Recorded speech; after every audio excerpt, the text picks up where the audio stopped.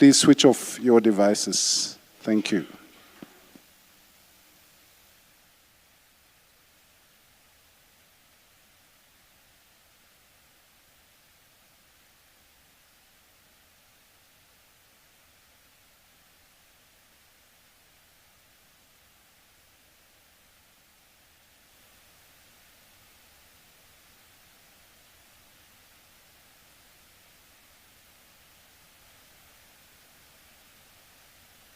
Let me ask lead counsel to place them.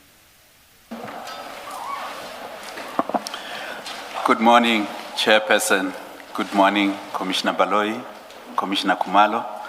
My name is Ndwamato Eric Ngwedo. Ngwedo, N-W-E-D-O. So you need to roll your tongue a little bit, Chairperson. That's vendor. So I'm counsel for Dr. Livia, who appears before the commission this morning. I'm not alone, Chairperson. I'm with my instructing attorney on my left. I will also just give you an opportunity to introduce herself. Okay, it's Ms. Zintle Due from Lucky Tekiso attorneys. They are the instructing attorneys in this particular matter. I thank you, Chairperson. Good morning, Chair.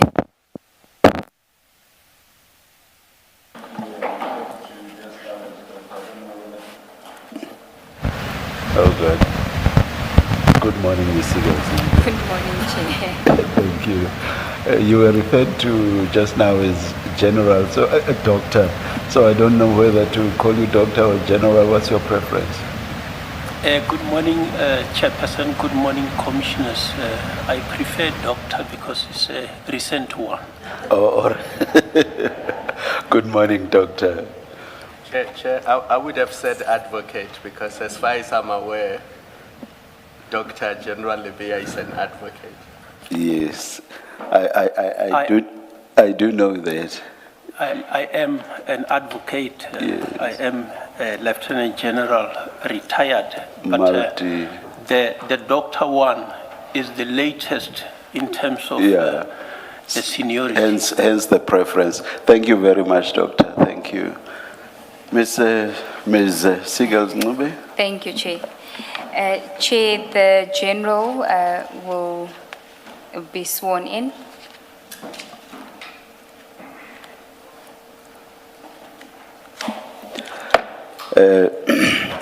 Doctor, will you be swearing or affirming? Swearing. Do you swear that the evidence you are going to give is the truth, the whole truth, nothing but the truth? If so, please raise your right hand and say, "So help me God." I swear that the evidence I shall give shall be the truth, the whole truth, and nothing else but the truth. So help me God. Thank you very much. Mr. Ngwedo, very early, no, in fact, very late last night, I sent a text to Ms. Seagulls Ncube and I asked her to engage you on how best to deal with the doctor's statements. I think they are the longest we've ever had, totaling 170 pages. We would take forever if we were to go through all 170 pages. Ms. Seagulls Ncube, I hope you were able to reach agreement on a practical way in which the statements should be dealt with. We have, Chair. I did discuss it at length with my learned friend and with, now I'll have to remember to say doctor instead of general, with the doctor, and we have come up with what we think is a practical approach. What is unavoidable, I think, is that we'll probably spend the whole day on just leading the doctor's evidence on both statements, and we will have to arrange a further date for the cross-examination. But we have come to an arrangement that will significantly reduce the need to read from the statement, and we think at this point we're probably about, I would say we've reduced it by about 60% on the first statement. The second one, we'll try and come to an arrangement during tea. Yes. All right. Thank you very much to both of you for that. Thank you. Yes, Ms. Sigels-Ncube. Yes, Chair. If I could then just orientate everyone on what is before the commissioners, and then how we propose to deal with the first statement. So, Chair, there are the first file is file 1 that has the doctor's main statement, which is 1 to page 124. Sorry, I don't mean to interrupt, Chairperson. I thought my learned colleague would remember what we have discussed. Yes. There are certain aspects that we need to place on record. Oh, yes. Prior to proceeding. I'm happy to do that maybe after she may have Yes, done. Chair. But I just wanted to highlight that there are certain aspects that we want to place on record from Dr. Livia's side. Okay. Chair, we will get to that once I've dealt with the housekeeping, just so that we know what files we're dealing with. We've got and it's before the doctor deals with his evidence. File 1 is his statement, the main statement, page 1 to 124, which is dated 25 November 2025. Then there are 2 files of annexures that go with that statement. It's file 2 and 3. And then there's file 4, which is the supplementary statement, and that is dated 4 August 2026, and that also has 2 files with annexures, so that would be files 5 and 6.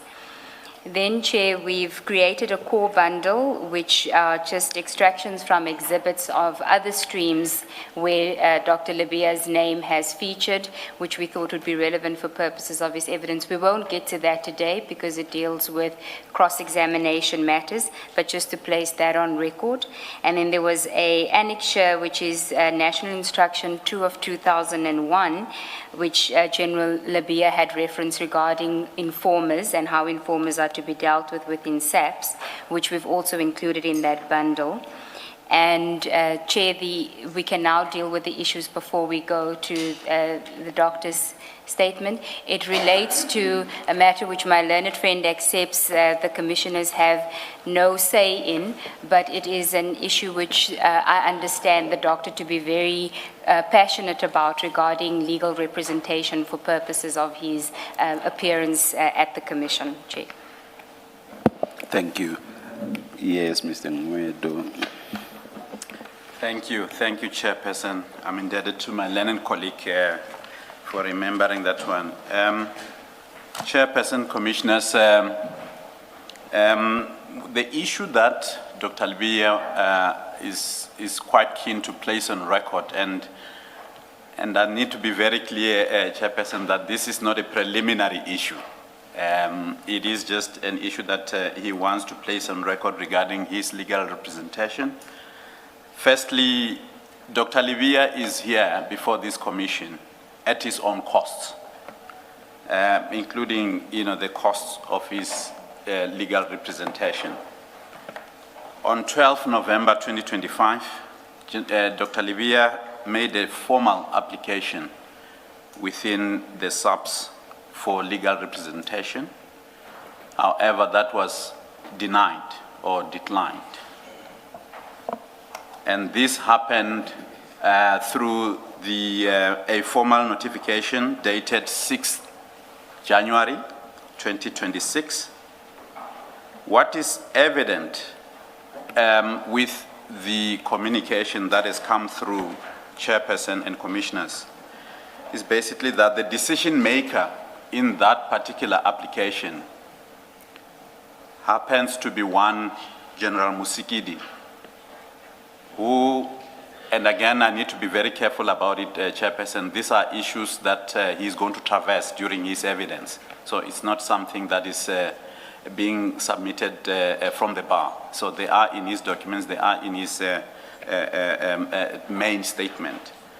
And therefore, this person had actually used to work under him when he was still the head of the DPCI, or the Hawks as we know it. And is one person that he had tasked to investigate the issues relating to one of the streams that my learned colleague is going to traverse, the Port Shepstone matter. And there was a report that came out of that, and there were certain recommendations, and Dr. Libya had clearly annotated in that particular report that he needed to discuss a certain paragraph 6 that arise from that particular report. That never happened. It turns out when he made this application, the very same person is the one that becomes the decision maker, who then declines General Libya's or Dr. Libya's legal representation. Chairperson, what we submit, as I indicated, we are not casting this as a preliminary issues, but we submit that General Musigidi ought to have recused herself from adjudicating that particular matter because of the conflict that is apparent in that particular matter, and also the mere fact that the issue relating to the Port Shepstone drug bust is central as well in this particular commission.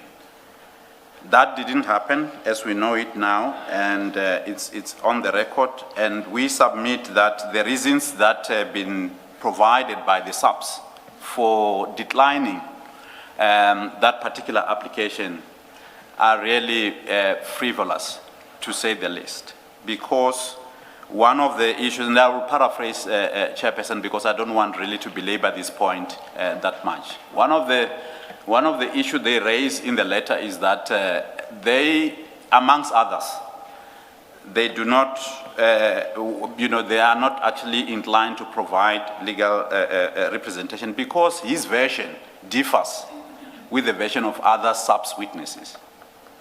That is problematic, Chairperson, because, I mean, if one actually reads that, are they implying that there should have been alignment of versions from Dr. Libya with the other subs witnesses that are appearing before this commission? That is problematic.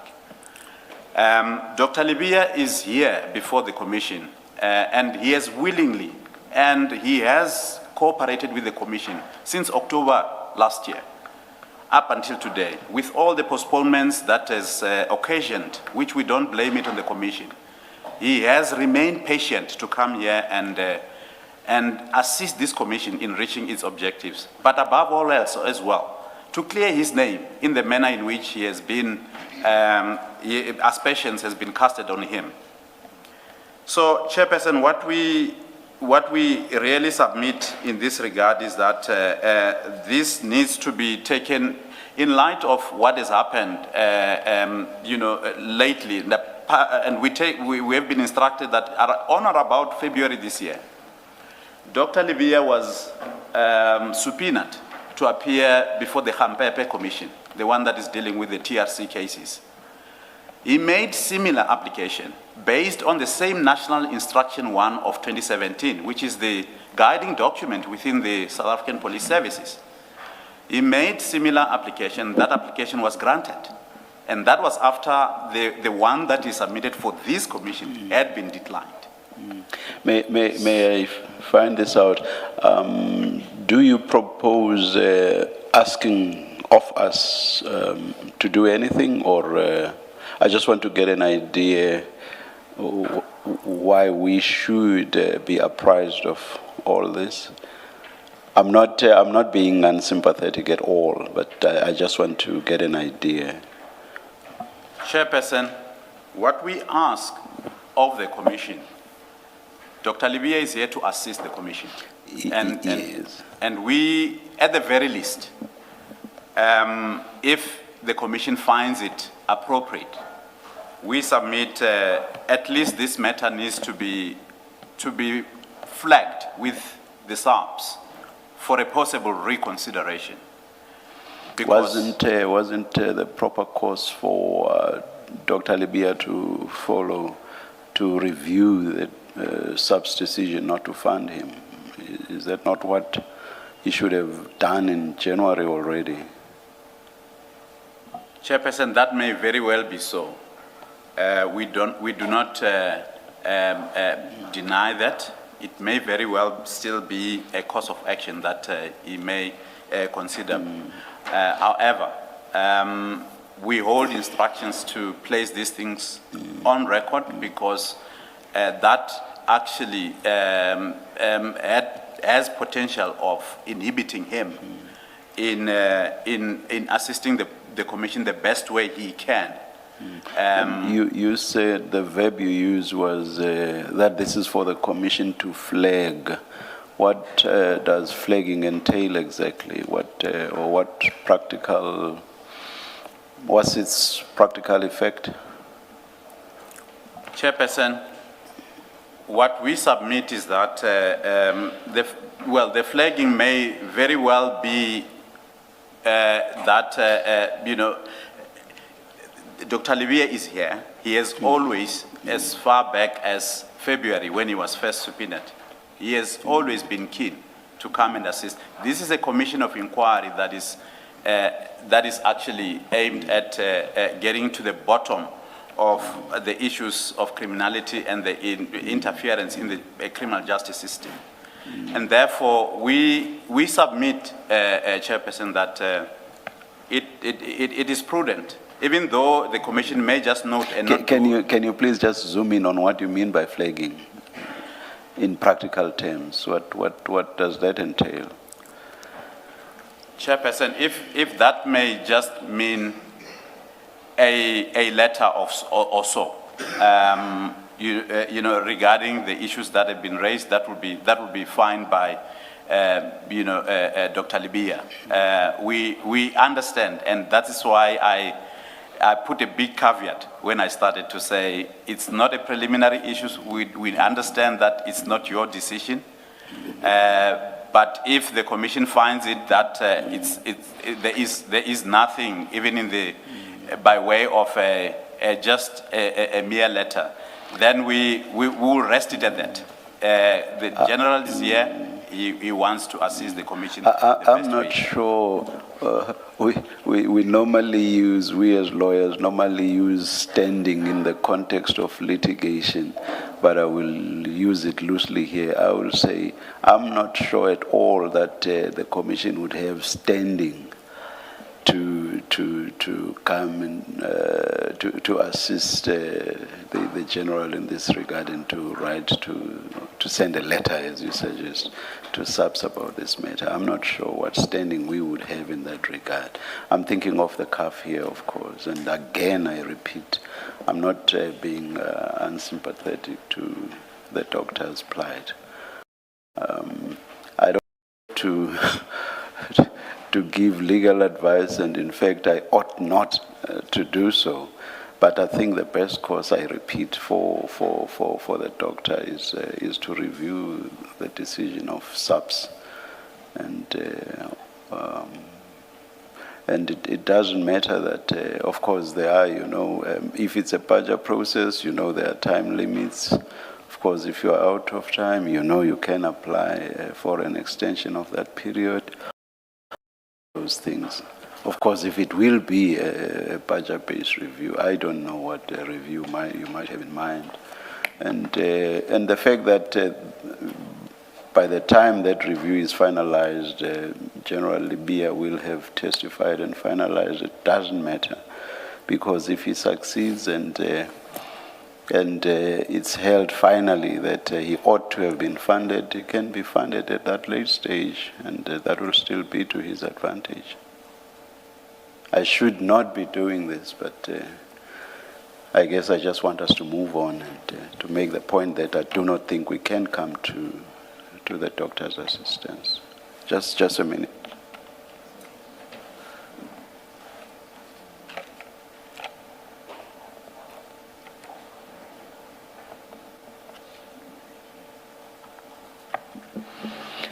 Yeah, there may also be, as Commissioner Kumalo whispers to me, some internal processes that may first have to be exhausted before litigation. We accept that, Chairperson. As I indicated when I started, we wanted to, we wanted to place these things on record. No, I hear you. It is an issue that Dr. Libya felt very strong that it needs to be canvassed. We understand the limitations on your end, and we'll leave it at that. Thank you very much. Perhaps while I'm still on my feet, if I may just conclude by just highlighting just one aspect that will come, and we've discussed it with my learned colleague before we came in here. There is a certain portion in the main statement where clearly Dr. Olivier has indicated that the annexures related to those particular paragraphs is Annexure 9, 19, 35, and 44 that are top secret and classified documents. Dr. Olivier basically will seek guidance from the chairperson on how to deal with those top secret classified documents when we get to them. He has them in his possession, and will take guidance from the chairperson and the commissioners on how best those issues can be dealt with. I prefer that we should hear from the two of you how they should be handled, and we'll then decide based on that. So please engage each other on that, and we'll do that during and come with a proposal. Thank you. Let's start, please. Thank you, Thank you, Chairperson. Chair. Thank you. Thank you. Dr. Olivier, can you go to file 1, which has your main statement? And it goes up to page 124. If you could just confirm that that is your signature on page 124. I have the file, Commissioners. Do you confirm that that is your signature on page 124? The signature is mine, Commissioners. Do you confirm the correctness and truthfulness of your statement? The content are correct and truthful, and then we shall just indicate when we go on typing errors. Thank you, Commissioners. Thank you. Commissioners, you will note that there are topics, many of them of a legal nature, where the General, if you'll forgive me if I do refer to you as General every now and then, my apologies, Doctor, where he deals with matters of legislation and regulations, regulatory requirements, and what we have agreed there is that because this affidavit will form part of the record which the commissioners will take into account. Is it an affidavit, though? A statement, Chair. I don't see a commissioner of oath.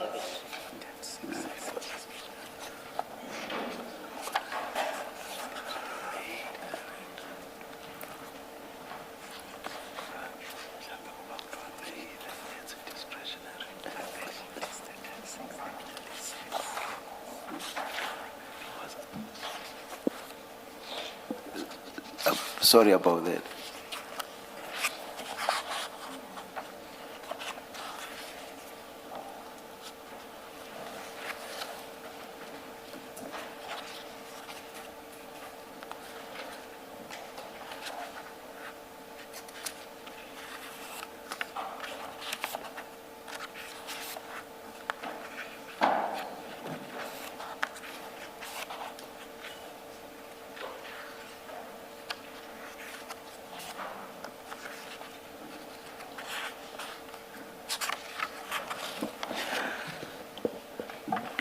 Please continue, and Thank sorry you. for the apologies for the interruption.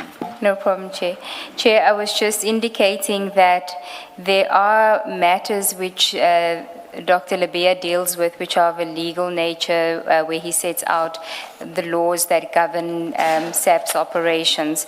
We have agreed that because this statement will form part of the record of the Commission, and that the Commissioners will take it into account when preparing the report, that he won't deal with that in his oral testimony, but that it will be noted, and I will have the task of noting that he has mentioned it, highlight the relevant sections only, place it on record, the sections that he addresses, and then we will leave that, which effectively cuts off about 20 to 30 pages of the first statement. We have reached that agreement.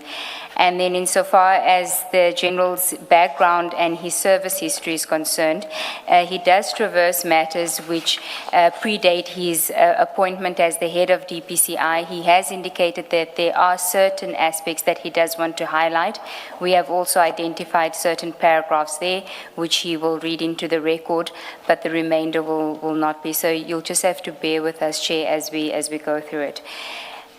Doctor, if we can then start with your statement. Page 1 has the table of contents, and 1 and 2, and we'll start with page 3, which is the introduction. And you basically just set out who you are, and that you are you were a member of SAPS, held the rank of Lieutenant General. You're retired now, and you retired in May of 2025.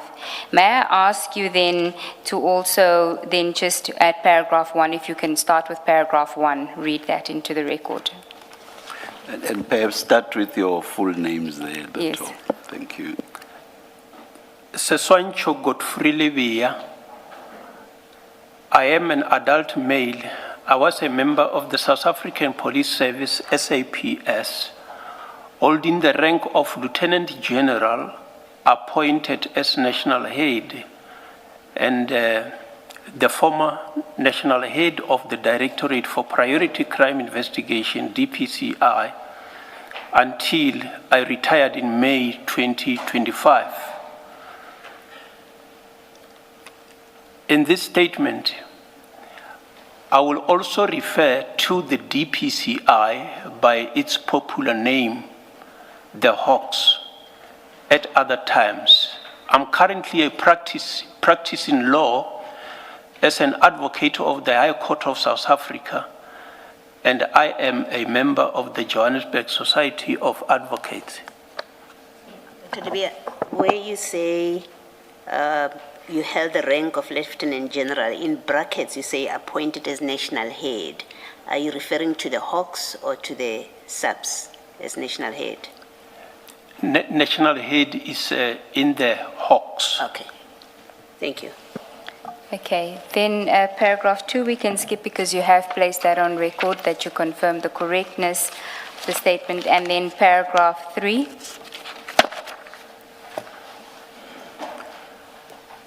As I said, I was member of the South African Police Service holding the rank of Lieutenant General, appointed as National Head of the Directorate for Priority Crime Investigation, DPCI, in terms of non-renewable contract for a period of 7 years from the 1st of June 2018 until the 31st of May 2025.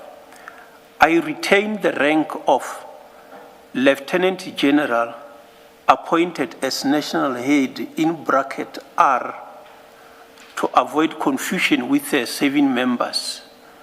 In this statement, I will give credit where it is due and will indicate where there are some shortcomings, abnormalities, inaccuracies, or wrongdoing. Thank you. At 4 and 5, you set out what the topics that your statement will address, that you've been asked by the Commission to address. So we won't go through that because as we go through your statement, you will deal with those topics. Then if we can go to page 6, paragraph 6. The gist of the issues that relate to me emanate from the opinions of witnesses A and B.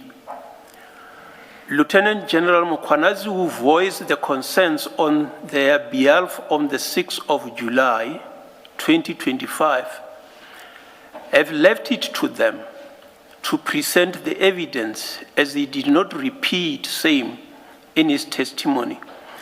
The allegations is that I was called by Katiso Molefe to send the Hawks to disrupt a legitimate police operation.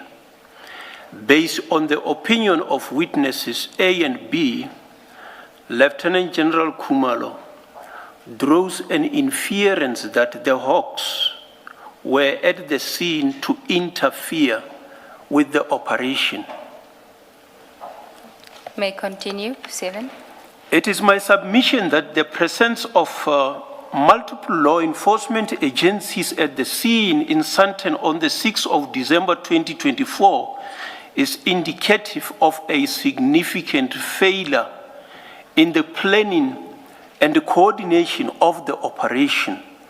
This situation reflects poorly on the effectiveness of the preparatory processes, as it suggests a lack of unified command and insufficient communication among the involved parties. Responsibility for such a lapse belongs to the overall leader of the operation. It is the duty of the operational leader to ensure that all the affected state agencies are adequately briefed and that their roles are clearly defined to avoid overlap, confusion, or unintended consequences. The inability to synchronize the actions of the various law enforcement units undermined the integrity of the operation and exposed serious shortcomings on leadership and operational oversight. Can I just ask you there, General, you refer to all the affected state agencies, but you don't say who those agencies are. The affected state agencies in this regard will be the Hawks as a part of a state agency, and the greater SAPS, such as the Organized Crime Unit, the station involved, the SAPS at Sandton. So those are the other state agencies that I'm referring to. Okay, thank you. And then at paragraph 8. The questions to be asked are, was this concentration of law enforcement agencies at the scene in Sandton preventable? What should have been done to prevent such occurrence? Who should have ensured that that did not happen when it was happening? And the leader was kept abreast with the developments. What did he do to defuse the situation? Was the custodian of the information of this operation not the Divisional Commission of Crime Intelligence, who is the custodian of information and intelligence in the SAPS? Is the Divisional Commission of Crime Intelligence not the service provider of all operational environments in the SAPS? Are all operational environments, including the DPCI, not his clients? Can I just ask you, are these rhetorical questions or do you address them in your evidence? Do you answer them or are you asking us to answer these questions? I'm asking witnesses A and B and whoever is suggesting that I have sent the members of the SAPS to the Hawks to go and interfere with the legitimate operation. Thank you. Paragraph 9. A confrontational atmosphere was established where various units had to respond effectively to the events purported to be taking place in Sandton on the 6th of December 2024. That atmosphere might have led to unintended outcomes, including the possibility of friendly fire. Applying the conditio sine qua non theory, which refers to a condition without which nothing, or simply but for, one may reasonably conclude that if Lieutenant General Khumalo had informed me, as the national head of the DPCI then, about the operation, or if upon receiving a report about the presence of the members of the Hawks at the scene, he had checked with me, the situation would not have occurred. It is unfortunate that he cited the issue of trust. 10.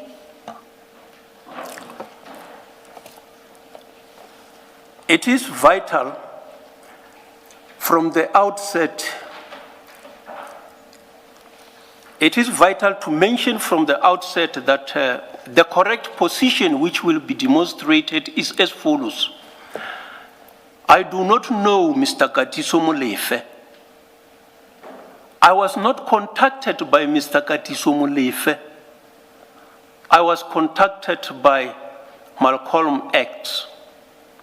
I directed 2 senior managers to verify the allegations of persons who were said to be claiming to be members of the DPCI and to have been sent by me. I have never instructed the members of the DPCI to interrupt a legitimate police operation. Thank you. Then the next topic is some critical laws governing policing in South Africa. The first you mentioned is the South African Police Service Act, and as I've indicated, we're not going to read this entire section into the record. I do want you to, however, read 11 and 12, and also to place on record that the provisions in the SAPS Act that you highlight is 16, 17, and 28. But if you could just read 11 and 12, and then we'll continue from there. The Directorate for Priority Crime Investigation, DPCI, is an entity that was established by the insertion of Chapter 6, capital letter A, in the South African Police Service Act 68 of 1995, which is a Police Service Act. That chapter came into existence following the amendment of the Police Service Act through the South African Police Service Amendment Act 57 of 2008. It came into operation on 29th of February 2009. The Directorate was formed as a division in the SAPS headed by the head, who was a Deputy National Commissioner. In the provinces, the Directorate was headed by provincial heads who were also Deputy Provincial Commissioners. Major General Arnold Ramat, who was the Deputy Provincial Commissioner in the Western Cape, was appointed as the head of the DPCI with the rank of Deputy National Commissioner. It is written on 6 July 2009. I just want to indicate that the effective date of appointment is the 1st of June 2009. On the 6th of July 2009 is the date on which he took the post in Pretoria. Thank you. Paragraph 12. The independence of the DPCI was questioned, and the law was changed in terms of the South African Police Service Amendment Act 10 of 2012. The consequences of this amendment is that Section 16, subsection 4, paragraph B, was incorporated into the Police Service Act that came into operation on the 14th of September 2012. Furthermore, the person to oversee the DPCI was to be the national head, who is accountable to the Minister of Police. The provincial heads were no longer the Deputy Provincial Commissioners, and their reporting line is to the national head. The national head determines the fixed establishment of the DPCI. Thank you.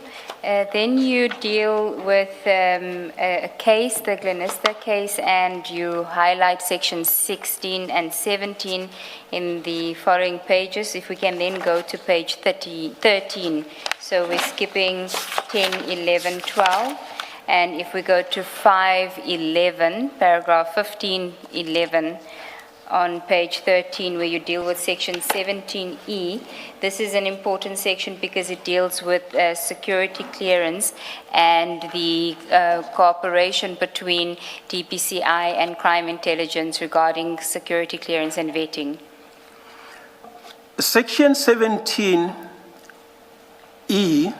subsection 2, paragraph A, provide that no person may be appointed to the directorate unless a security clearance has been issued to that person in terms of section 2A6 of the National Strategic Intelligence Act of 1994, Act number 39 of 1994, by the head of Crime Intelligence Division of the service. Any intelligence structure referred to in that act as may from time to time be determined by the minister. And then if you could read 15.14. It is worth mentioning that in respect of the assistance from crime intelligence as provided for in section 17F, subsection 6, which provides for support of the directorate by crime intelligence, the directorate has asked crime intelligence to dedicate capacity to provide grabber services for the kidnapping cases and cash in transit CIT robberies related cases. This was not successful. Sorry, Doctor, could you tell us what period this was? When was this? You don't say. Since I took office in the DPCI, that is from 2018. Thank you. Crime Intelligence Division drew a document excluding the directorate from acquiring the grabber, a tool necessary to assist in cracking cases. Instead, the division will expect the directorate to produce the docket to be inspected by Major General Pilani Lushaba of Crime Intelligence to determine as to whether it is necessary to deploy a grabber. In one instance, an attempt to catch an imposter failed because of the DPCI could not produce a docket to crime intelligence. That would have dampened the operational independence of the DPCI. As for vetting, the DPCI has since 2018 been requesting the capacitation of vetting in crime intelligence as Section 17E of the Act requires 100% vetted officials in the Hawks, and the crime intelligence is only capable of vetting 15%. In some instances, it takes over 6 months to complete vetting on someone who is recommended for vetting before appointment in a senior management service post in the Hawks. Thank you. And then 15.15. Section 17F, subsection 4, which provides that the National Director of Public Prosecutions must ensure that a dedicated component of prosecutors is available to assist and cooperate with members of the Directorate in conducting its investigation, as well as secondment of persons with specialized skills as and when required. Thank you. You then deal with the Public Service Act regulations regarding the Public Service Act for the remainder of that section. So if we could skip all of that and go to page 23, which is background of my policing and service history. And if I could ask you in that regard, if we can start on paragraph 26 on page 24.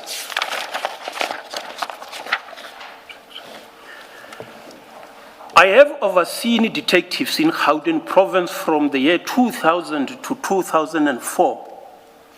I was the head of organized crime nationally from 2004 to 2010. After obtaining my Bachelor of Law degree, LLB, in 2005, I was admitted as an advocate of the High Court of South Africa in 2006.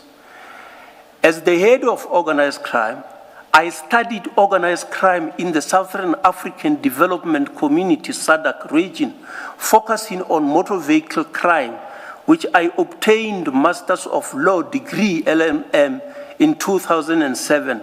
I continued to study and obtained Doctor of Laws degree LLD in 2012 when I was a Deputy National Commissioner Crime Detection, the position that I held since the 1st of February 2011. And which institutions did you obtain your qualifications? The national diploma I obtained from Technikon South Africa, Technikon RSA at the time, the Bachelor of Laws up to doctorate, I got them from UNISA. Thank you. And then paragraph 27. I have been involved in investigating corruption cases since I was a constable at the time when corruption was still a common law crime of bribery.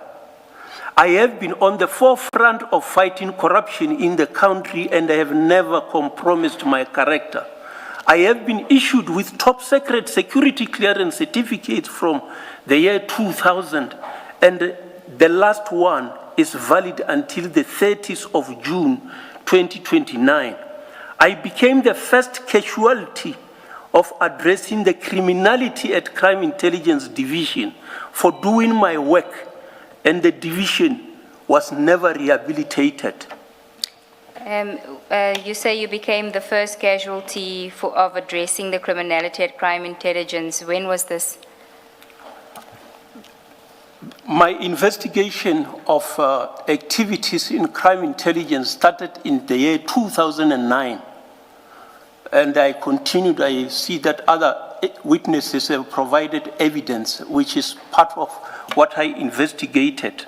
So I became a casualty when I was transferred out of the Hawks. My position shut down and appointed in the greater service. And in the greater service, I was dismissed from the police, probably because of the work that I was doing. I was rescued by the courts.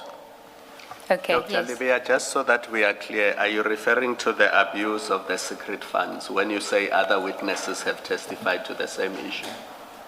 I have noted that some of the witnesses, like Colonel Rulus, shall have investigated the activities in crime intelligence. So I touched on the Secret Service account. I also touched on the appointments of members in crime intelligence, the so-called 250 appointees. All right, thank you. Thank you. And when you say you were excused, or I've forgotten the verb you used, you said you were excused by the courts. Did you mean you were reinstated? Yes, yes, I was reinstated by the courts. All right, thank you, thank you. Thank you. Then if we can go to page 31, paragraph 37. I think it starts on page 30. Since joining the police, I was promoted and appointed in various ranks based on qualifications and experience. I was promoted and appointed to the rank of sergeant in 1988 and placed in the slow lane. Warrant officer 1990 and kept in the slow lane. Lieutenant in 1991 and kept in the slow lane. Captain 1993 and kept in the slow lane. Moved to the middle lane. Superintendent 1996, kept in the middle lane. Senior Superintendent 1997, kept in the middle lane. Director in 2000, moved to the first lane. Assistant Commissioner in 2000.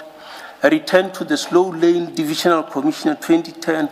Lieutenant General appointed as Divisional Commissioner in 2010, moved to the middle lane. Lieutenant General appointed as Deputy National Commissioner 2011, moved to the slow lane. and cul-de-sac, and Lieutenant General appointed as National Head, DPCI 2018. You're going to have to explain all those lanes to us, please.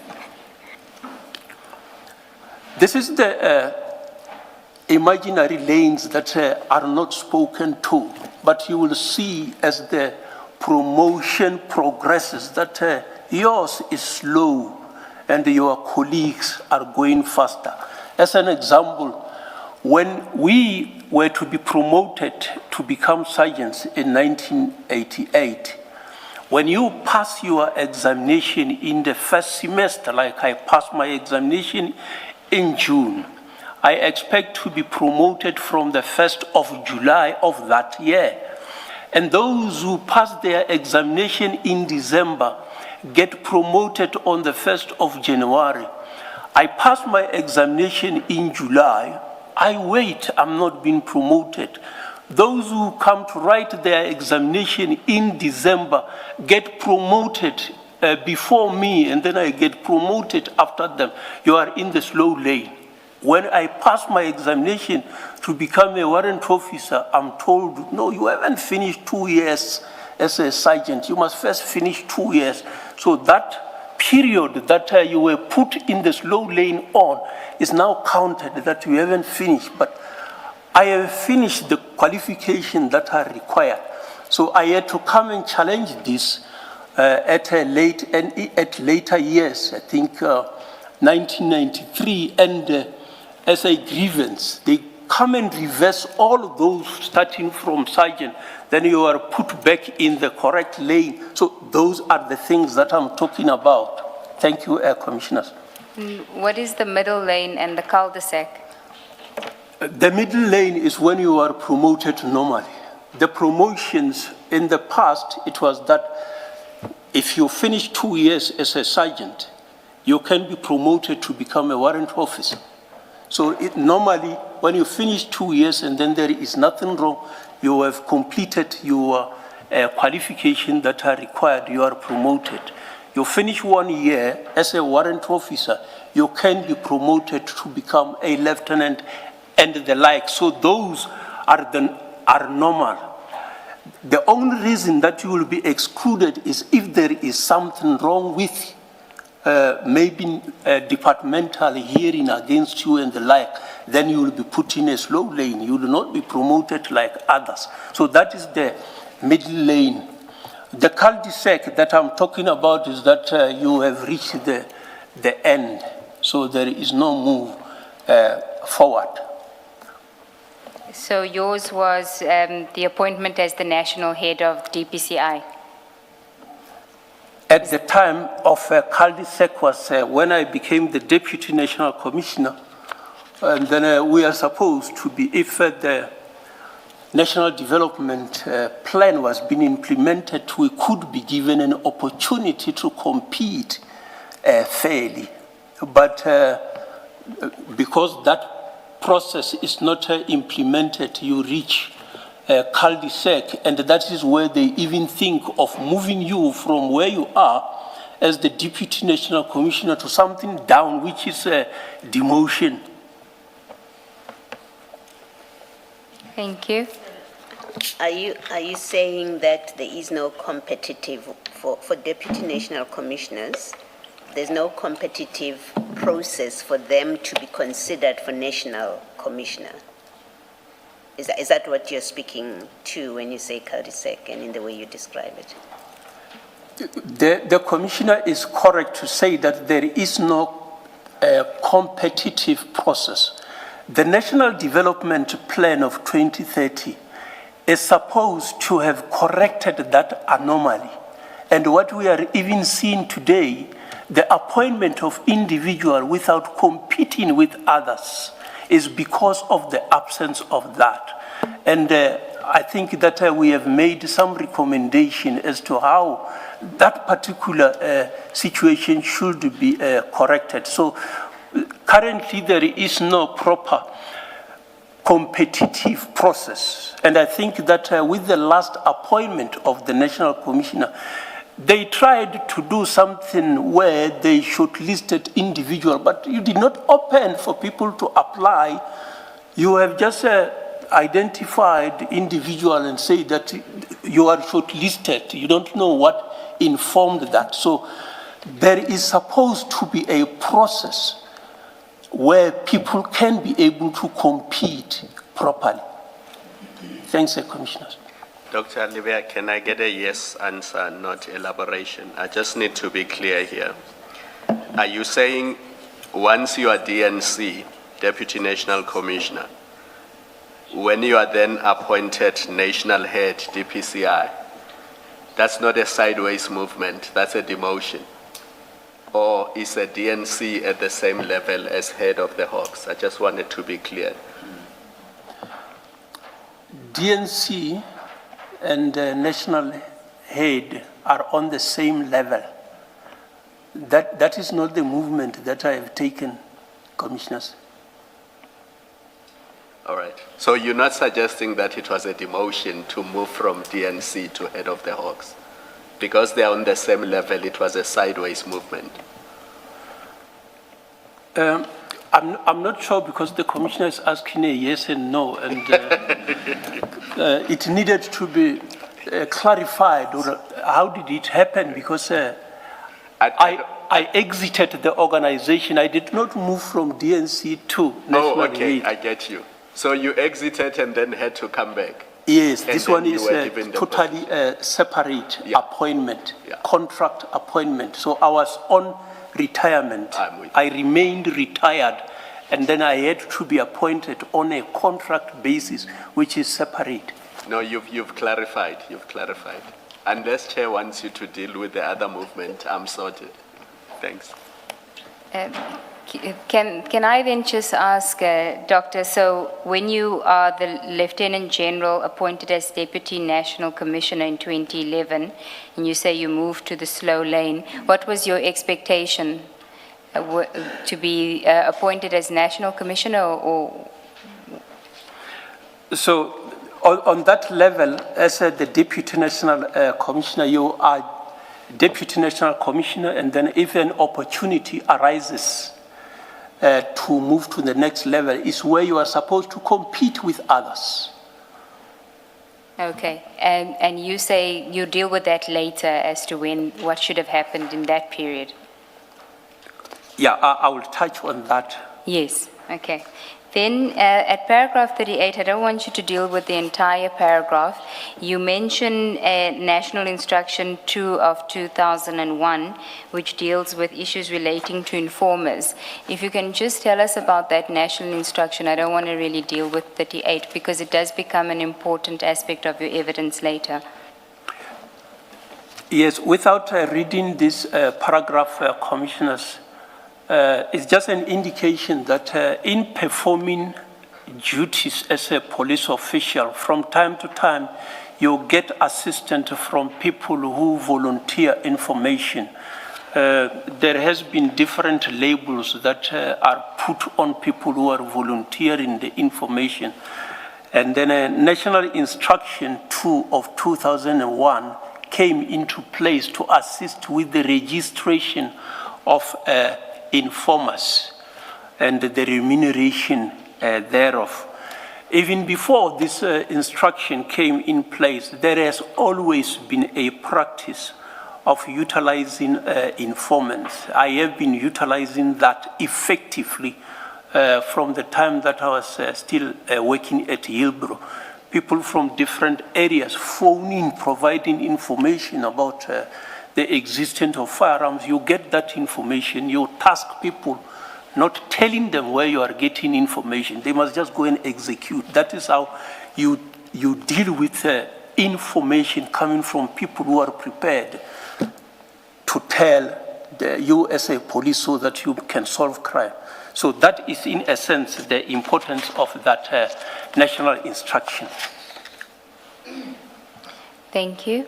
And then if I could ask you to go to paragraph 43, but if you wish to deal with 41, I would ask you, then you may do so, but I would want you to do 43.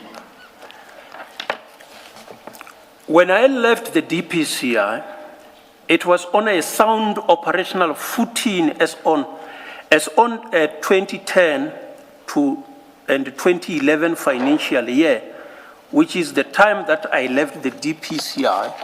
Its performance was unparalleled performance of 14,793 arrests and 7,037 convictions. And then on page 37, paragraph 48.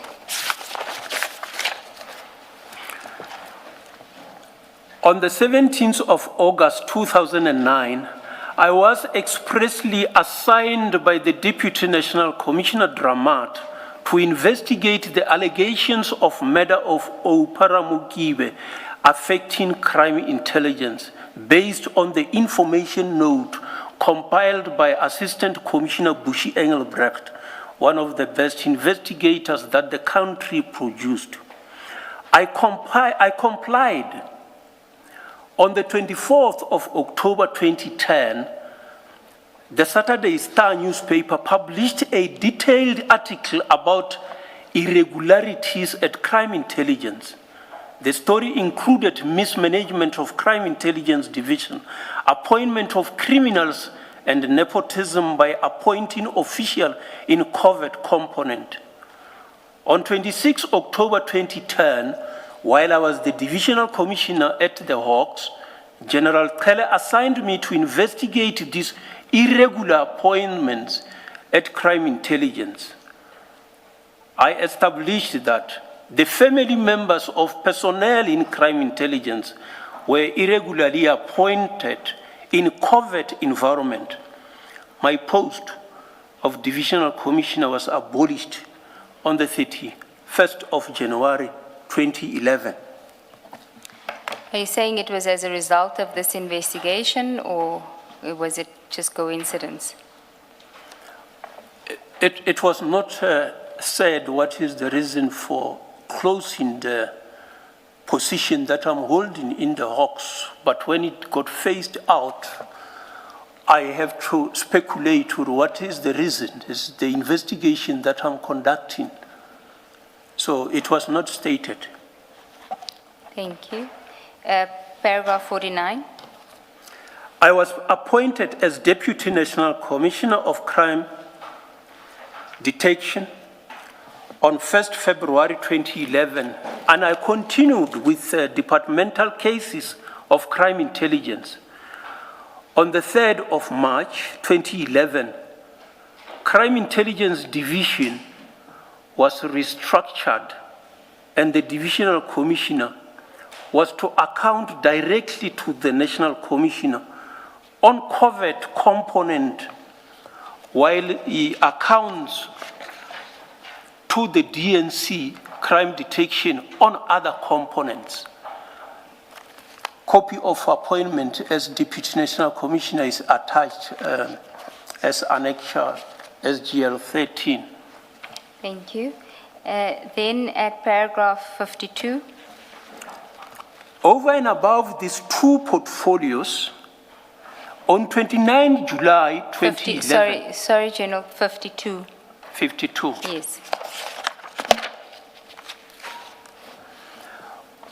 On 24 October 2011, when the former President Jacob Zuma suspended General Keller and announced the appointment of Major General Sibusiso Ntahla as the acting National Commissioner until further notice, as the person that he trusted, I was one of the 30 lieutenant generals that formed what is called top management of the SAPS.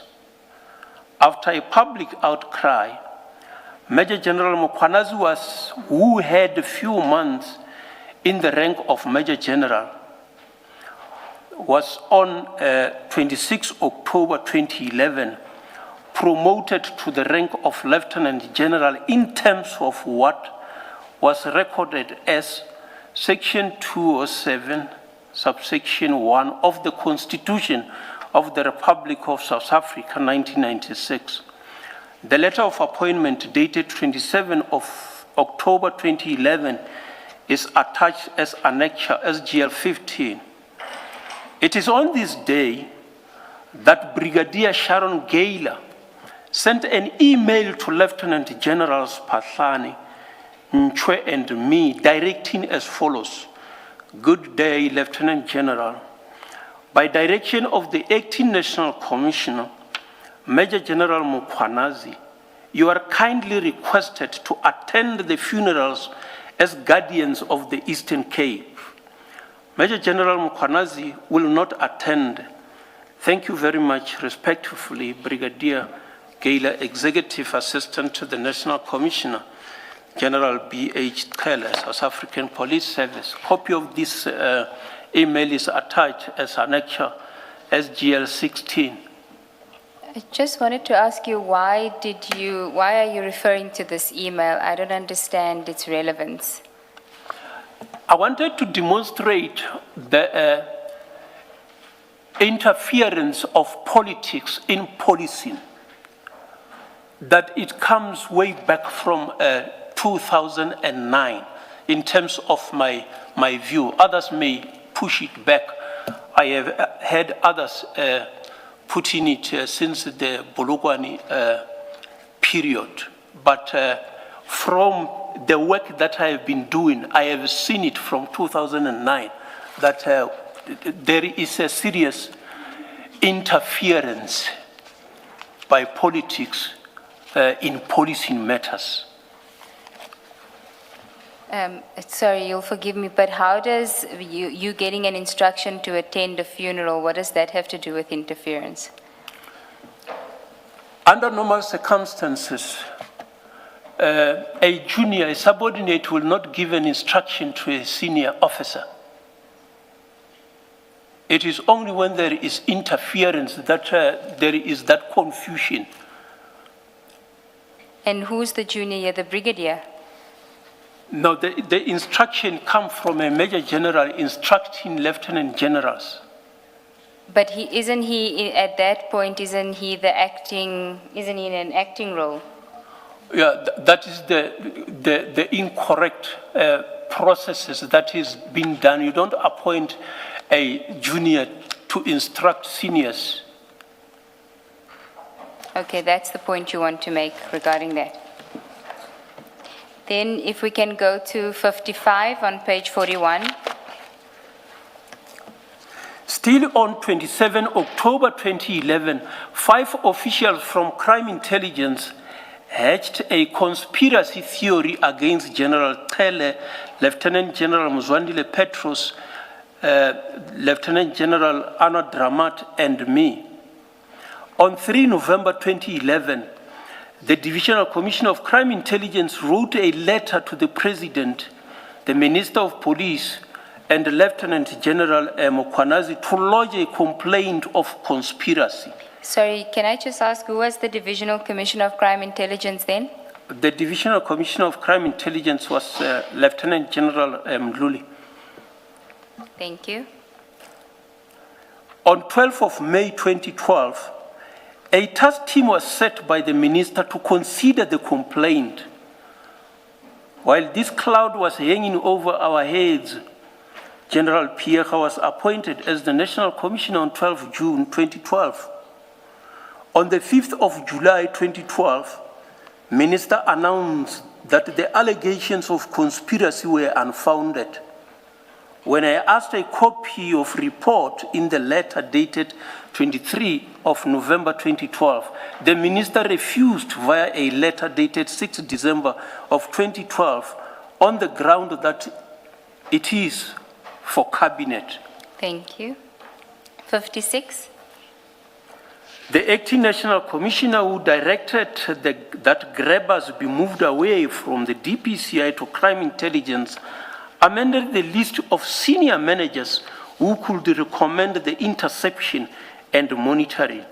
The amended list required the acting national commissioner and the acting divisional commissioner to be the only ones who could recommend the application of interception and monitoring to the designated judge as appointed in terms of regulation of interception of communication relation Related Information Act 70 of 2002. That was a serious anomaly, and it created more risks than solutions. I had to come and finalize the assets record during my era as national head, as the equipment were still in the name of the DPCI. And when you say in that paragraph, the acting national commissioner who directed that grabbers be moved away from the DPCI to crime intelligence, who was that acting national commissioner? The acting national commissioner at the time was Lieutenant General Mukwanazi. Thank you. Paragraph 57. While the investigation of crime intelligence was continuing, information of threat was brought to our attention. Based on that information, a threat assessment was commissioned by then acting Divisional Commissioner of Crime Intelligence, Lieutenant General Masemula, as per letter dated 14 of February 2012. Based on this, I received one-day protection. Copy of the letter is attached here to as annexure SGL 19. And then paragraph 58. On 24 February 2012, during the Deputy National Commissioner and the National Commissioner morning sessions, Lieutenant General Mukwanazi informed us that he had met the state president, who told him as follows: I keep on hearing this name, Lebeya, Lebeya, Lebeya, Lebeya. Who is this Lebeya? He told us that he explained to the president that Lebeya was a general who was just trying to do his job. Lieutenant General Mukwanazi submitted his statement to the State Capture Commission in this regard. He directed me to write a letter to the state president to explain why I investigated the then Divisional Commissioner of Crime Intelligence, Lieutenant General Nakim Richard Mudluli. On the 3rd of February 2012, I submitted the letter to the acting national commissioner, which was addressed to the state president, the minister of police, and the acting national commissioner, as communication of that nature had to follow those channels. Lieutenant General Mukwanazi advised that I should address the letter only to him, and he would in turn communicate with the president. I then changed the addressees to him alone, which reduced the volume of the letter to 10 pages. The letter had annexures that made 86 pages and was classified. The report answered the allegations that I was colluding with Dr. Matthews Posa, Lieutenant General Lala, Lieutenant General Praise, and Major General Freyer. I concluded the letter by stating that, I quote, I am hoping that this information will assist in balancing the level of the scale of trust painted by those who may have presented a picture about me without me, I close quote.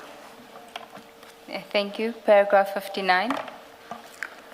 On 28 of March 2012, Lieutenant General Mukwanazi informed the Deputy National Commissioners that the Minister of Police have directed him to appoint another Major General as Divisional Commissioner without advertising the post. He complied with the directive and circulated the appointment on 30 March 2012, with the appointment becoming effective on the 1st of April 2012. Can you just clarify who was the Minister of Police? The Minister of Police was Minister Mtetwa. And who was the Major General to be appointed as Divisional Commissioner? The Major General was B.S. Mgubane. Thank you.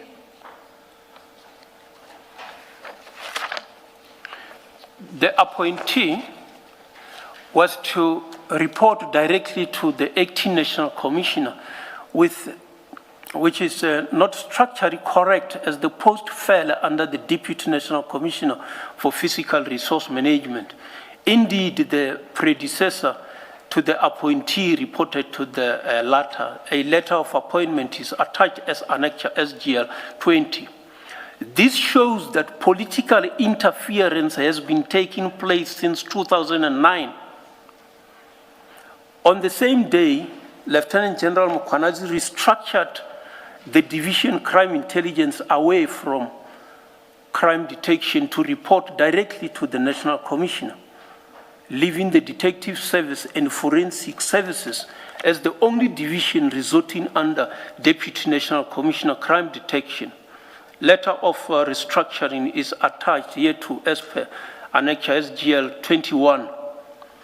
He further appointed Lieutenant General Setlatlem Fanima Semula, who he had earlier appointed as the Acting Divisional Commissioner of Crime Intelligence, as Deputy National Commissioner Policing with effect from the 1st of April 2012. He provided me with a letter of appreciation for acting in such a position from the 10th of April 2011 to the 31st of March 2012, which is attached as per Annexure SGL 22. He also provided me with a letter indicating that I should sign an agreement to be responsible for the two divisions, Detective Service and Forensic Services. A copy of the letter is attached here to Annexure SGL 23.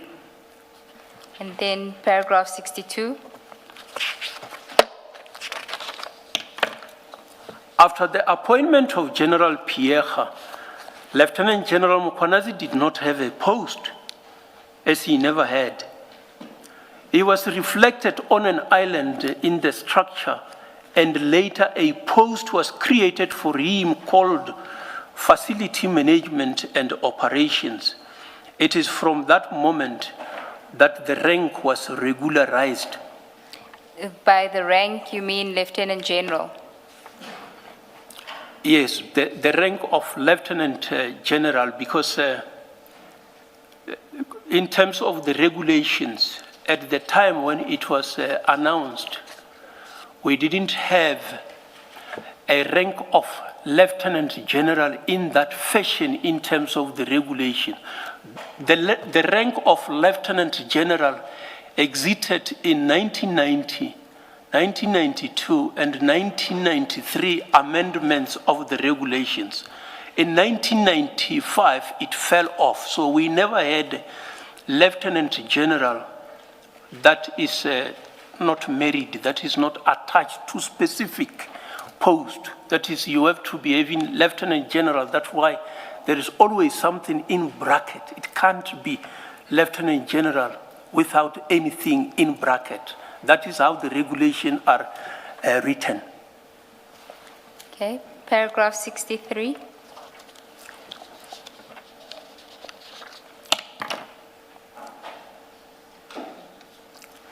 During 2012, I was tasked by General Pierre in the presence of the Minister of Police to deal with the cases of political killings in Mpumalanga. Sorry, Doctor, when you say Minister of Police, if you could just say who it was at the time so that we can keep track.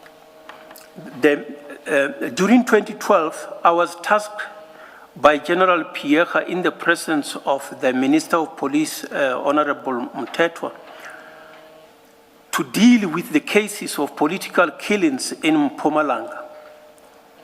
When I asked for copies of these cases from the provincial head of the DPCI in Mpumalanga, he advised me that the divisional commissioner had already asked copies.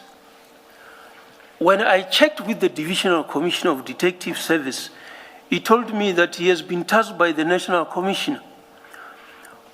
It was a divisional commissioner who reports to me, who was tasked by the national commissioner, signaling that she was, in my view, politically instructed not to task me on matters resulting under my responsibility. And who was the Divisional Commissioner of Detective Service that you're referring to there? The divisional commissioner was Lieutenant General Munu. Thank you.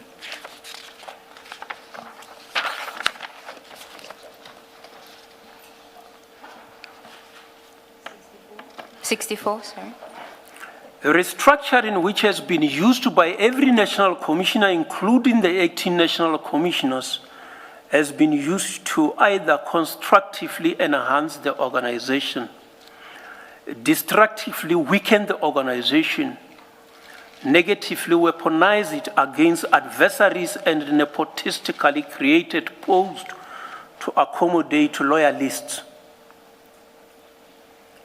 On 12 August 2012, General Pierre indicated that she wants to restructure the police and reduce the number of deputy national commissioners. The first restructuring came on the 30th of August 2013. I was offered a post of head SAPS Research Institute. I was to move from a post of deputy national commissioner to a post of head SAPS Research Institute, which meant that I would have been demoted as defined in section 186, subsection 2, paragraph A of the Labor Relations Act 66 of 1995. Demotion must be preceded by a board of inquiry as provided for in section 34 of the South African Police Service Act of 1995, read in conjunction with Regulation 64 of the South African Police Service Regulations of 1964 and Standing Order General 121 1D. That is the treatment that I endured in the police for fighting corruption. Paragraph 66. I was dismissed by General Pierre on the 31st of May 2014 without following a legal process, indicating that I refused to accept the post. However, she placed me on pensions roll because the system did not recognize the novel dismissal, which she called self-redundancy. After full 2 years of this unlawful treatment, the court reinstated me on the 16th of May 2016 and discharged me on a no-fault discharge on the 31st of May 2016, which is a form of retirement. During the last month's discussion with the police, I've offered to take the post of Deputy National Commissioner, Crime Detection, which was now re-established through restructuring. I was told that the acting National Commissioner said that he had already placed senior managers in post.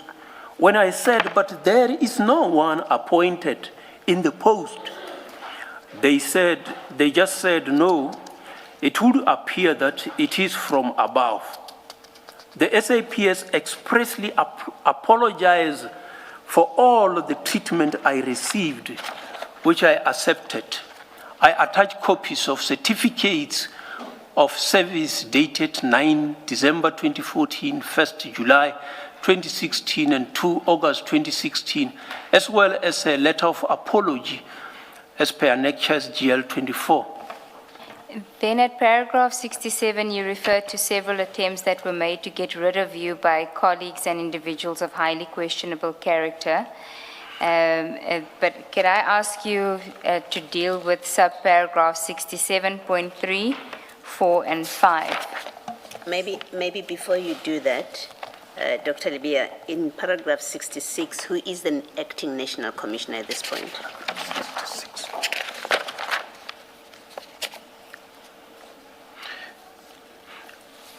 The acting National Commissioner was Lieutenant General Pahlane.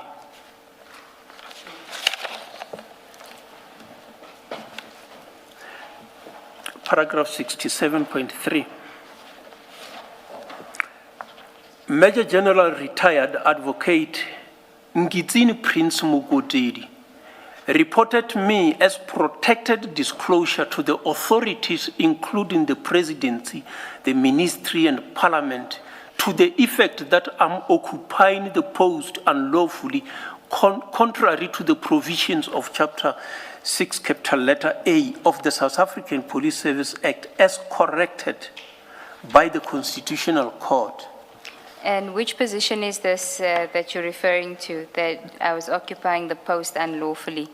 This is the position of national head of the DPCI.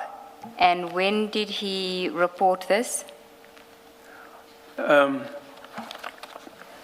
think that it is just before his disciplinary processes was finalized. I think it's 2021, around 2021. I do not have the specific date. Okay. And 67.4? Another former police official, advocate, now no longer advocate, Malesela Daniel Defu, reported me to the authorities, including the presidency, ministry, and the parliament, to the effect that I am occupying the post unlawfully, contrary to the provisions of Chapter 6, capital letter A of the South African Police Service Act, as corrected by the Constitution. And 67.5? Paul Robert O'Sullivan, a private investigator, made similar allegations and lodged a case at court contrary to the provisions of Chapter 6A of the South African Police Service Act, as corrected by the Constitutional Court. He only withdrew the case when our response shows that provisions of the law that he relies on was deleted by the Constitutional Court. Our relationship has always been cordial until I refused to provide him with the status of a case that the directorate were dealing with. And when was this? What year are we talking about? I think that it is 2023, 2024. And do you recall what case he was asking about, the status of the case? Yes, I do recall the case he was talking about. Is it a case that you can mention here or no? It is, without detailing it, it is commonly known as the Pala matter.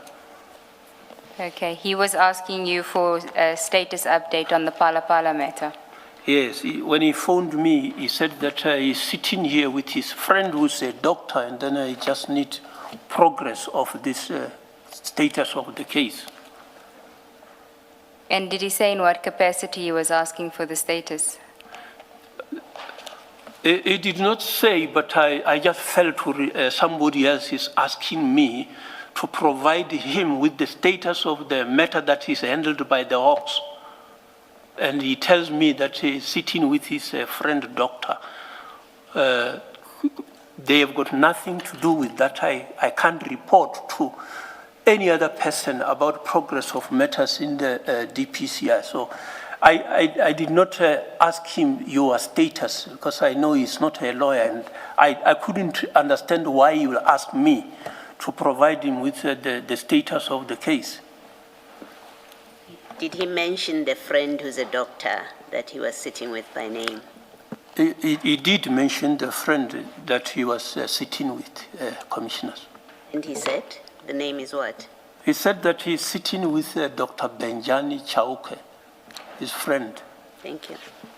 You say in the same paragraph, Dr. Libya, that your relationship has always been cordial until you refused to provide. What was the nature of your relationship up to that point?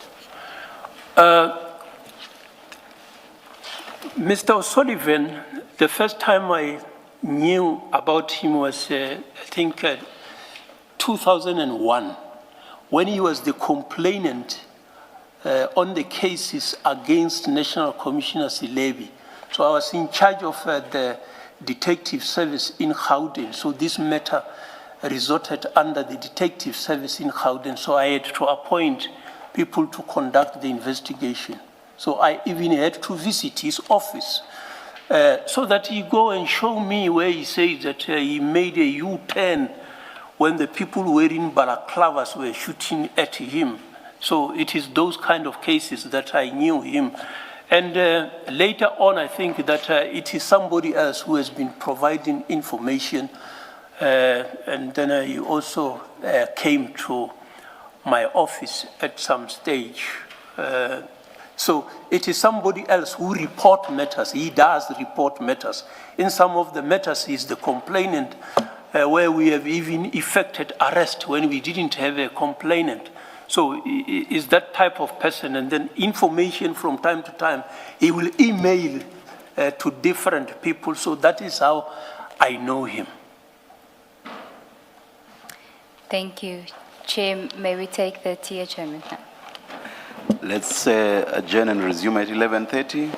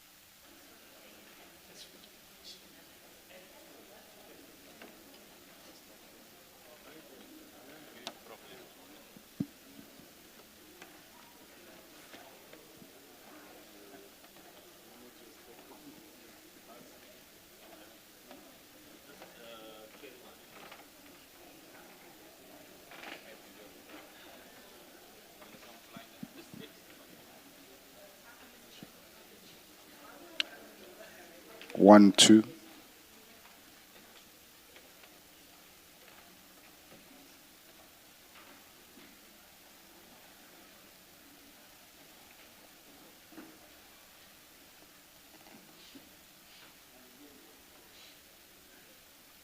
We are ready to resume. Please make sure that your devices are quiet. Thank you.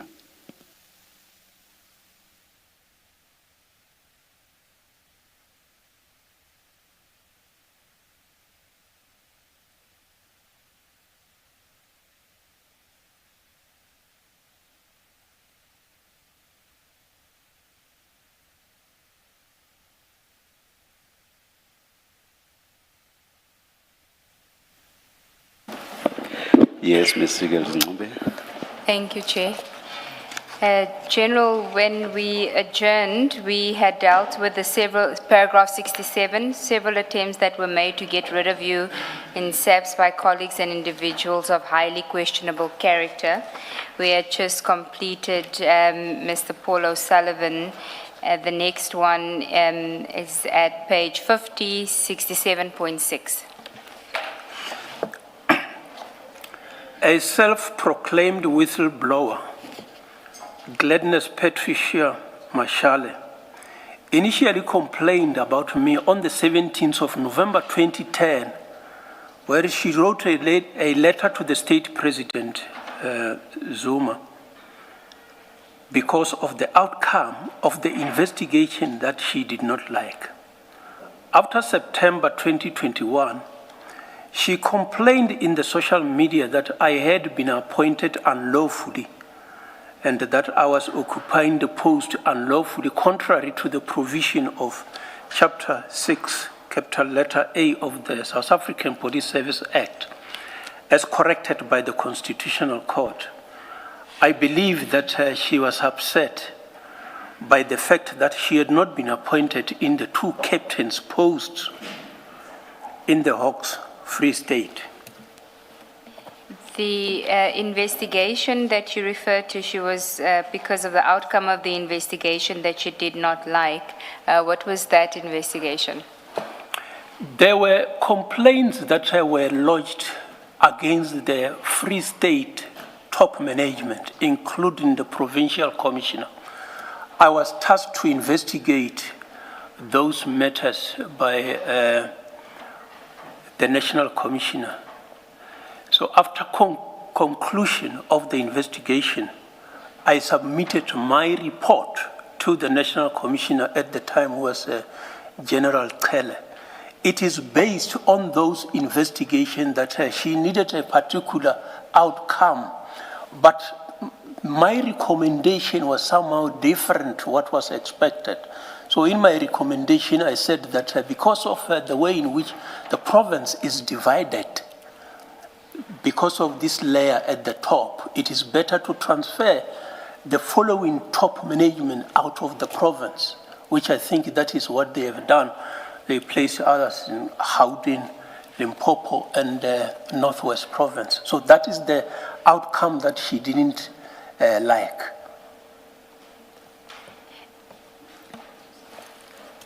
And then you keep saying Chapter 6A of the South African Police Service Act as corrected by the Constitutional Court. What are you referring to as corrected by the Constitutional Court?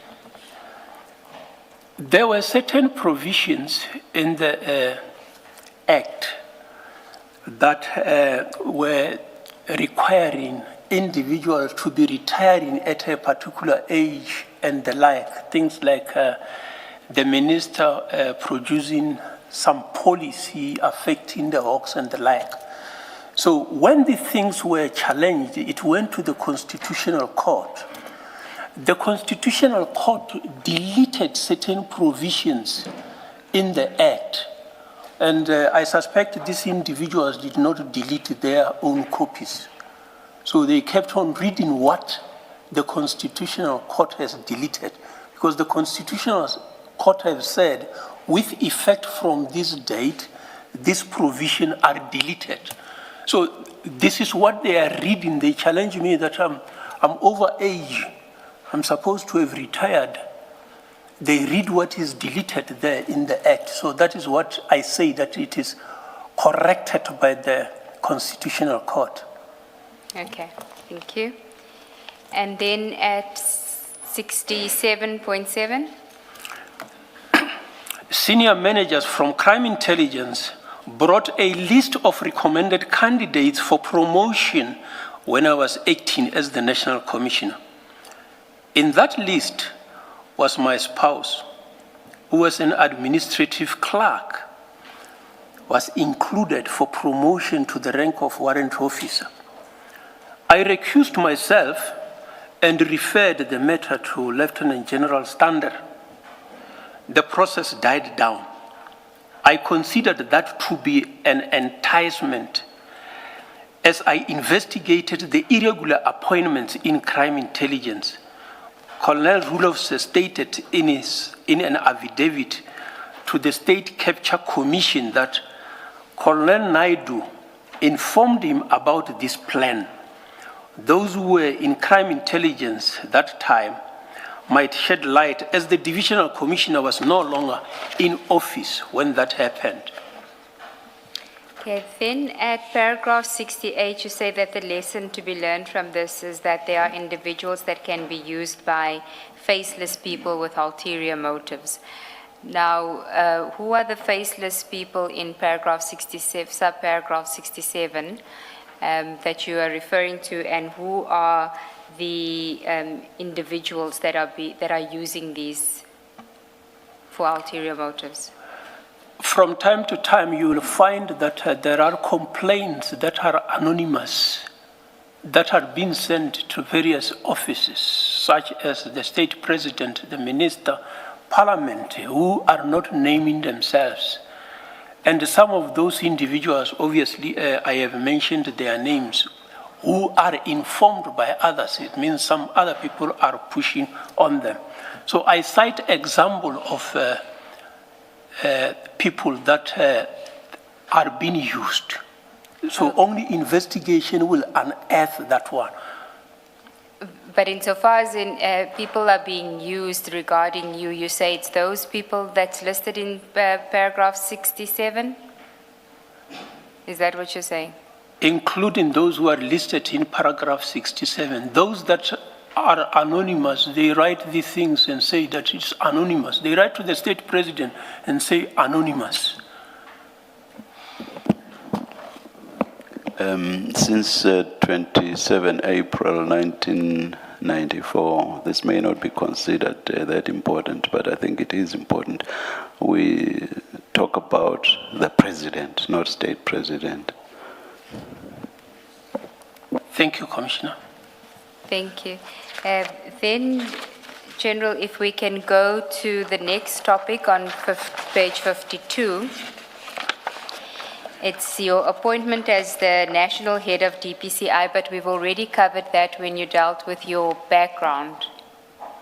So I propose that we skip that topic and go to the next topic, which is the existence of organized criminal groups in the criminal justice system, page 54.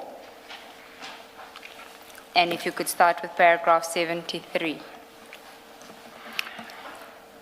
The first stage of fighting organized crime after the promulgation of the Prevention of Organized Crime Act 121 of 1998, which is commonly known as the POCA, was the establishment of organized crime units and the selected organized crime section SOCs as per National Instruction 5 of 1999.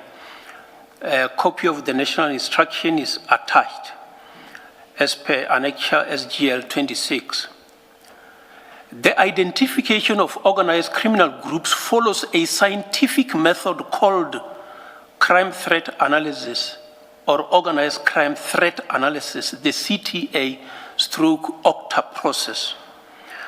The guidelines were documented by Superintendent Ronel van Wyk and André Crosse in February 1999 and updated in February 2000. These guidelines cover all of the issues relating to organized crime. On the 21st of February 2000, as the head of specialized investigations in Gauteng province, I established and chaired organized crime combating team. Copies of correspondence relating to this organized crime approach are attached as per Annexure SGL 27. On the 10th of April 2000, when Gauteng was presenting 113 organized crime projects at National Head Office, I was responsible for the task before National Commissioner's levy. Then you refer to for Gauteng that you drafted the guidelines on organized crime approach in July 2000. Was that guidelines, was it ever implemented in Gauteng? Yes, when I drafted the guideline, because I was the head in that organized crime process, I implemented, we operationalized that. Then if I could ask you to go to page 55, the sentence after Annexure SLG 28, if you can continue from there, please. The description of informer is incorporated in the document.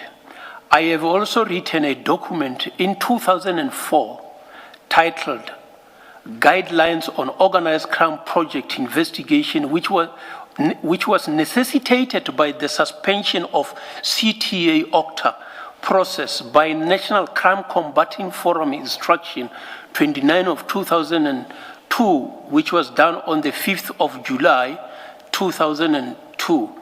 That was intended to be for a year, but was never reviewed. The instruction is attached as per Annexure SGL 29. The difficulties identified in dealing with organized crime were attended to, which resulted in the establishment of organized crime units in the National Prosecuting Authority to prosecute cases emanating from organized crime units of the SAPS. Copies of the correspondence of 2004 and 2006 are attached as per Annexure SGL 30. The current project committee and organized crime secretariat must be effectively implemented by crime intelligence by way of analysis and identification of syndicates. Then 74. The identification of syndicates is dependent on the effectiveness of crime intelligence. The focus of crime intelligence seems to leave much more to be desired. While there were 481 organized criminal groups with 2,178 primary suspects identified in 1995, in the first quarter of 1999, the figure was 793 organized criminal groups with 11,658 individuals. The figure had dwindled to 72 organized crime projects, 29 which are handled by the DPCI and 43 by the Detective Service. That is organized criminal groupings, 72 organized criminal groupings. As on the 27th of May 2025, I doubt that the project under investigation is amongst these 72 projects. On all these figures, you're talking about those that were identified, which means there could have been more than those identified. Yes, Commissioner, that is correct. If we were able to identify that number in 1995, we can't say that organized criminal groups are no longer in existence. Now that we only have got 72, it means there is a failure elsewhere. All right, thank you. And when you refer to, I doubt that the project under investigation is amongst these 72 projects, which project are you referring to? I'm referring to the project that the political killing task team and organized crime in Gauteng were handling of the killing of person in the far rent, Mr. Swart? Mr. Swart of QTech. Okay, that's the project that you're referring to.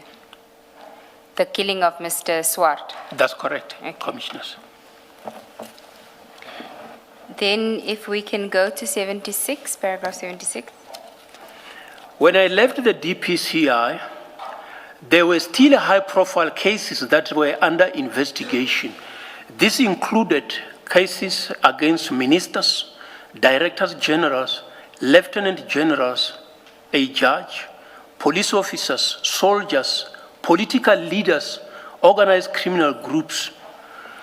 There is absolutely no level that we have not reached. I understood that the DPCI is a leading entity in the Republic in fighting serious organized crime, serious corruption, and serious commercial crime. I do not believe that the insinuation by Captain Maxwell Wanda to the effect that he is from the topest, which relates to the political task team, is correct. Okay, then if we can go to the next topic, which is at page 59, imposters of members of the DPCI.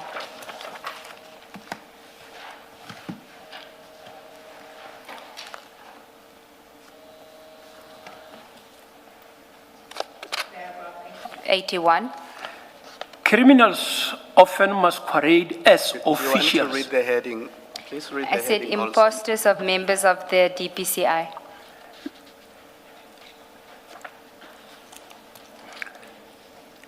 Criminals often masquerade as officials to deceive unsuspecting potential victims.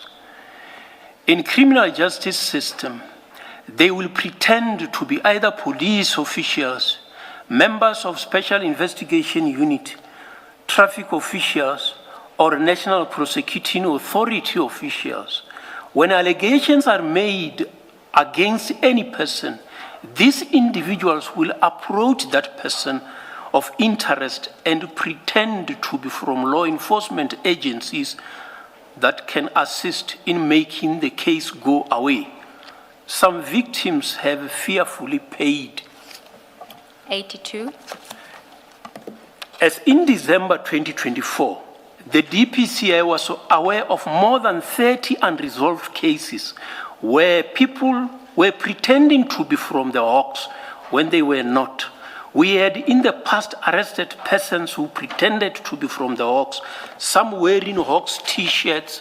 Some suspects called themselves Major General Kana, Major General Mudli, Major General Masuluge, Brigadier Chavalala, Brigadier Sneyman, and Brigadier Munama. Some were inmates operating inside correctional services facilities. The following are 20 examples that appeared in the print media. You then deal with those examples, and the examples that you want to highlight can be found on page 64. We can start with paragraph 84. It is worth mentioning that several persons were using my photographs to defraud members of the public. One such person, Tabo Enoch Teledzani, who was using cell phone number 060173. You don't have to read it, it's fine. Was arrested under a case that was registered in November 2024 under Harsfontein case 13 of 11/2024. There were complaints received from Limpopo, Northwest, Western Cape, Gauteng, and Free State about people pretending to be me. A reasonable national head who is aware of the existence of imposters will not sit back and do nothing when information suggests that some people are pretending to be from the DPCI, and more so, misrepresenting themselves as having been sent by the same national head. And then 84, you don't need to read the cell phone numbers into the record. Over and above this number, some of the individuals who pretended to be me reflected their cell phone contact numbers, which I have listed with my picture, that have been downloaded from internet. On one incident, the imposter created and labeled a warrant of arrest against the deputy president of the country, Sipokosa Paulus Mashatile, on the 11th of November 2024. This document bears my real signature from the mandate of the DPCI document, which had been altered by way of a computer and new information inserted, a lesson that not all documents that look real are real. The photograph below depicts the nature of the fake warrant of arrest. And then at paragraph 86, you refer to photographs with your picture with false numbers, and you give us an example of that on page 66. And then if we can go to paragraph 88. I learned on 7th November 2025 during the testimony by Ekurhuleni Metropolitan Police Department EMPD Chief Jabulani Isaac Mabieye that EMPD were caught pretending to be members of the Hawks under case number 797 of 3/2023. His colleague, a former member of the EMPD Commissioner Revo Spies, also highlighted the challenge of impersonators, including Blue Light Gang. Then the next topic, invitation to witnesses A and B for a response to the said scenario. I'm not going to deal with this. Effectively, what you've done is you've set out what you refer to as a 10-mark crisis management question, which you invite them to respond to regarding the events of 6 December 2024 and the opinions that they formed that the Hawks had were in fact trying to interfere with the takedown operation at Mr. Molefe's residence, correct? That's correct. Okay. So if we can then go to the next topic, you can deal with this later insofar as when you answer your questions about some of the criteria or the requirements that or factors that you took into consideration when you made your decision. But I don't think it's something that we need to deal with in this as part of your evidence where you invite witness A and B to respond to an examination question by you.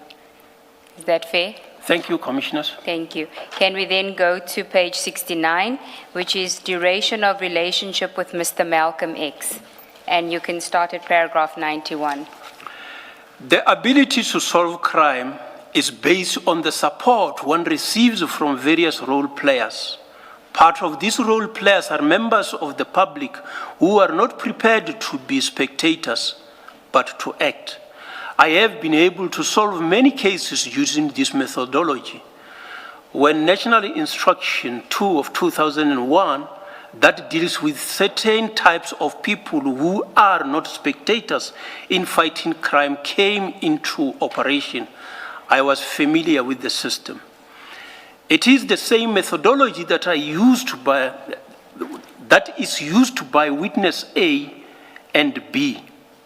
These witnesses have indicated that they have acquired information from a person whose detail is saved in their phone and obtained information from an inmate.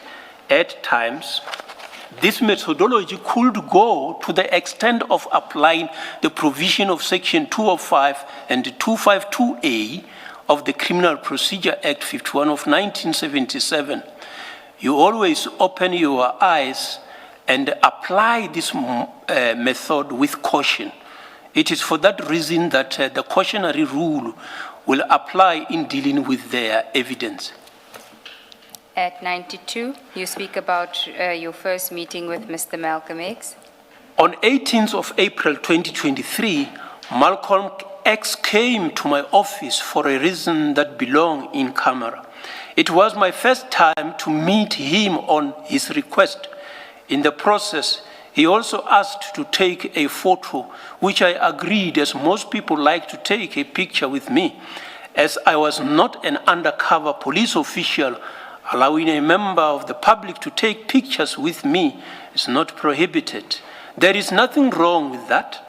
While several people have been taking pictures with me, I only know of one who used the picture to claim that I gave him authority to investigate cases on behalf of the Hawks. He only stopped when we enlisted the services of a senior counsel who drafted a letter that our attorney served on him to cease and desist. Just for clarity, the person that you say, I only know of one who used the picture to claim that I gave him authority to investigate cases. Is it also Malcolm X, or are you referring to a different person? It is a different person who also came to the office and did the same of taking a photo, and thereafter pretended to other individuals that I have tasked him to investigate cases on behalf of the Hawks. Thank you. 93. The fact that an individual is known by a police official does not protect that person from any law enforcement agency in case such person violates the law. We have in the past arrested individuals who had provided us potential information, and when caught en route to committing a crime, they would insinuate that the police knew about the operation. We are always alive to the possibility of double briefing, debriefing. A user of this methodology must always be on the alert. Page 71, paragraph 94.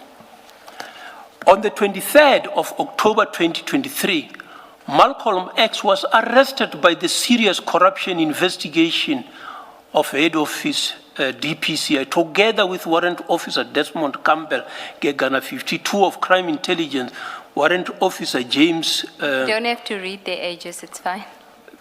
Warrant Officer James Sekaulelo of K9 Doc Unit, and Sergeant Raymond Mpua Mogaile of K9 Doc Unit. The component that effected arrest is based at head office of the DPCI, and I was the national head of the DPCI at the time. In whatever capacity he may have known me, it does not prevent members from doing their work, as we have all taken an oath of office in terms of Section 17E, subsection 10 of the South African Police Service Act. 95. On 6th of December 2024, Malcolm X, who is a member of the public, phoned me to alert me that there are people who claims to be from the Hawks and to have been sent by me to an address in Sandton. I knew that I had not sent any member there. I took it that in case there were people who claimed to have been sent by me, they would be imposters. Knowing the scenario painted about impersonators, I had to ensure that action is taken to verify the information, and in case of impersonators, effect an arrest. In case of legitimate members, confirm as such and allow them to continue. A reasonable senior manager in my shoes would have reacted the same way.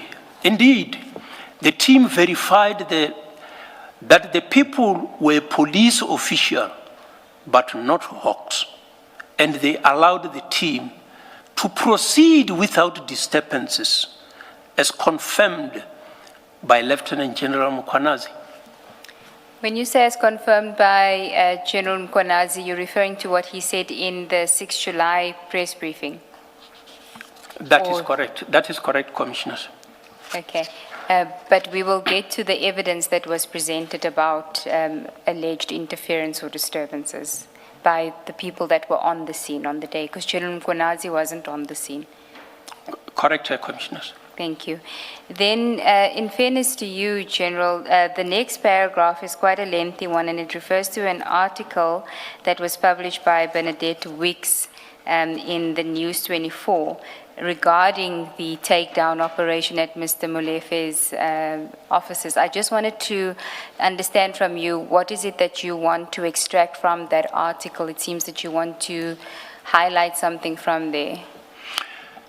Thank you, Commissioners. All what I needed to highlight in this paragraph is to indicate that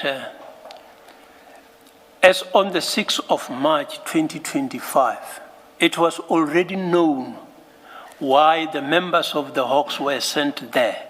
So at the time in July when the statements are made, I thought that this shall have clarified the position why members of the Hawks went to Sandton.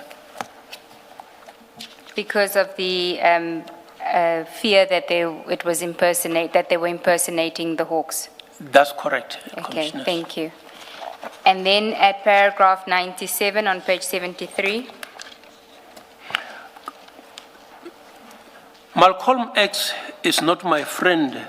I also needed to be adding that he is also not my enemy. Okay. Thank you. Then media briefing, the next topic, media briefing of the 6th July 2025 and facts on allegations. At 98, you quote from, I think, the briefing, and this relates to the 6th December takedown operation. And I think this, what you want to highlight here, we won't read the whole thing, is that General Nkwanazi in that briefing and on page 74 said, fortunately, when they arrived there, the members realized that it is indeed the police operations, so they allowed the members to carry out their operation without disturbance. That's what you wanted to highlight from that. That is correct, Commissioners. Thank you. Then at 99. It is probable that Lieutenant General Nkwanazi had known about the involvement of serious organized crime in November 2024 when he approved the request by Lieutenant General Dumisani Khumalo to send the members from KwaZulu-Natal to Gauteng because of organized crime, which resulted in the killing of Mr. Swart of QTech. Having become so aware, it should have triggered the application of Section 16, subsection 4, paragraph B of the South African Police Service Act 68 of 1995, as indicated in paragraph 14 supra. In that, if that is the case, had he complied with this provision, I would have known about the operation and will not have sent members from the DPCR. This is, of course, assuming that he wanted you to know about the operation. Just repeat that, Commissioner. This is assuming that General Khumalo wanted anyone, any other agency to know about the operation within SAPS. Yes. Yes, Commissioner. 16, as I understand it, your reliance on Section 16(4)(b) is on the basis that the person, so the entity, in this case PKTT or General Khumalo, would have wanted you to know about the operation. The obligation is put on the provincial commissioner. So they shall have discussed with General Khumalo. Let's inform the national head if needed. If needed, yes. Yeah, and if I had known, I will not have sent members of the DPCR. And when you say so it would have been General Khumalo, Dumisani Khumalo, and it would have been the PC of Gauteng. That's what you're saying? If the PC of Gauteng had known, I would have expected the PC of Gauteng to inform me. Yes. If the PC of KwaZulu-Natal has known, I would have expected the PC of Gauteng to inform me. You said if the PC of KwaZulu-Natal knew, you would have expected him to tell you as well about an operation in Gauteng. Usually, normally it is the provincial commissioner who have got jurisdiction. But because this one is happening in a different province where the provincial commissioner is operating from, I still expect a provincial commissioner to inform me, but the law is not crafted in such a way that it say if the matter is happening in another province, because then in terms of project, when it crosses the borders, it becomes a different level 3, 4. Then that is when it must be elevated to the DPCR. Sorry, go ahead. Does this not apply where DPCI's resources are required? So in other words, if they require DPCI's resources and expertise, then they inform you. Is that not how it works? That is correct. When it is organized crime on level 3, they should inform the national head. But my reading of it is they should inform you where they require your expertise and your resources. So if it was, for example, say it was an ordinary drug bust by SAPS, why would they have to inform you about it? Yeah, no, if it is an ordinary drug, if it is an ordinary crime, they will not. It's the same with an arrest. If it's an ordinary arrest for murder, why would they have to inform DPCI? Unless they require, as 16.2 says, your expertise and your resources, then they would have to notify you. Yes, if it is, I agree. If it is not an organized crime matter, it is an ordinary crime, they don't have to inform me. So I'm trying to indicate that if it is an organized crime project, if it relates to organized crime activities, that is where one expects to be informed. Yes, because I had understood one of the witnesses earlier to say Schedule 3 offenses fall within the mandate of DPCI. So if it's a Schedule 3, they can't, as SAPS, ignore you and just, you know. Yeah, I did not follow that witness. Level 3. I understand that part, even if you did not follow, because you've just said so yourself. If it is organized crime activities, then naturally DPCI would be involved. And if they require your resources and expertise, they would inform you because they would need your assistance in that regard. Thank you, Commissioner. Yes. Thank you. General, I just wanted to check the facts of the operation. The killing of Mr. Swart is something that happens in Gauteng. When you say you would have expected General Mkhwanazi to inform you, on what basis is that? Commissioner, the killing of Mr. Swart, I'm not supposed to be informed about that. It doesn't result in the mandate of the DPCR. It only comes when we are classifying this as organized crime, not the murder, Commissioner. The question still, because you, as I've understood your statement and your testimony, you say if things were done properly and there was proper coordination, you would have expected General Mkhwanazi to alert you that there is this operation. And the question really is, why him? I understood from your statement, and please correct me if I'm wrong, that that expectation came from the fact that he authorized members of PKTT to come and assist the GCI ops. I understood that to be your basis, that he should have informed you. Am I correct in that understanding, or is there a different basis? Yes, because then it is being classified as organized crime, not only the murder of Mr. Swart. So if it is classified as organized crime, I expected that at least one should be informed. Commissioner Baloy's point is that then it would be the provincial commissioner in Gauteng who should inform you, not a provincial commissioner in KZN, because this is not a KZN case. Yes, so I will accept that and say that whoever provincial commissioner is aware of that, the national head need to be informed. So I agree that it could be the provincial commissioner of Gauteng. I'm not sure if he was aware himself. But why did you bring the KZN commissioner into the picture?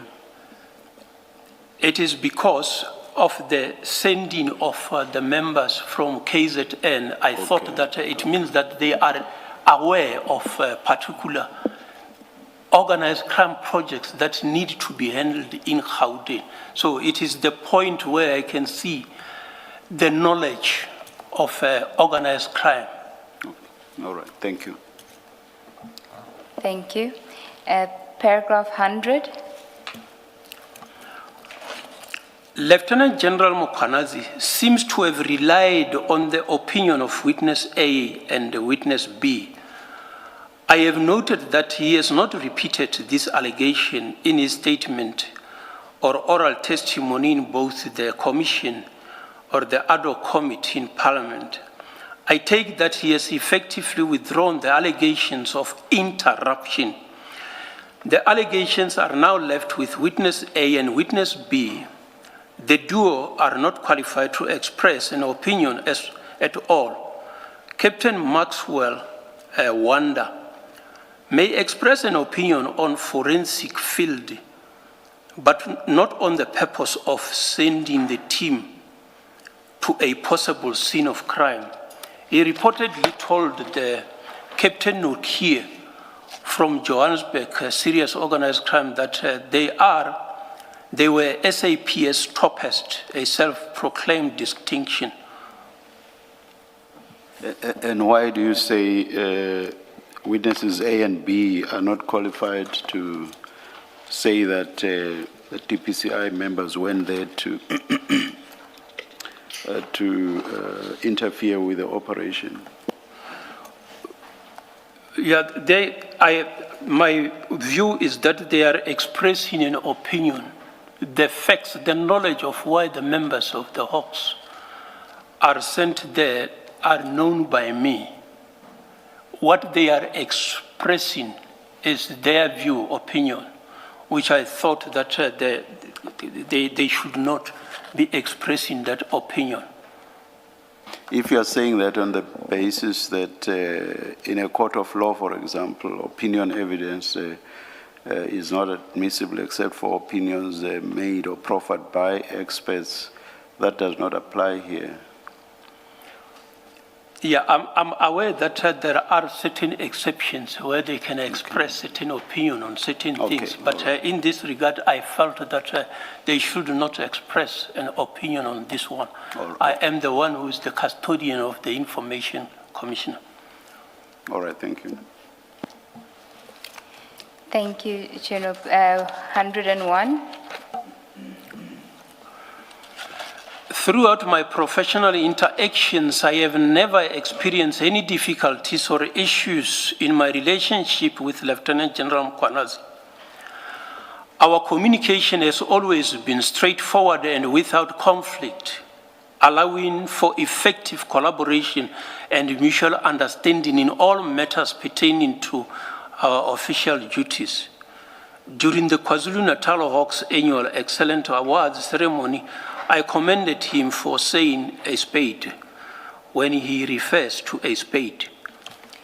And then at paragraph 102, you set out certain interactions you've had with General Mkhwanazi starting in March 2024 and then going up to June 2025 to illustrate that you had a cordial, collegial relationship with him, correct? That's correct, Commissioner. We won't go through all of them. There is one that I do want to refer to. It is the one on the 26th of January 2025. If you could read that one, please, at paragraph 102.2.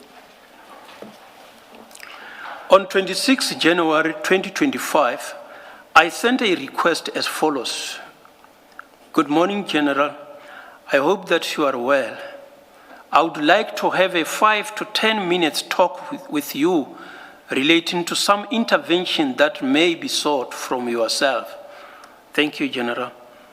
We met as we were all in Durban for Police Day activities, and I provided him with assistance sought from him in connection with the Newcastle case number 408 of 1/2025, where it was alleged that a captain enlisted the services of a hitman to kill a sergeant investigating a case which I also brought to the attention of Lieutenant General Sibia. I must add that I received the information about the challenge in this case from the Minister of Police on 21st of January 2025 and arranged to meet the team in KZN as they were not comfortable with meeting my DPCI team in KZN to hear the concerns. And the Minister of Police we're referring to there is Minister Mkunu? That is correct, Commissioners. And you had met with him on the 21st of January 2025, or was it a telephone discussion? It could be the telephone. I'm not very much sure about the physical meeting because the 20th and the 21st, there shall have been also a physical meeting, which I think that Advocate Andrea Johnson may have testified about. I think it's the 20th. Some I find that possibly on the SMS regarding the provision of the information. And the minister had raised challenges regarding the investigation with you. What was his concern? Members from KZN shall have approached him regarding assistance in the investigation that they were doing. They needed assistance. And those included taxi-related killings and the like, which I felt that this belonged in the detective service. General Sevilla could be in a better position to deal with that, while there was a view that the Hawks should deal with that. So I was just trying to deal with that so that it doesn't belong in the DPCI, but let me try to understand the concerns of the members. Thank you, Commissioners. Thank you. Then the next interaction is at 102.6. If you can read that. I sent him the number of Advocate Andrea Johnson of Investigative Directorate Against Corruption, IDEC, as he requested and confirmed telephonically. He appreciated. Do you recall when this was? On the 2nd of June 2020. On the 2nd of June 2025. The 2nd of June 2025 is where you say he responded to your message and said, "Good morning, General, I wish you well on the next chapter of your life." Was it the same day? No, I think that I shall have to check my message on the specific date, but I think that is either the 1st or the 2nd. And did General Mkonazi tell you why he wanted Advocate Johnson's number? No, he did not tell me. I did not ask him. I just felt that this one is a colleague that I know of. There must be reason. Let me not go into asking the reason why he needed the number of the IDEC Hawk. We work closely with them, so I just provided the number. I did not ask why. Thank you. 103. I know Lieutenant General Dumisani Samuel Kumalo of Crime Intelligence Head Office, and I also know Major General Mbuso Kumalo, the Deputy Provincial Commissioner, Crime Detection Gauteng, under whose command the Gauteng detectives, including the Gauteng Organized Crime Unit, resort. I have never had any problem with either of the two, none of the two has shared information about possible operation. That would have obviated the need to send the Hawks team. While accepting that the operation was secret, when the team updated Lieutenant General Khumalo about the developments, a telephone call to advise me that his team was conducting an operation could have avoided unnecessary confusion. And then at 104, you mentioned communication between you and General Khumalo, Dumisani Khumalo, in 2024 and 2025. And then if I could ask you if you could read from the sentence, 7 lines from the bottom that starts, vetting is an area where crime intelligence is receiving 15%. Do you see that sentence? That's correct, Commissioners. Yes. Maybe before you do that, General, in that preceding paragraph where you talk about if the two Khumalos had called you, it would have obviated any confusion. Is there a practice or protocol where whether it's the DPCI or the other units of the SAPS, when they do operations, is there a protocol or practice where you tell each other? Because that suggests, that paragraph left unexplained suggests that this was a deviation. This may well have been a deviation because of secrecy or whatever reason, other reasons, a deviation from either protocol or practice. It is not every project or every operation that they have to inform the DPCI. It may not be relevant for that other environment. It is only where one knows that this one is relevant. Under normal circumstances, if it was an investigation of murder, it was not necessary to inform the Hawks. And that which is relevant to the other unit, that communication or coordination, if you like, is it by way of, is it because there is a protocol in place, whether written or agreed? And I ask the question, in fact, as you answer the question, keep this in mind. When Advocate Johnson was testifying, and she spoke, I think might have been the first meeting between you and her, or in some context you met. She says, you said something like, stay in your lane. You said that to her, which means do not encroach on my work. I ask again with that, in that context, that is there anything in place that regulates how you cooperate with each other and therefore do not end up straddling onto each other's mandates and operations, in fact? It's just a general practice that guide collaboration. You don't find in one document. You find all over. I attached some of the documents that I dealt with in 2000, where I was briefing all of the detectives in Gauteng. Among them, you'll find where we talk about collaboration, working relationship between detective and the crime intelligence and the like, all stakeholders. So it's just a practice where it is necessary to involve others that you may collaborate. Like Section 17, capital letter F, will bring in enforce the collaboration, but it's not every action, operation that require all the stakeholders. Otherwise, there will be a waste of time to deal with something that does not require the others. I think that regarding Advocate Johnson staying in the lane, maybe when it comes to dealing with the laws regarding the establishment of ID, IDEC, and those, maybe I can highlight what I was referring to, staying in the lanes. Maybe let me ask a much more direct question.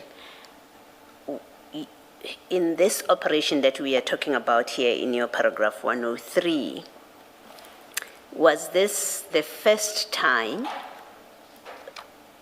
or the first time where an operation which is relevant to your mandate, insofar as this is supposed to be an organized crime operation, which is relevant to your mandate, that the SAPS unit, other SAPS unit as happened here, GCI Ops, conducted without informing you that we have this operation, or is this something that happens with some regularity?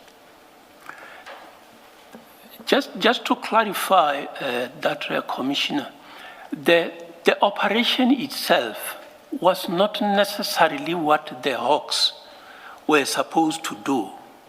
We found ourselves going there because there is this perception that people say that they are the Hawks members. Otherwise, under normal circumstances, they should have arrived there and verified that no, they are not the Hawks members. They did not pretend to be members of the Hawks and part ways. It could not have gone any further.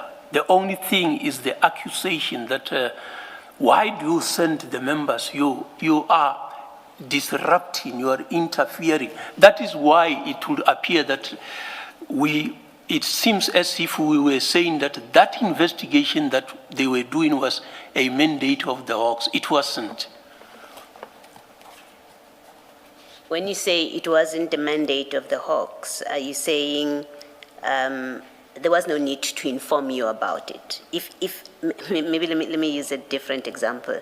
If you didn't get a call from, you say, Malcolm X, to say there are people pretending to be the Hawks, if you hadn't received that call, and these members of the SAPS who are at the property, they conducted their operation and completed it, would you or would you not have a complaint that, but that's an organized crime, that falls within the organized crime definition, we should have been informed as well that you are conducting that kind of operation? I'm trying to get to understand that.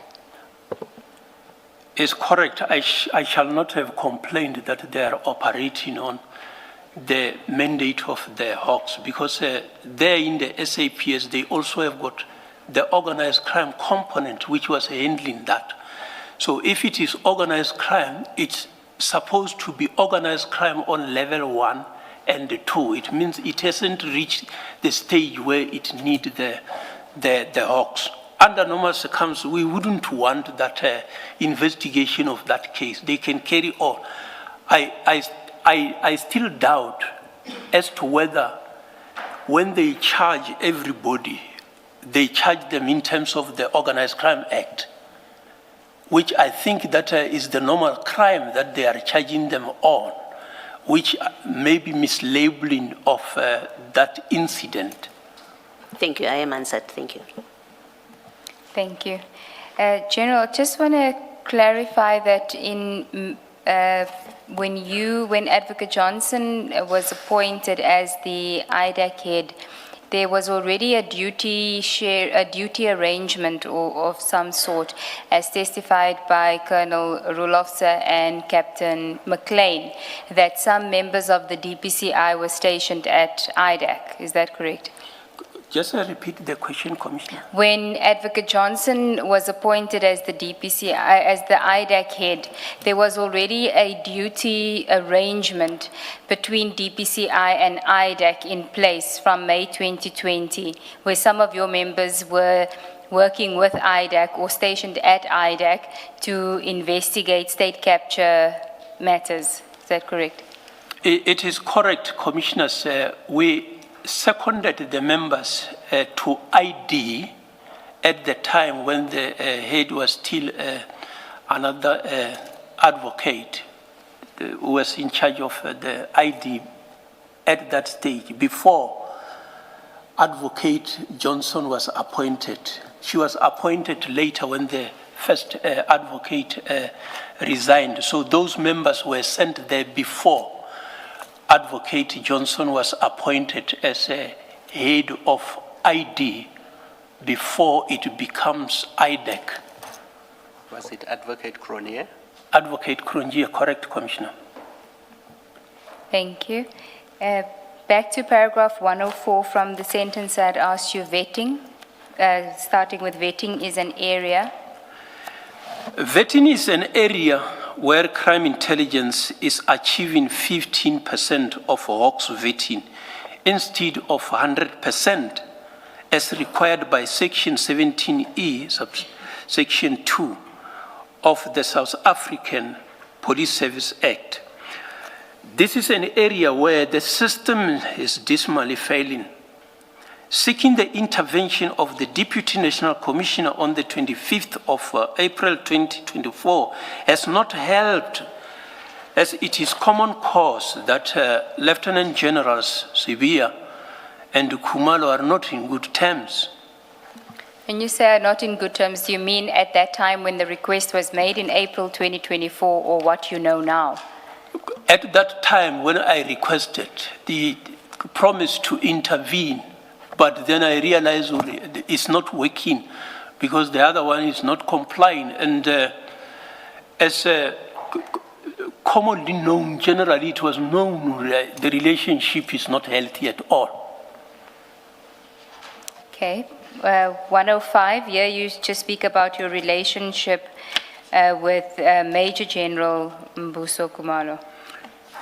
I further checked my phone and realized that I have communicated with Major General Mbuso Khumalo on other matters on 3 dates. In 2 of these calls, I was passing over a complaint from members of the public who contacted me on matters under the provincial detective jurisdictions. This kind of sharing information is a regular occurrence where you receive information and pass it over. I have communicated information to the provincial commissioners and divisional commissioners when such information was brought to my attention, which does not fall under the mandate of the DPCI. That is what collaboration is all about. Then 106. I don't associate myself with criminality. I took an oath on 11 May 1984, and I have always respected that oath. I took another oath of office on the 1st of June 2018, and I have abided by that oath until the 31st of May 2025 under the oversight of 2 DPCI judges. I will never betray my oath even when I am out of the system. I love this country, which is the only one that I have. I have worked and applied and competed for each rank that I held in the police, except the DNC position. It is prudent to recall that Section 199, Subsection 6 of the Constitution of the Republic of South Africa, 1996, instruct that no member of any security service may obey a manifestly illegal order.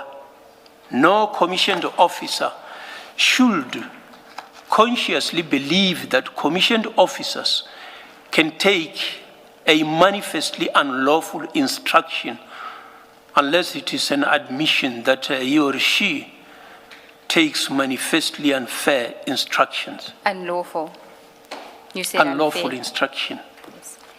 Thank you. Then the next topic is the activities that transpired on 6 December 2024. This relates specifically to your involvement and the allegations that have been made about DPCI interference in the takedown on 6 December.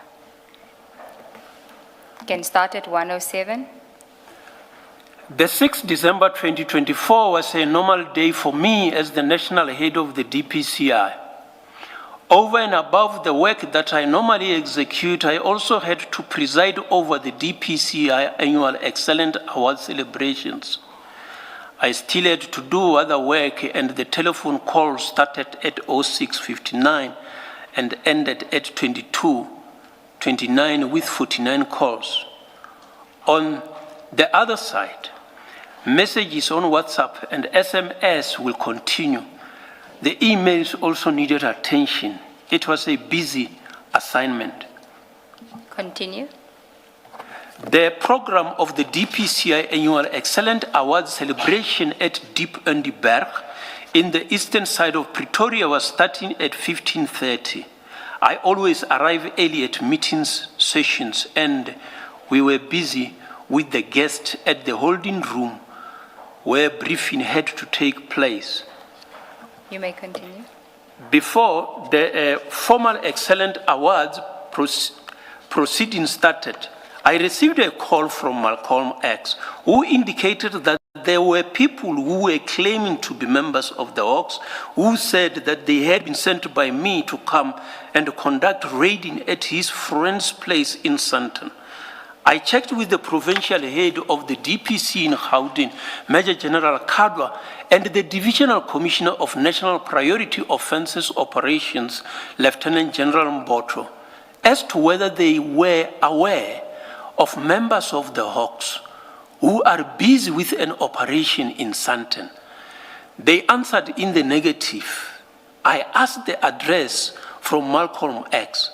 Malcolm X forwarded address to me, and I in turn simultaneously forwarded the same to Lieutenant General Mboto and Major General Kadwa, in whose jurisdiction the area resort, to rush to the scene to verify and, if correct, to catch the persons pretending to be from the Hawks in the act. All police officials are bound to comply with and only with lawful instructions. The instruction was never to unlawfully interrupt the legal operation. Then at 110, you can omit reading the cell phone numbers into the record. We'll just call the 083 number and the 065 number. The calls received from Malcolm X were from two numbers, the 083 number and the 065 number. When he first called me, he used the cell phone that was saved on my phone, which is the 083 number, from 1543 up to 1623. At 1629, he used one that was not saved on my phone, which is 065 number, which he identified by sending a message reading Malcolm X. He used this second line from 1629 to 1717. He reverted to his first one at 1748. For communication of this day, I also include communication with Lieutenant General Mboto and Major General Kadwa for completeness. These communications were as follows. What I propose is that we deal with these messages when we deal with the cross-examination. It is on record. And I would also want to ask you, if you still have those messages, if you could give us screenshots of the actual WhatsApps as opposed to how it is here typed out in your, so that we will be able to flight it for the public and for the commissioners when we deal with this evidence, if you don't mind doing that. I'll do that, Commissioners. Thank you. I would like to just ask you to highlight certain aspects of the communication between you and Malcolm X, which has not previously been before us, because what we knew is that between General Kadwa, General Mboto, and yourself, you were sending them messages, but they weren't always able to establish where you got that information from, and it seems that the information came from Malcolm X in your communication with him. One of those refers to, if you look at the address, like you say, at 1551, so we're on page 81. The address came from Malcolm X to you, which you then forwarded to General Mboto and to General Kadwa, correct? That is correct, Commissioners. And then at 1608, Malcolm X forwarded a registration of a vehicle to you, starting with MB. That's correct, Commissioner. And he sent a message thereafter at 1609, a message that the car registration that was at, that of the people who were at the scene, and he says their car registration general. So he was sending you the registration number of one of the vehicles being used by the police officers on the scene. Is that correct? That is correct, Commissioner. Can I just ask whether you had requested this from him during your call, or whether it was information that he was volunteering, the registration numbers? I think that I shall have asked to what types of cars were there. The way you were describing the cars, I needed to be knowing, or do they have registration number, they marked and the like. So he sent the registration number. And also on page 82 at 1715, he sends you again a message with vehicle registration and the make and model of the vehicles.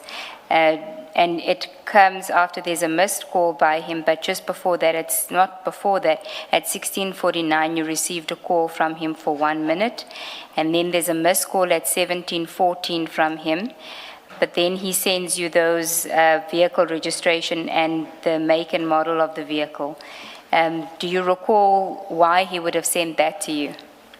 The allegation was that these are impersonators. We were not sure if they are police. These cars are not marked. Some of them do not have registration. So those that have got registration, he was sending those registrations. No, the two at 1715, those were the vehicles, it says above two. So if you look at the message at 1717, he says the above two cars just arrived and confirmed they were sent by you, General. And that he refers to the BMW and the Golf GTI. Yes, so it means where the Hawks officials who have arrived at the scene. Did he want you to confirm that these are your guys, because he's saying they say they were sent by you? I haven't asked him any further to provide the others that are coming, but I think the original message that I needed to know, the registration of those vehicles, he just continued to send whatever vehicles that are arriving. Okay, and then at 1748, at the bottom of that page, page 82, he sends you a message saying, "Thank you for sending people who verified that these gentlemen are policemen, and King Nyambose really appreciates all your efforts, General. It is a duty that the policemen you sent were not allowed inside. It is a pity that the policemen you sent were not allowed inside the yard and the house." Who is he referring to as the king?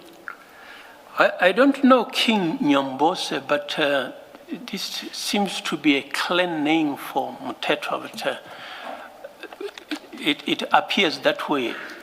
But he say King Nyambose, I don't know this King Nyambose. Did you speak to Mr. Mthethwa that day? Myself? Yes. I did not speak to Mr. Mthethwa, I spoke to Malcolm.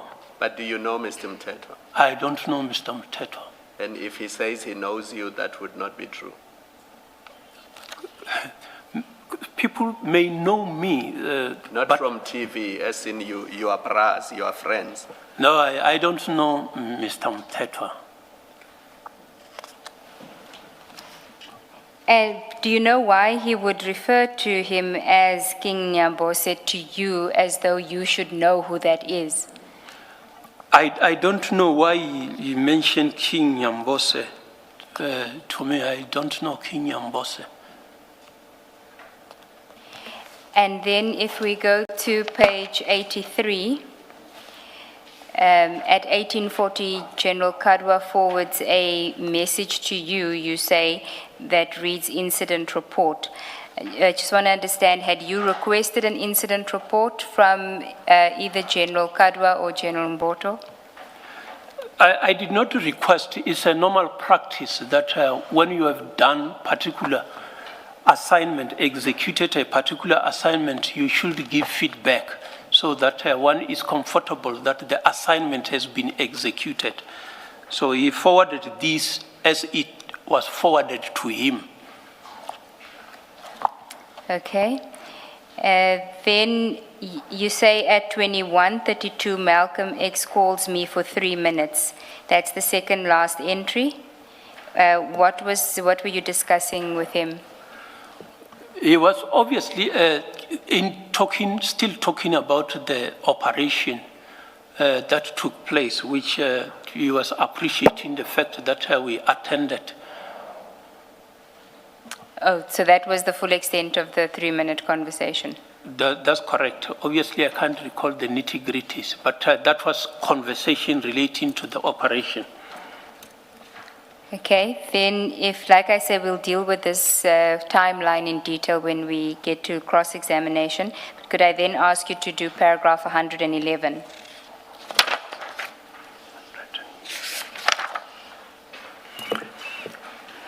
It is important to mention that at 1747, our communication office had already shared on our DPCI WhatsApp group a message sent with my picture of the DPCI Awards podium, reading the DPCI Excellence Award underway in Pretoria East, where National Head gave an encouraging address to all attending, including stakeholders of international law enforcement agencies, sponsors, and provincial management. At this time, I had already addressed the delegates on item number 5 of the formal proceedings, which was honoring retirees. And then 112? An insinuation that all of these layers of police leadership were to execute an unlawful instruction by commissioned officers is highly irresponsible.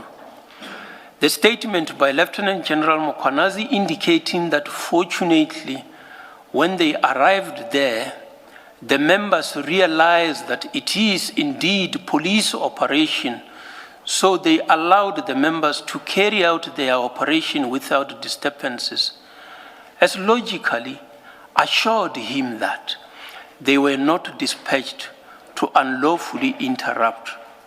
I have in the past assigned 11 officials from the DPCI to assist the political killing task team. One of them was a Brigadier Ngwenya who was based in Mpumalanga DPCI, oversaw investigation. I was the chairperson of the National Steering Committee of the PKTT. I applied for my first top secret security clearance certificate on 26th of January 1999, which I have indicated the time that it was issued, while I was a senior superintendent, and I've always received one after another, every 5 years, with the current one expiring on the 30th of June 2029. I attach a top secret security clearance certificate which is classified. No issue was ever raised about my credibility. Then if we can go to page 87, a new topic, the establishment of the PKTT. And in our discussions before you started with your testimony this morning, you had indicated that much of what you say here has already been covered by witnesses who previously gave evidence, and all that you will do for purposes of this topic. So that would be the establishment of the PKTT, the formation of the NSC, continuing all the way up to, I think we had said, page 94, you would just summarize your involvement in the PKTT formation and not overlap with the evidence that had previously been given. Thank you, Commissioners. Indeed, from 2018, I participated in the process of establishment and the continuation of political killing task team When I came in, appointed, it was already there. They started in May, but then I came in and then I participated, which is why I also assigned members of the DPCI to go and assist. One member of the DPCI was in charge of the investigation leg of the team, all of them reporting to Dr. Ramadzwili. At the time, who was from the detective service as Major General. So I continued, and then when in 2019, a need arose to establish the National Steering Committee, the National Commissioner suggested during the meeting of the ministers that I should coordinate that. So I took that responsibility and worked on that. And when COVID-19 set in, we also had to meet virtually and the like. So that is how I continued to support the political killing task team. And there was time when there were some difficulties that were raised regarding the continuation or the phasing out of the political task team. Ours was just to comment and the like, to send the recommendation further to the National Commissioner. So I think that is, in short, my involvement in the political killings task team. Thank you, General. Could I ask you at paragraph 121, you mentioned that on 1 August 2020, I requested a meeting with the Deputy National Commissioner. Can you just tell us about, explain that to us, please? Or you can actually read it into the record, but I just want to ask you 1 or 2 questions about that. On the 1st of August 2020, I requested a meeting with the Deputy National Commissioner, Policing, by then was Lieutenant General Masemola, for handing over this function, as I felt that it was not in the mandate of the DPCI and could be handled by the greater service. And what was that function? The chairing of this National Steering Committee. I was assisting, but this thing is taking a lot of time, whereas it doesn't belong in the DPCI. We are supporting that, but I felt that the greater service can deal with that. And why was the request made to the Deputy National Commissioner Policing at the time, which now we know is the National Commissioner, but at that time he wasn't the National Commissioner? When this political killing task team started, they started under the Divisional Commissioner of Operational Services, which was Lieutenant General Mokwanazi before moving to KwaZulu-Natal. These were always held in that space. So General Masemola was in that environment.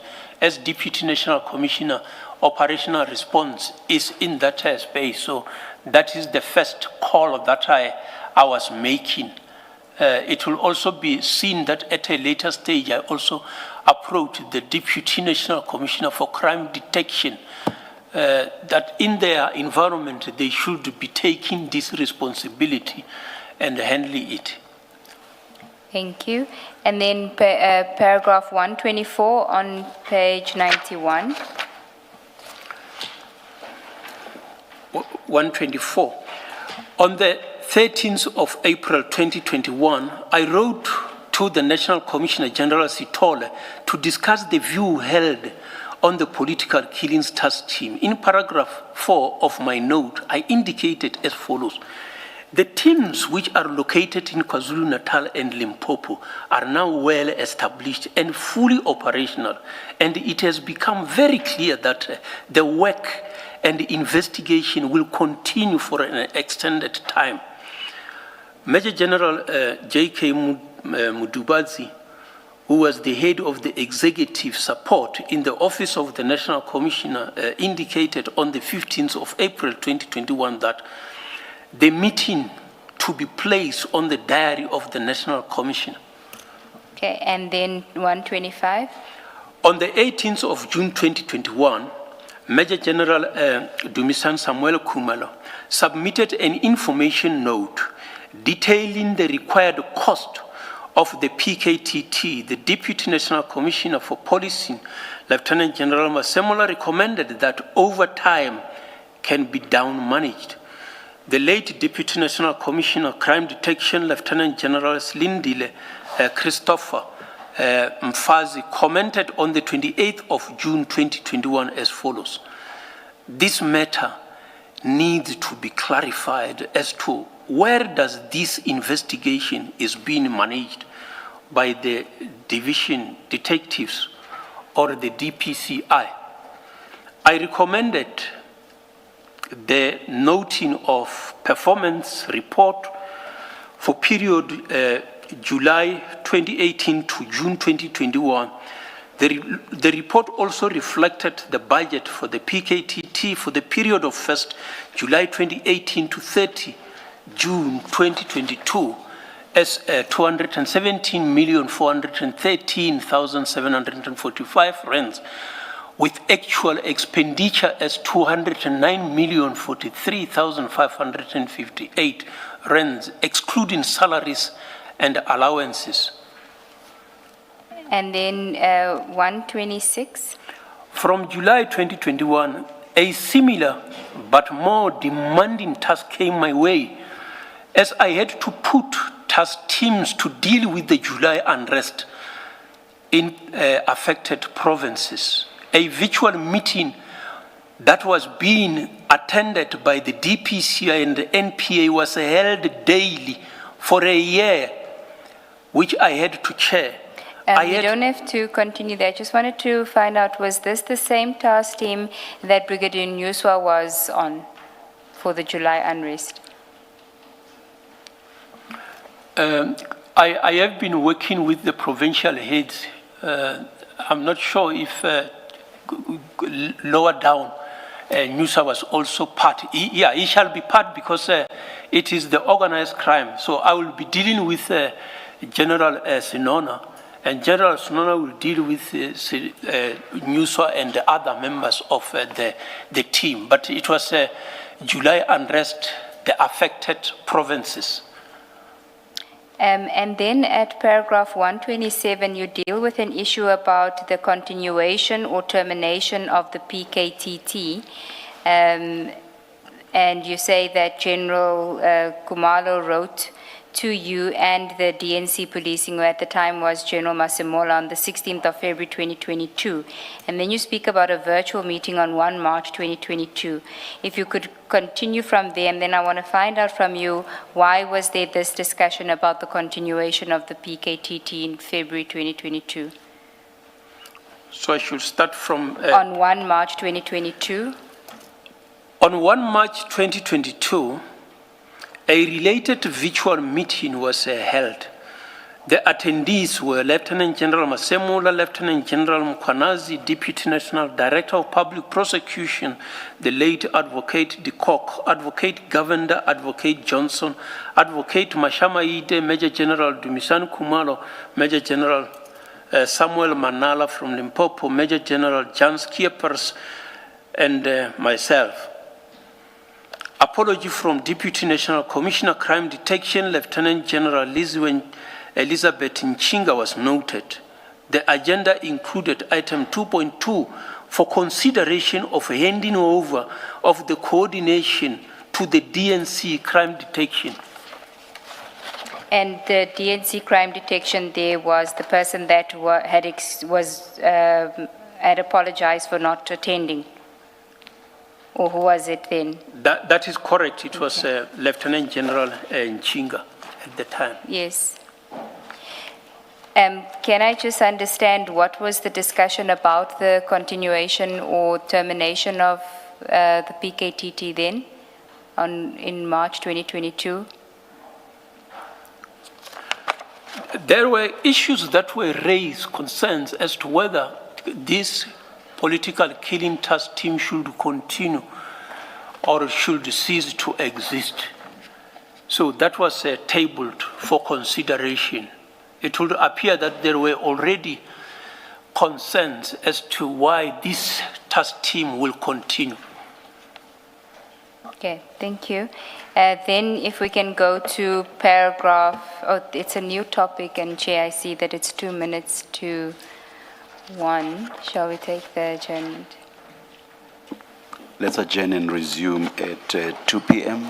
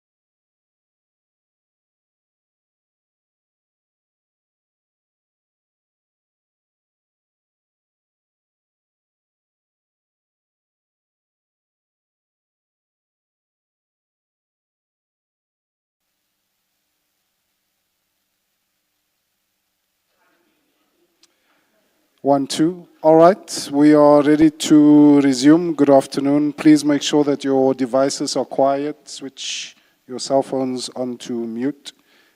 And please stand. Thank you.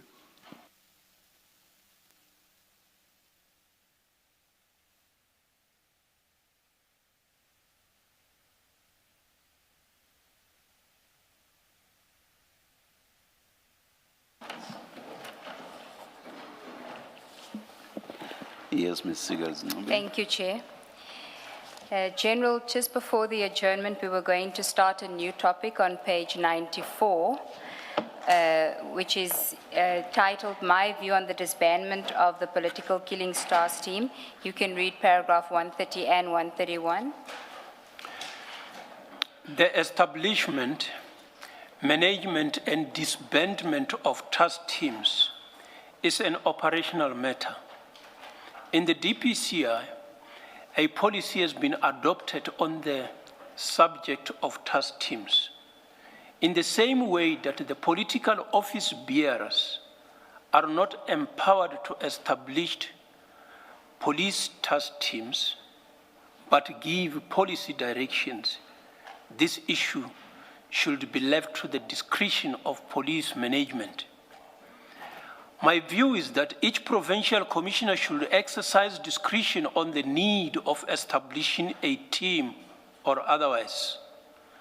Should the national commissioner be of the view that the killings have inter-provincial links, he may decide to elevate the status to national level. You mentioned specifically killings. I suppose the principle applies to any other crime. It is correct, Commissioners. Okay, thank you. Thank you. Then, General, the next topic, unsolicited calls and messages from Mr. Brown Mogotsi. On the 23rd of July 2025 at 2014, I received a message from the telephone number of 072, reading as follows. Good afternoon, General Brown Mogotsi. At 21:57, he sent the three screenshots of Malcolm X. On 28th July 2025, at 2200 hours, he called and I recognized his number and I did not answer, as I was already aware that he was among those who were mentioned by Lieutenant General Mkhwanazi. On 30 September 2025 at 17:41, I missed his call. On 6 October 2025 at 19:44 and 21:07, he sent 2 video clips of his interview where he was talking about his membership of the ANC. I was only able to open one and could not open the other. On 22 October 2025, while drafting my statement, I realized that the number is now old school instead of Brown Mogotsi. I have never communicated with him and I do not know him. So you only identified the number that called you on the 23rd of July as being Brown Mogotsi because he says in the message that he's Brown Mogotsi. That's correct, Commissioner. But what you're trying to say is that you don't know as a fact that it was in fact him that was communicating with you. Yeah, I did not speak to him. I don't know if in fact it's him. It's only the number that reflected Brown Mogotsi. Okay, thank you. Then the next topic is commentary on page 95, commentary on evidence delivered before the Commission. And here you say at 133, there are some errors in the evidence that has already been presented before the Commission. I'm indicating these errors so that the Commission's report does not erroneously carry the errors. But these are not matters where you have necessarily been implicated. correct? That's correct, Commissioner. I'm going to propose that we only deal with a select few, because, for example, some you refer to where General Nkwanazi in his statement referred to members of the force, and you say it should be members of the service, those kind of things, they're not really material. I would rather just deal with some aspects that you have highlighted that you want to correct that may be of some relevance to the Commission. Are you okay with that approach? I'm okay, Commissioners. Okay, so the first is, if we go to page 99, paragraph 147, is where you want to deal with a submission that was made by General Nkwanazi. If you can, and that is when you say paragraph 61, page 273 of MK 22, you are referring to an annexure of General Nkwanazi's statement that he prepared before the Commission. That's correct, Commissioner. The submission that despite Lieutenant General Nkwanazi suggesting to General Pierre that a suitable candidate to oversee crime intelligence would be Lieutenant General Masemola, General Pierre refused to listen to reason, is itself wrong, because there would have been a recommendation to demote Lieutenant General Masemola from the position of Deputy National Commissioner to position of Divisional Commissioner. A small, close circle of confidence is not always healthy. Can I just understand what you're saying there, that General Nkwanazi had, in his MK22, indicated that he had suggested to General Pierre, who was the National Commissioner, that General Masemola would be a suitable candidate for the Divisional Commissioner Crime Intelligence. And what you're saying is that that suggestion would have meant that he was recommending that General Masemola be demoted. Yes, that is my interpretation, because if you were a Lieutenant General appointed as Deputy National Commissioner, is superior to Lieutenant General appointed as Divisional Commissioner. A move from that level is going downwards, is demotion. And what do you seek to make of the phrase, a small, close circle of confidence is not always healthy? What are you referring to there? My view is that when we look at appointment, promotion, and the like, we should look broadly at the organization, not only a close circle of individuals, because the organization is big, and the circle of confidence is not always healthy. I have a small request, if you don't mind. I wanted Dr. Libea to clarify paragraph 139.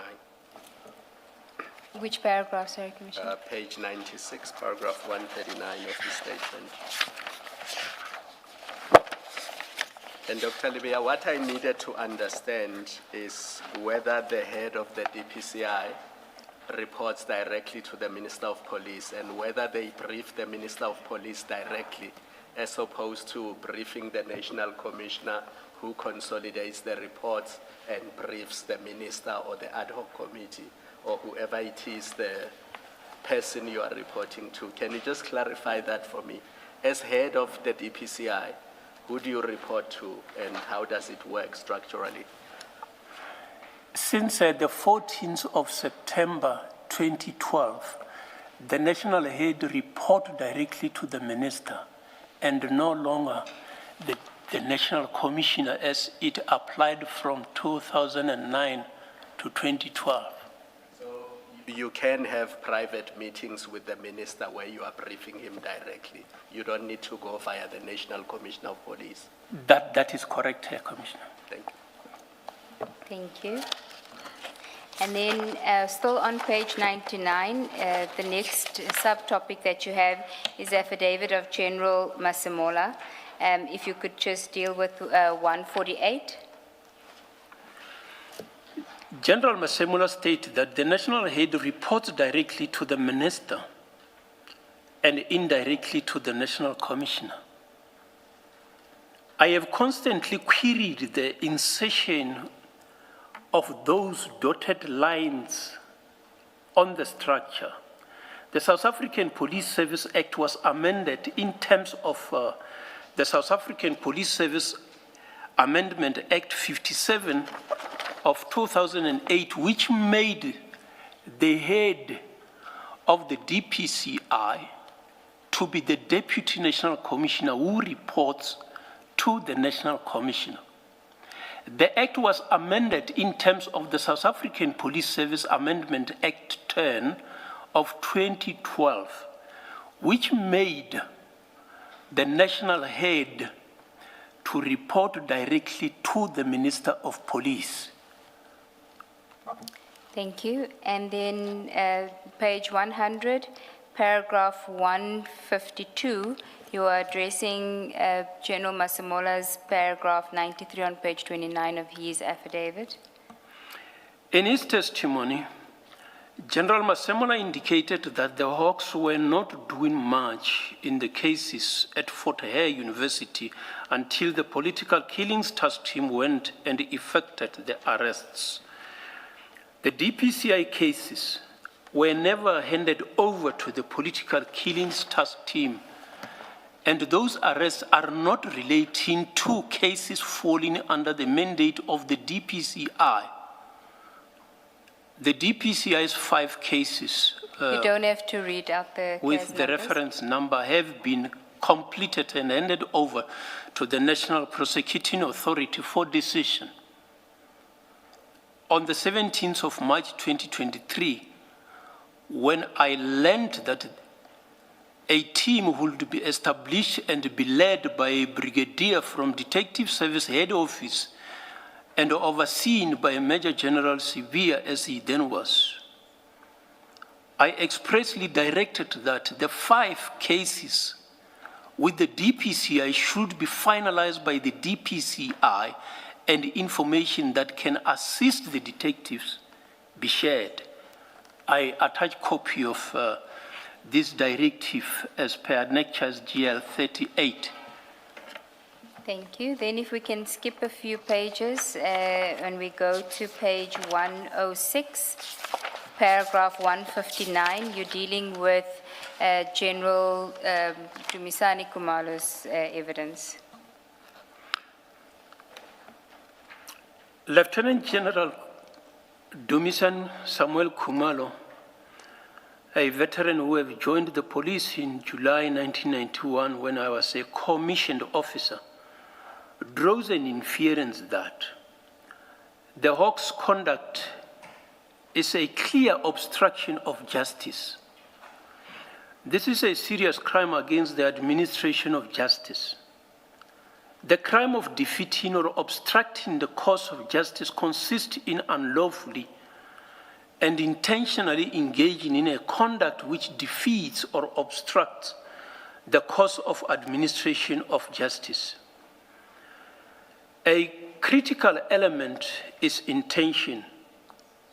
The accused must subjectively have foreseen the possibility that his conduct might defeat or obstruct the administration of justice, or the accused must have been aware of the fact that it might thwart or interfere with judicial proceedings which were to take place in the future, or would at least hamper or forestall the investigation of an offense.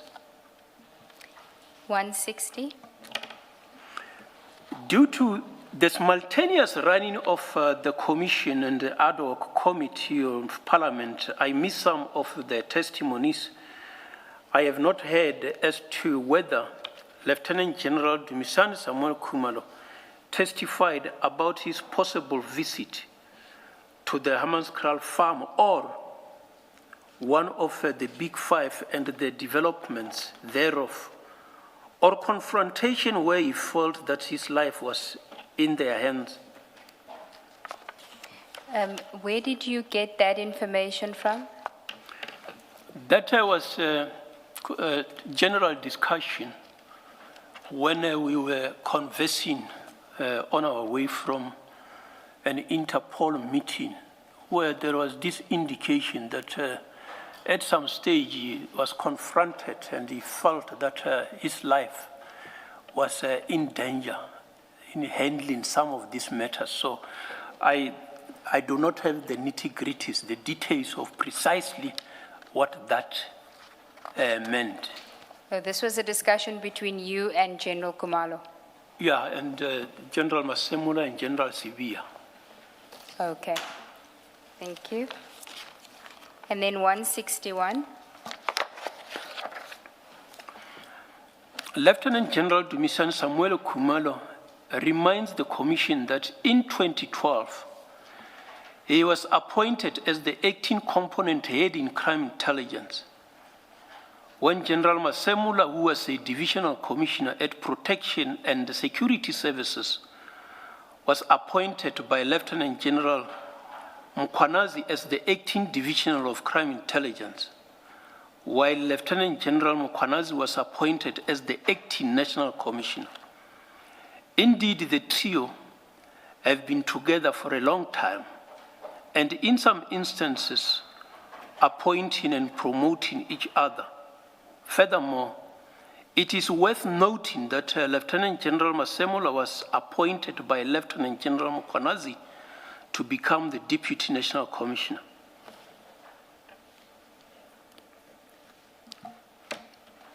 162.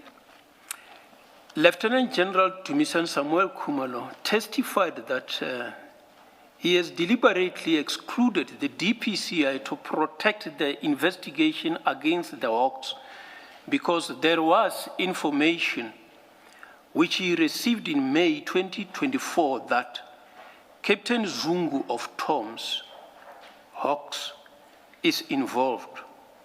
He concludes that, but if it happens that there are targets that are at a particular level in a particular environment that are part of the target, informally and indirectly so, there can be a discussion between, for instance, myself and the head of the DPCI to say, on this project, we will be limiting our briefing as well as our information sharing because we have some of the targets in the space. But that talks to also trust issue between the two principals or amongst the principal in the same space. I now understand why he has never brought information of any serious organized crime or serious corruption to my attention since taking office, and I feel betrayed. It reminds me of an experience where I received a call after 100 hours from General Pieka to tell me that I must not be involved in the investigation of the Gupta landing at the Waterkloof Air Force Base. This was based on the assistant I gave to Major General Ramazweli and Lieutenant General, it should not Major General, Lieutenant General Mawela on their request. The request, were they involved in that investigation? Yeah, that they requested me to assist them. Okay. And you saying that General Piecha then told you that you're not involved in that investigation? That's correct. Okay. 163. Lieutenant General Dumisan Samuel Kumalo testified that he was receiving continuous situation reports throughout the operations. He stated that on the day of the takedown, they could not be able to identify the person who called the Hawks, but as the investigation was progressing, they managed to narrow the scope towards the final identification of the caller or who activated the Hawks to be part of the operation against the lawful operation they were conducting. Until the 5th of November 2025, he still has not identified the person who called the Hawks on 6 December 2024 but all their information is pointing towards a Mr. Boy Mtetwa, who, according to their investigation, is the one who activated the call. 164. From May 2024, General Kumalo knew about Captain Pilani Zungu, but never brought it to my attention. The evidence led by Captain Wanda, who was the senior during the operation, confirms that he did speak to Brigadier Mugwena of the Hawks through the phone of Mr. Mtetwa, maybe linking that with the information that we had received, that the information of the deployment of the Hawks came from the national head to the divisional commissioner, then to Brigadier Mugwena. And then the next subtopic, testimony of witness A, and this will relate to the takedown of 6 December 2024 still. As presented in his testimony before the commission, witness A is a junior member who was in charge of the operation at the Sandest, which is the residence of Mr. Katiso Molefe. While he has joined the police in 2008, at the time when I was in charge of organized crime component in the country, his experience in the organized crime is 3 years.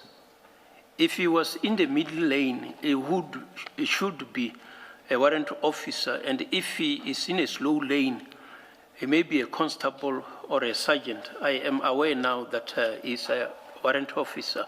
He has been elevated to a warrant officer. As it can be seen from the evidence, the identification of this case was not through the crime threat analysis or the OCTA process. It is highly probable that the witness has never initiated an investigation that resulted in the prosecution on organized crime called a pattern of racketeering activity. In 166 on page 110. Witness A appreciate the task on 17 April 2024, where he was on duty when he received a call from one of his colleagues that told him that he has gotten an instruction from their commander, Brigadier Hobabe, that they must attend to a crime scene that was active in Bramley. At that time, they did not know what the crime scene was all about. And then he did ask him on the phone to give him more details about the crime scene that they were instructed to attend. His response was that he did not have full details. He was just given instruction that we must go to that crime scene at the address that was given to them at the time, and they will be briefed as they get to the crime scene. He requested him to brief him a little further about what they needed to do, but he said all he has is the address where they need to go and attend, and the number of the person that need to give them full details when they get to the crime scene. They were joined by 2 other colleagues at the crime scene. Surprisingly, witness A seems to doubt the similar response of Hawks on the 6th of December 2024.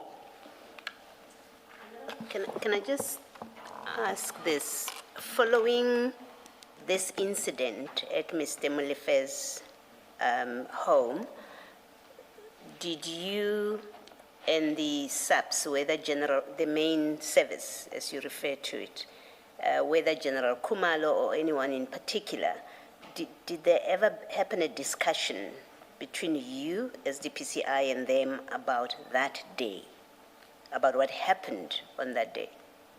No, it never happened. So witness A, when he comes and he testifies here, he would, until that point, when he hears the DPCI witnesses who were at Mr. Mulafa's house, is it fair to say he wouldn't have had an explanation about their presence on that day? I agree that he shall not have known. Yes. Thank you. Just want to follow up, Dr. Libya. Since you found out, I do appreciate that when General Mkhwanazi made his statement, I think you had already retired from the Hawks. That is on correct, 6th July, Commissioner. yeah. But after this incident, the 6th of December 2024, was there an internal investigation at DPCI to find out what happened on that day?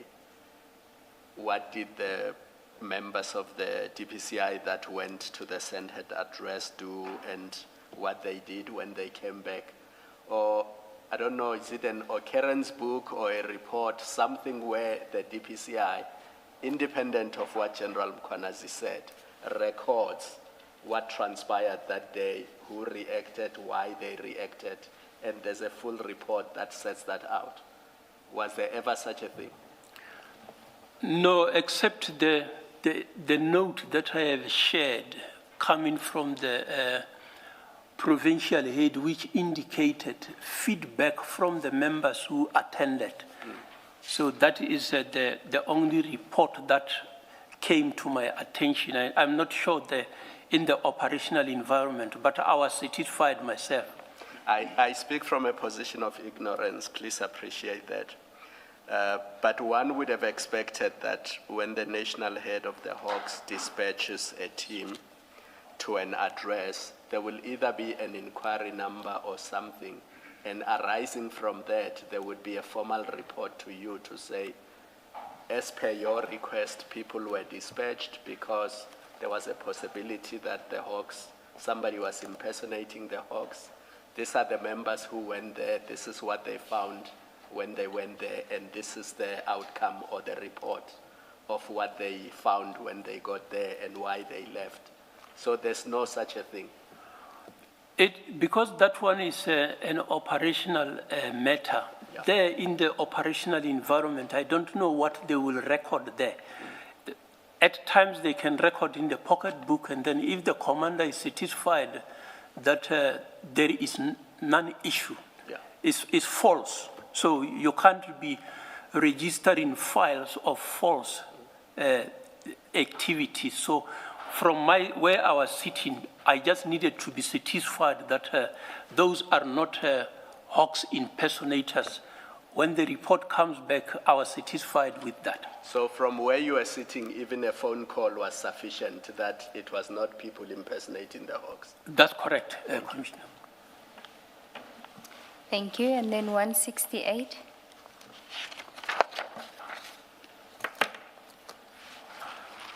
For identification of the police that were at Sanders' address, witness A stated that they audibly identified themselves as police and also showed the suspect a warrant of arrest, which was signed by a court for the suspects to see that they are police officials. He adds that the members from tactical response team were not wearing full uniform, only marked bulletproof vests. Contrary to the basic training provided, no appointment certificate was produced at any stage.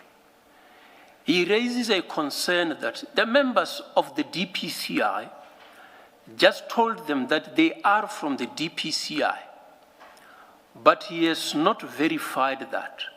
Once more, it is surprising that the members saw it as a challenge that the Hawks were not properly identifying themselves, expecting that he takes it as at face value. But he does not seem to see his own team's failure to identify itself, which triggered the suspicion of being fake Hawks officials. Is that a fair comment, General? if all that happened is Malcolm X called you and said, these people here say they are from the Hawks, and that's all, he says, you're surely not saying that the SAPS officials who were there should have identified themselves to Malcolm X. I mean, you don't know why Malcolm X said that. In fact, you have followed the evidence quite clearly from your discussion here. The SAPS witnesses have denied that they identified themselves to anybody as from the Hawks. That statement there, that they failed, it would suggest that you're saying they should have identified themselves to Malcolm X because he's the person that called you. Is that a fair comment to make? I think that I did not mean in that way, Commissioner. I was saying that when the witness A and his team arrived there, identifying themselves to the people who are in the premises, Malcolm X is not there. He says that they identified by way of warrant of arrest and verbally saying that we are the police. So it is that identification that I'm referring to, that the members did not identify themselves to the occupant of that house, that we are the police, identify yourself properly. I say that this is not how you have been trained to identify yourself. So I'm saying that now, the same witness, the Hawks members arrives. They say we are from the Hawks. They don't show anything to prove that they are from the Hawks. So he's worried about that. He's not happy with that. He is correct. But he doesn't seem to see also his own approach, that his approach self is wrong. So that is the statement that I was trying to make. We can leave it at that for now. Thank you, General. 169. Witness A stated that if you would be driving, doing a certain operation, maybe you find other teams from different components, they are doing their work, you do not interfere with them. It was very unusual. He is missing the point, as that was not the case. The members were called to specifically visit the address and verify the allegation of Hawks officials who are said to be executing an operation. Thank you. And then the remainder doesn't really deal with the implicating you. And then the next one is the testimony of witness B and the testimony of warrant officer Nkosi, where you basically just state what their evidence was. So I'm not going to go over that. Then the next topic, which we had agreed would be noted by the commissioners and taken into consideration, but we're not going to deal with it in detail, which is really the last topic in your statement. It's the effectiveness or failure of oversight bodies affecting the DPCI on page 113, but I do want you to deal with two or three paragraphs where you make certain assertions, not based on the legislation, but on your own experience. So if you could just start with 175.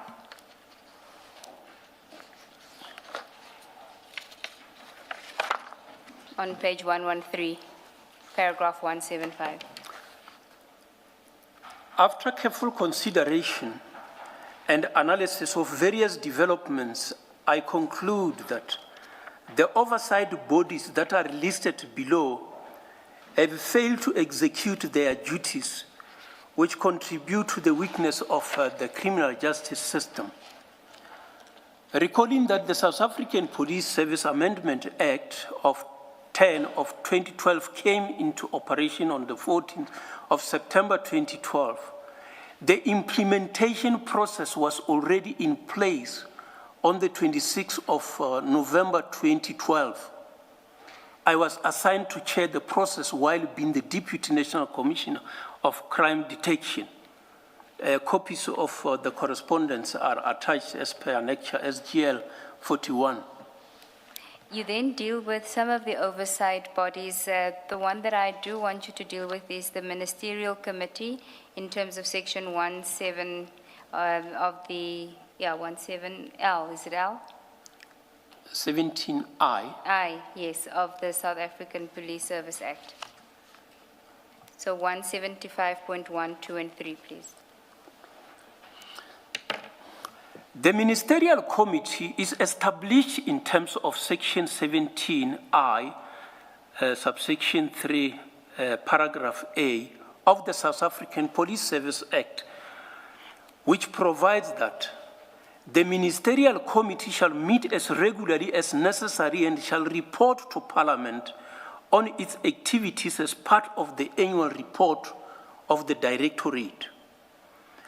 All the ministers who were responsible for police, justice and constitutional development, state security, finance and home affairs for the period 2009 to 2025 have, unfortunately, failed after respective designation by the presidents. The ministers never met. No single annual report was ever produced for 16 years. Although Section 17F, subsection 4, which provided that the National Director of Public Prosecutions must ensure that a dedicated component of prosecutors is available to assist and to cooperate with members of the Directorate in concluding its investigation, as well as secondment of persons with specialized skills as and when required, does not directly fall under the ambit of the Ministerial Committee. It could have assisted in terms of Section 17I2, which provides that the Ministerial Committee may determine procedures to coordinate the activities of the Directorate and other relevant government departments or institutions. As the national head of the DPCI, I had already requested the National Prosecuting Authority to dedicate capacity to prosecute cases emanating from the serious corruption investigation of the DPCI, while the National Prosecuting Authority had a different view.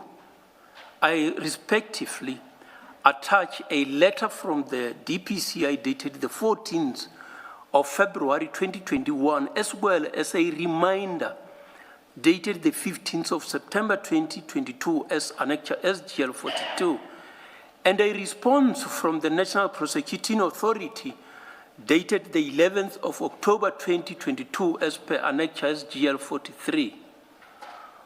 Once the Ministerial Committee activated the committee, the deadlock in the finalization of the National Organized Crime Threat Analysis, NISOCTA, that was initiated in 2018, all the new thoughts of initiatives must be deposited into the Organized Crime Subcommittee of the National Priority Crime Operational Committee, established in terms of Section 17J of the South African Police Service Act.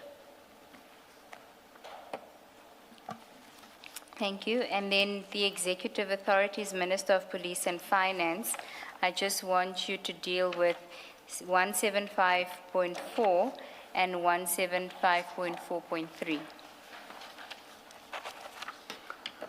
The Ministers of Police who were responsible for the portfolio of police from 2016 to 2026 have, regardless of several reminders, failed to implement the following provisions. You mentioned there 17CA, 8, A and B, which deals primarily with remuneration allowance and other terms and conditions of service. And was this whilst you were still in the service? Are you saying that it's still continuing now, that they failed to deal with it? After my exit from the organization, this is what I say I have referred to the public protector, which public protector I have referred to the acting Minister of Police, who shall now follow what the law is saying, which should have been done from 2018. So that is still something that they are attending to, Commissioners. So when you say at 175.4.3 that although you were consulted on 5 November 2018, the process was never concluded. At the time of your retirement, it was never concluded. That is correct, Commissioners. The law requires that to determine the salary of the deputy national head and the provincial head, the minister must consult with the national head. And that process was done. I was consulted. And then, up until I exited, that process was never finalized and is still not finalized. And obviously, in terms of the new advertisement, looking for the successor, that problem is still going to exist. Thank you. And then if we can go to page 120, the adequacy of current legislation, policies, and institutional arrangements in preventing such infiltration. And the infiltration you're referring to is infiltration by criminal syndicates. That's correct, Commissioners. Okay. Can I ask you to just deal with 177.6 on page 122? Appreciating that Section 17F read with Section 17J of the South African Police Service provide for collaboration mechanism, the multidisciplinary investigative approach, analysis and prosecutor-guided investigation used by the political task team as advocated to serve as a benchmark has been used for a long time. Such mechanism must just be enhanced in the existing team approaches. And then 177.7. Parliament should consider strengthening oversight mechanism to ensure that the laws it passes are implemented. And then your concluding remarks on the first statement, you can read both paragraphs.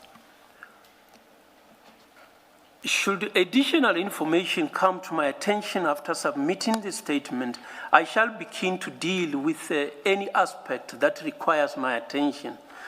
I am one of the embodiments of honesty and integrity. I have executed my policy in assignment for over 40 years. I have improved my understanding of the laws that I was to enforce as I grew in the organization from the moment that I was a constable up until my contract came to an end. I have fought criminality within and outside the SAPS. I have not created friends in the criminal world. Although my profession placed me in harm's way, I was provided with a one-day protection after threat assessment. I love this country, and I shall continue in whatever capacity I find myself until my last breath. I call upon the South Africans who are honestly committed to fighting crime to join efforts of ensuring that South Africa join the efforts to fight criminality without fear, favor, or prejudice. Thank you, General. That's the main statement. We then have to deal with your supplementary, but Commissioner Baloyi has a question for you. Yes. General, if I can just take you back to 177.5,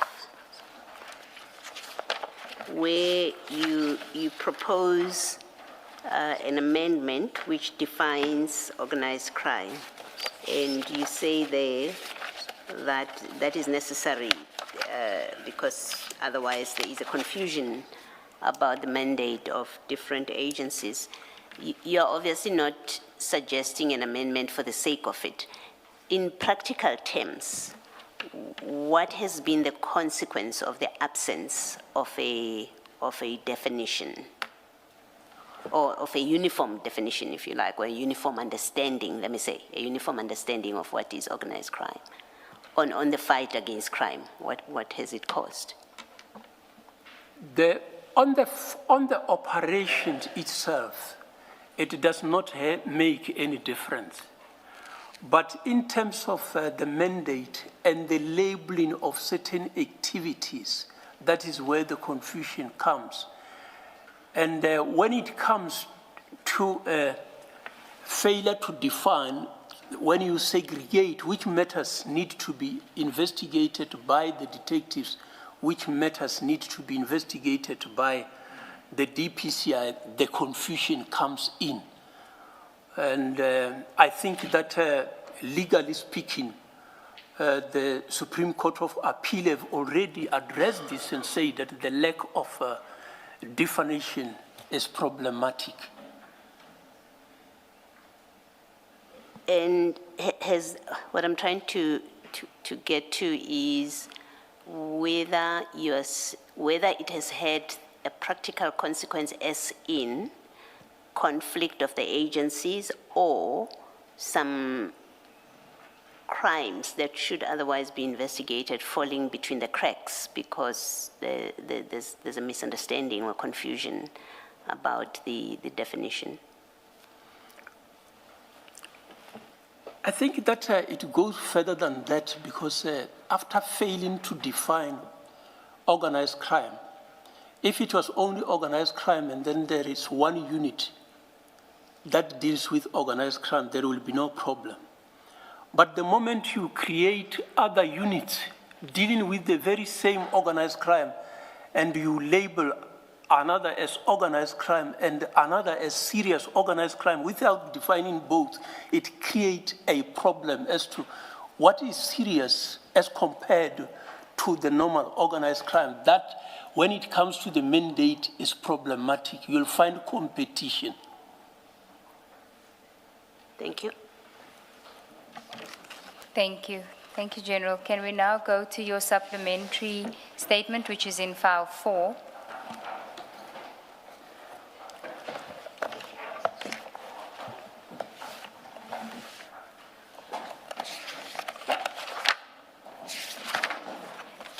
That runs to page 46, and I just want you to confirm your signature on page 46.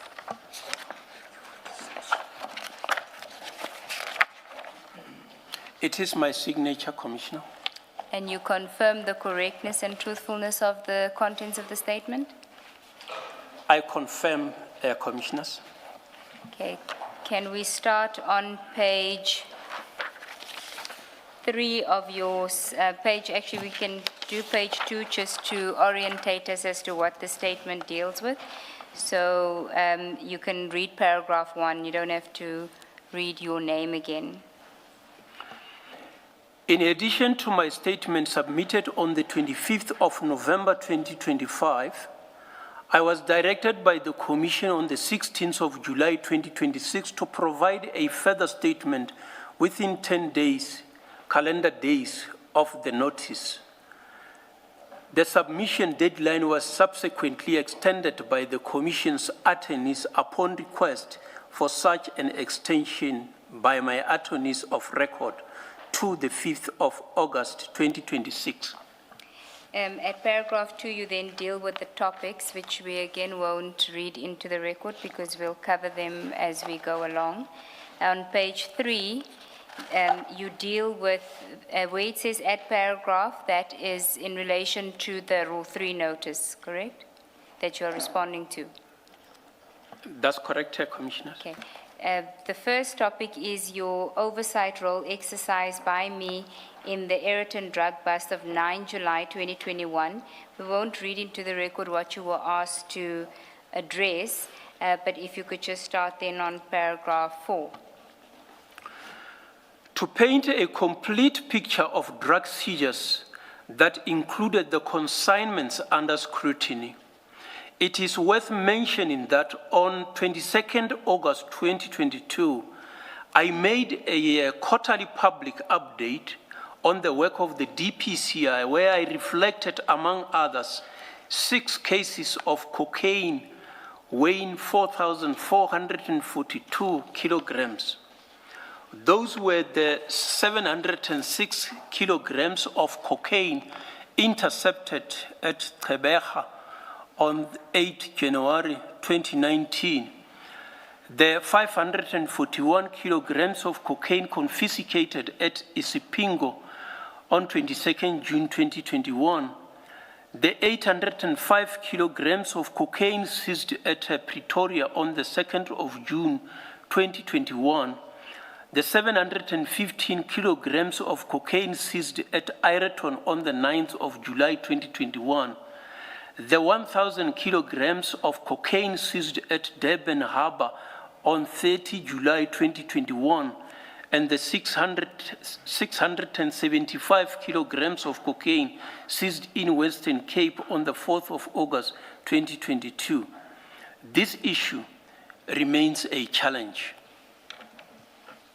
Paragraph 5.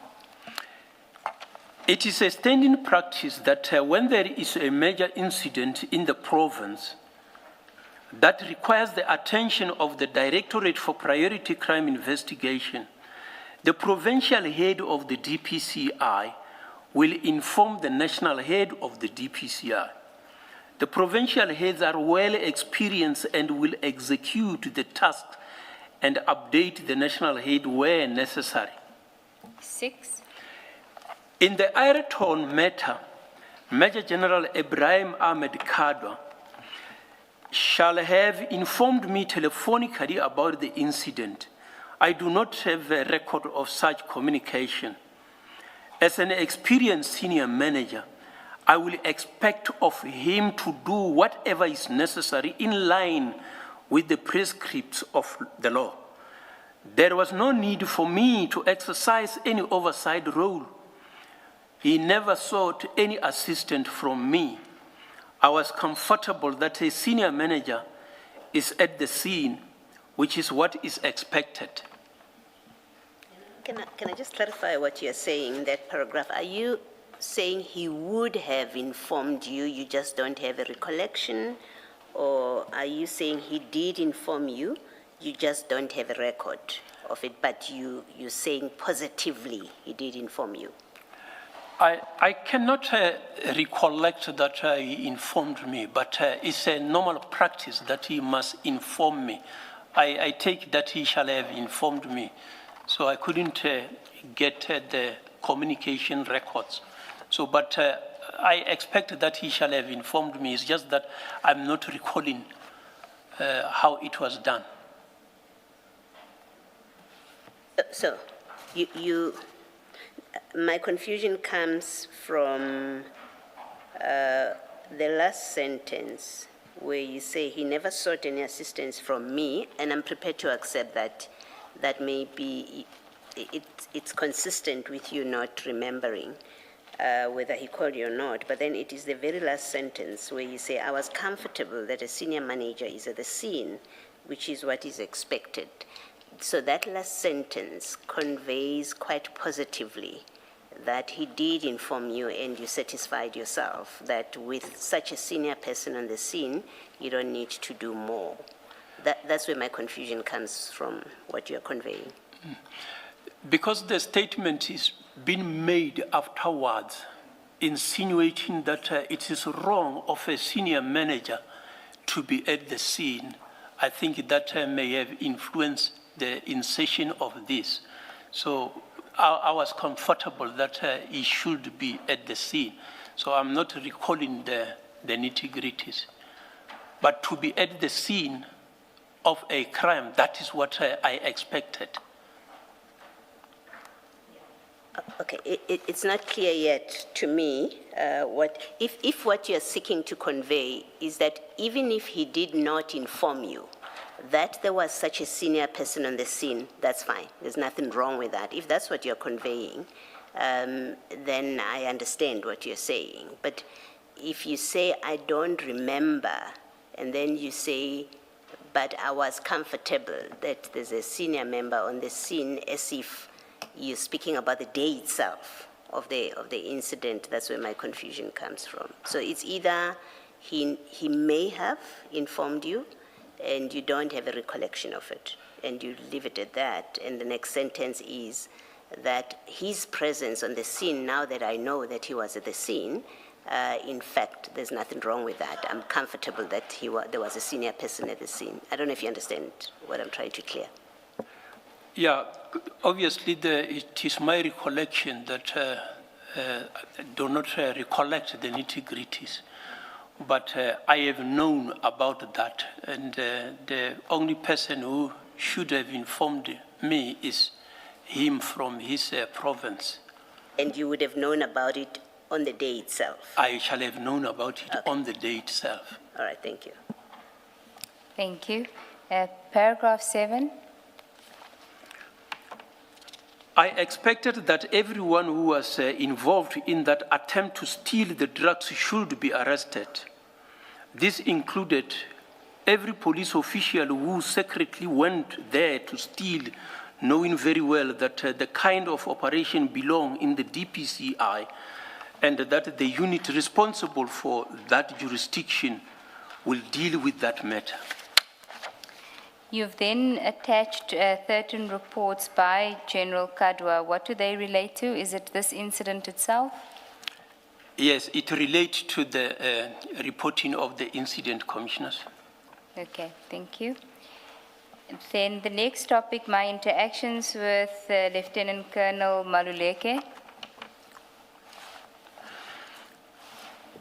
Maybe before you do that, we know General Kadwa was there, and I think other Sekgobela and other people who are DPCI.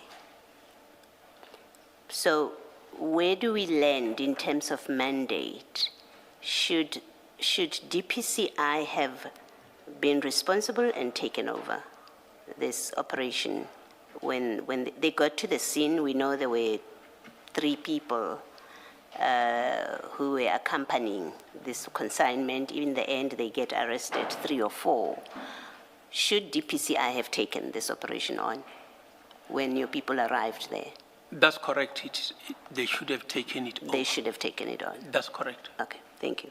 I think that's the question I asked you earlier, Dr. Livia, that the evidence we had was that drug trafficking is a Schedule 3 or a Level 3 offense, and therefore it resides within the mandate of DPCI. So DPCI should have been called. Is that how you understand the mandate of DPCI as well?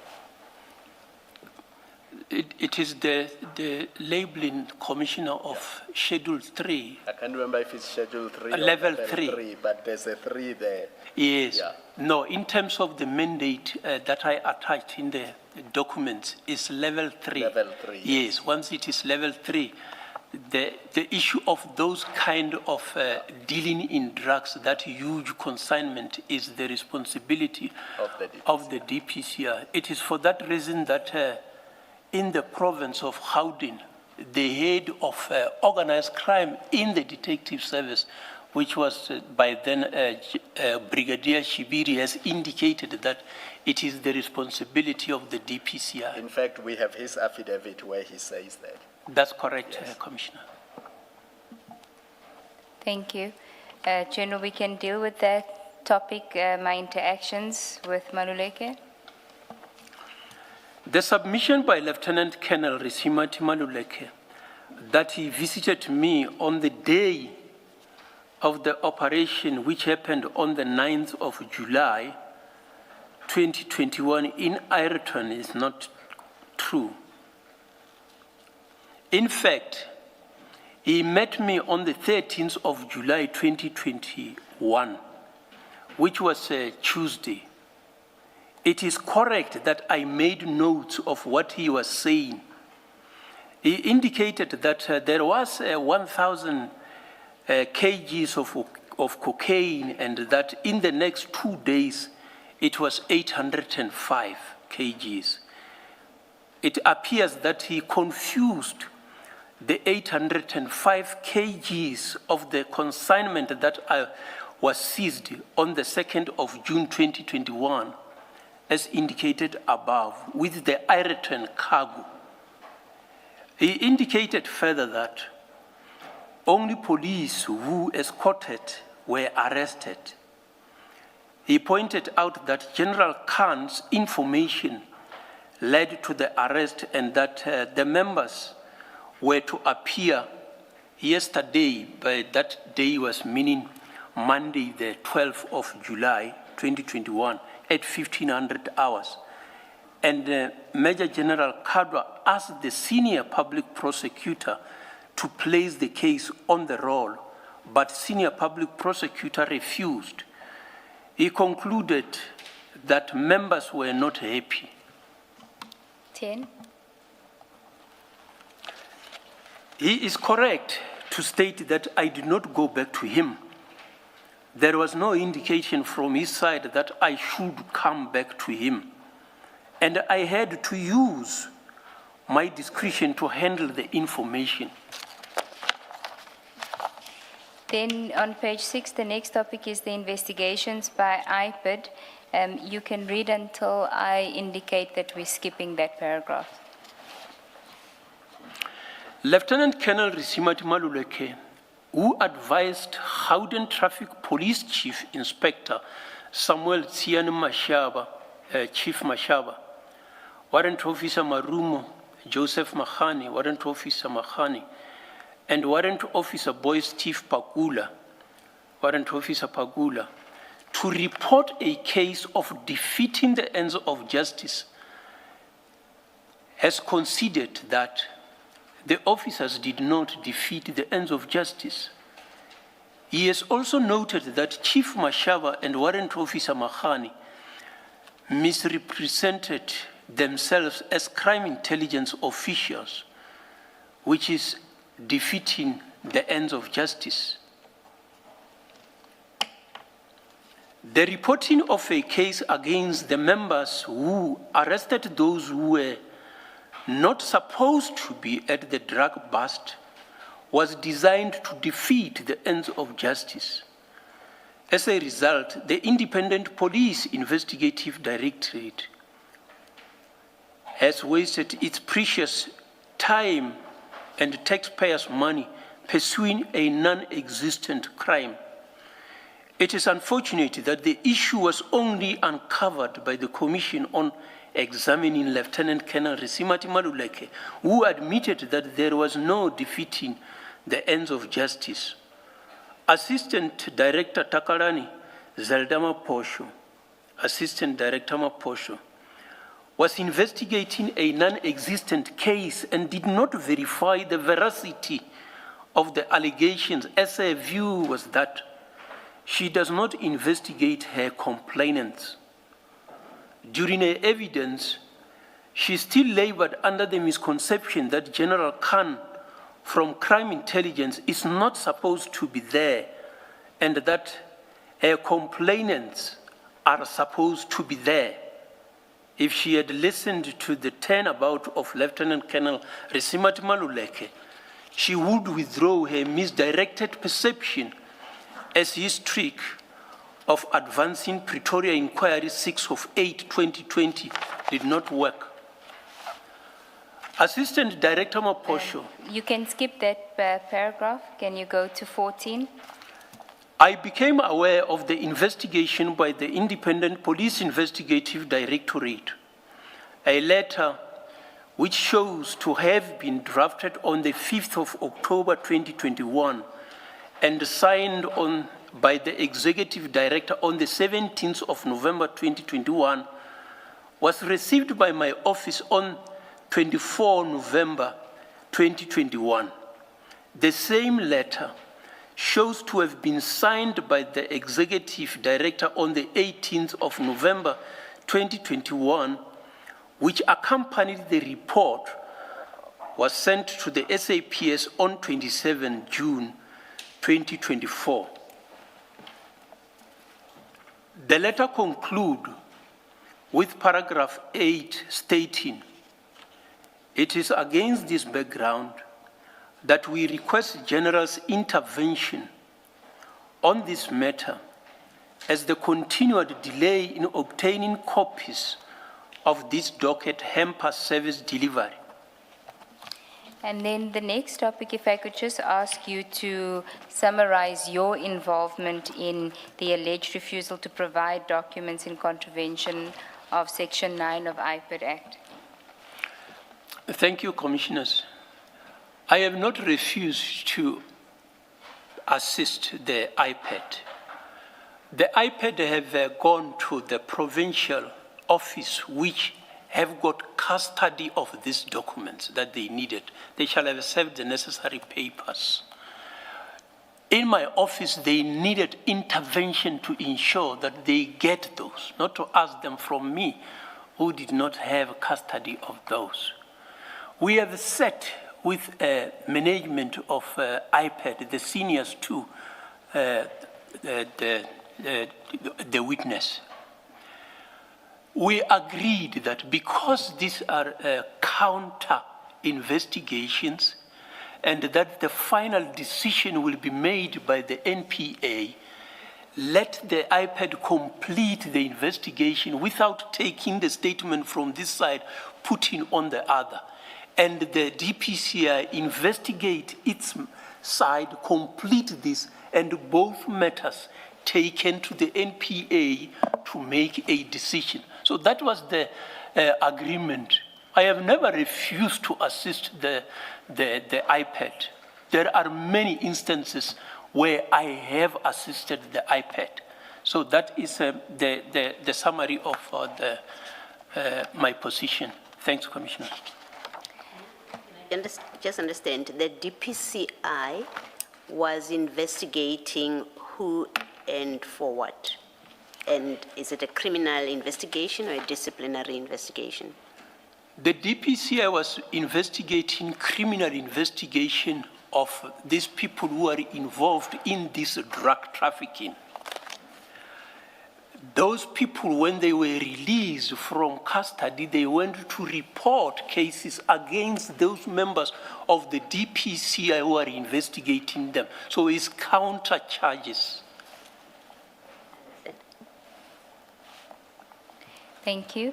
Then the next topic on page 9, my response to IPID's findings and recommendations.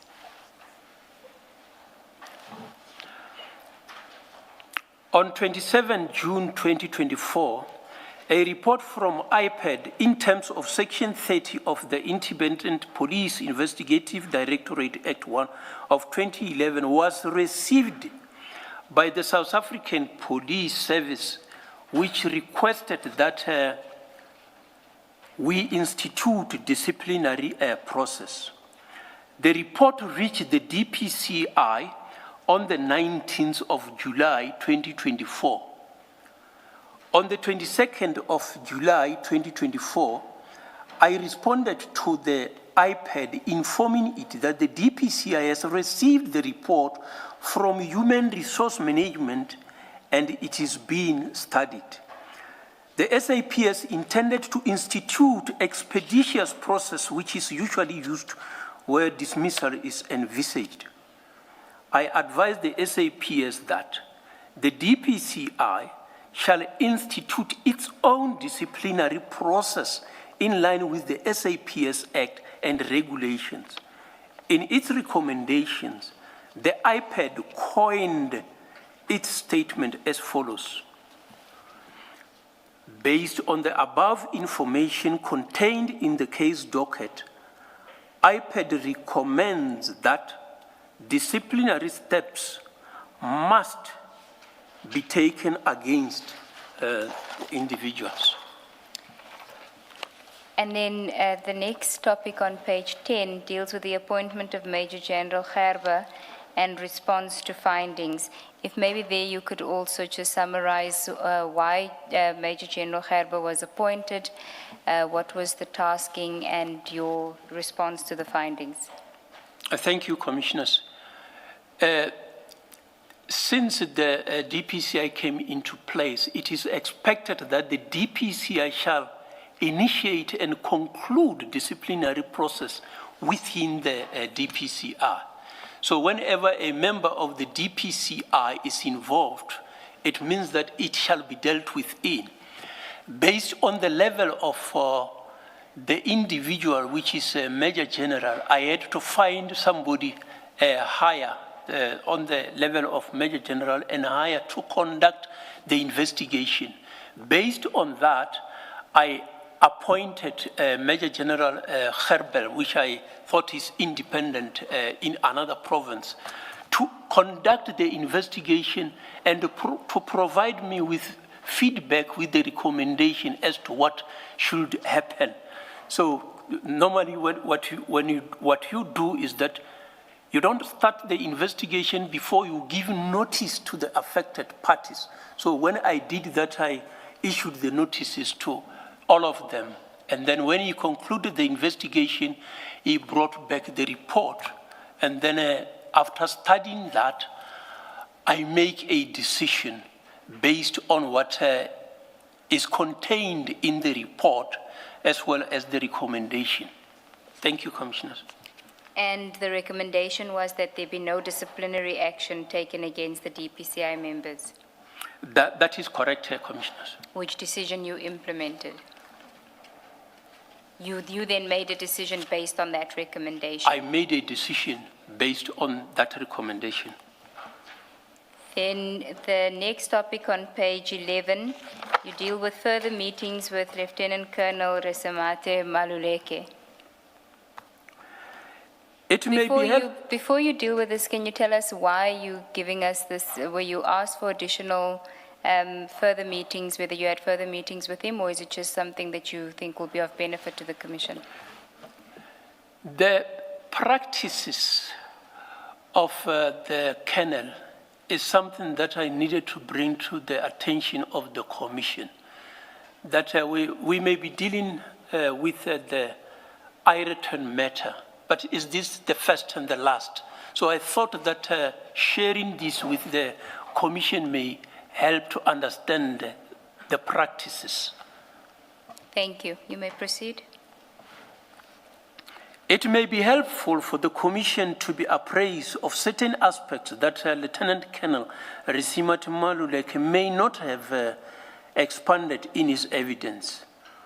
Over and above what he stated, he conducted a drugs operation at pharmaceutical company in Boksburg on the 23rd of March 2013 under Pretoria Inquiry 12th of September 2012.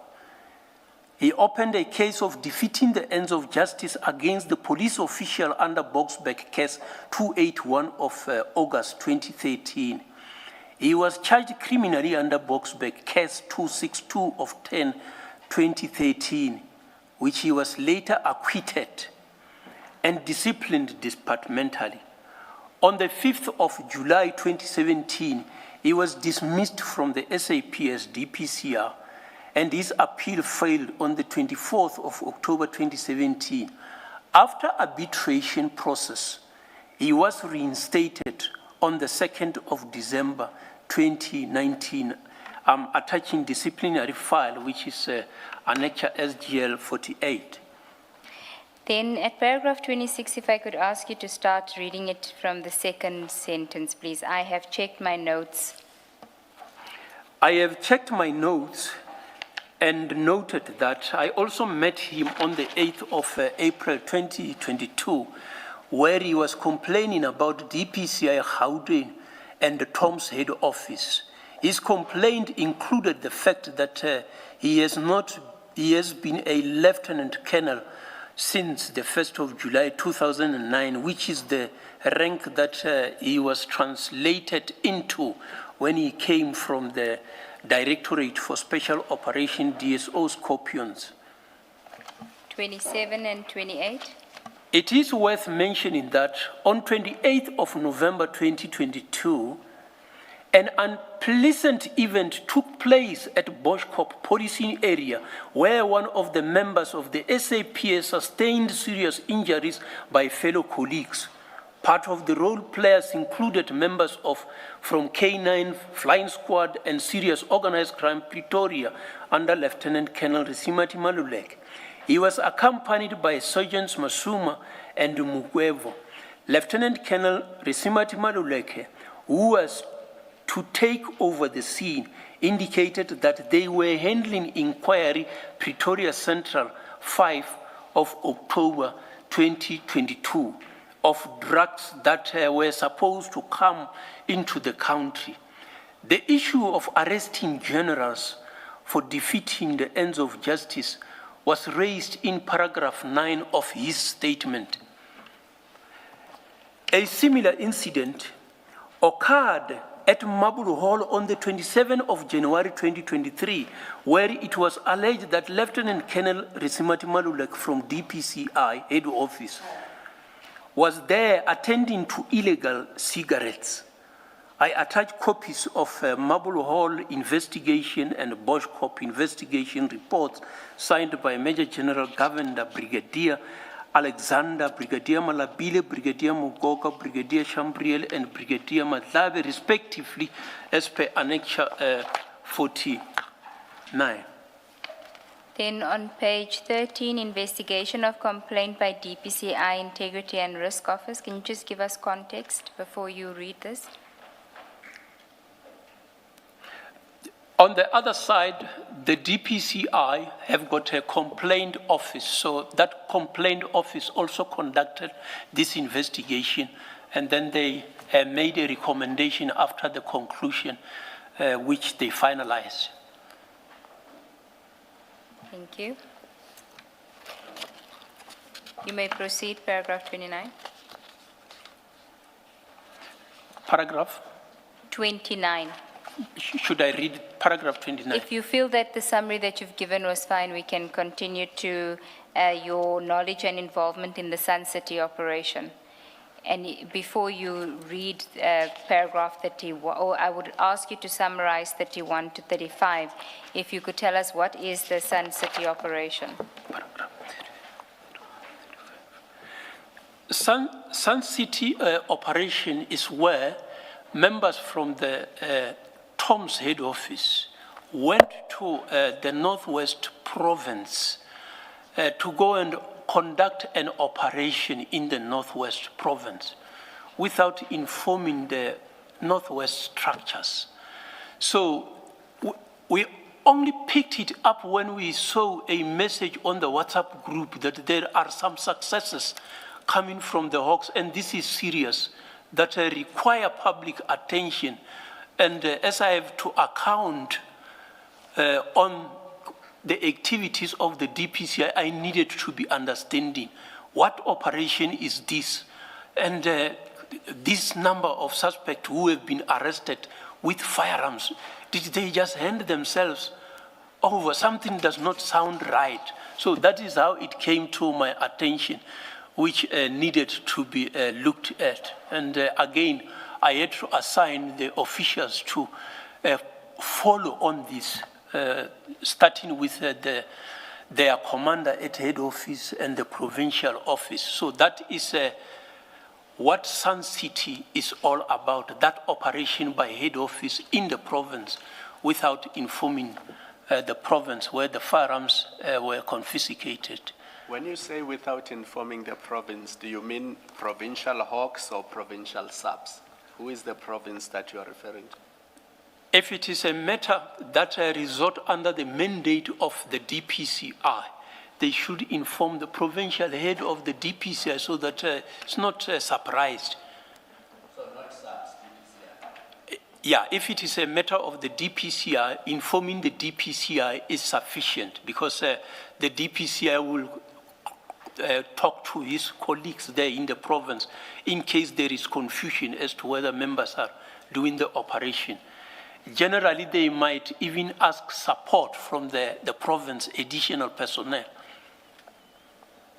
In this case, you mean they didn't inform the provincial DPCI head?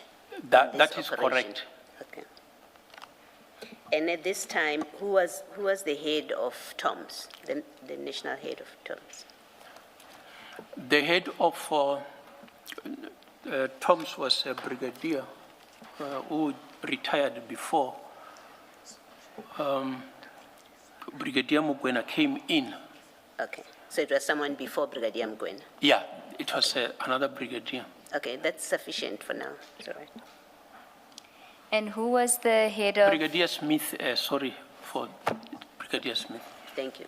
who was the head of DPCI Northwest?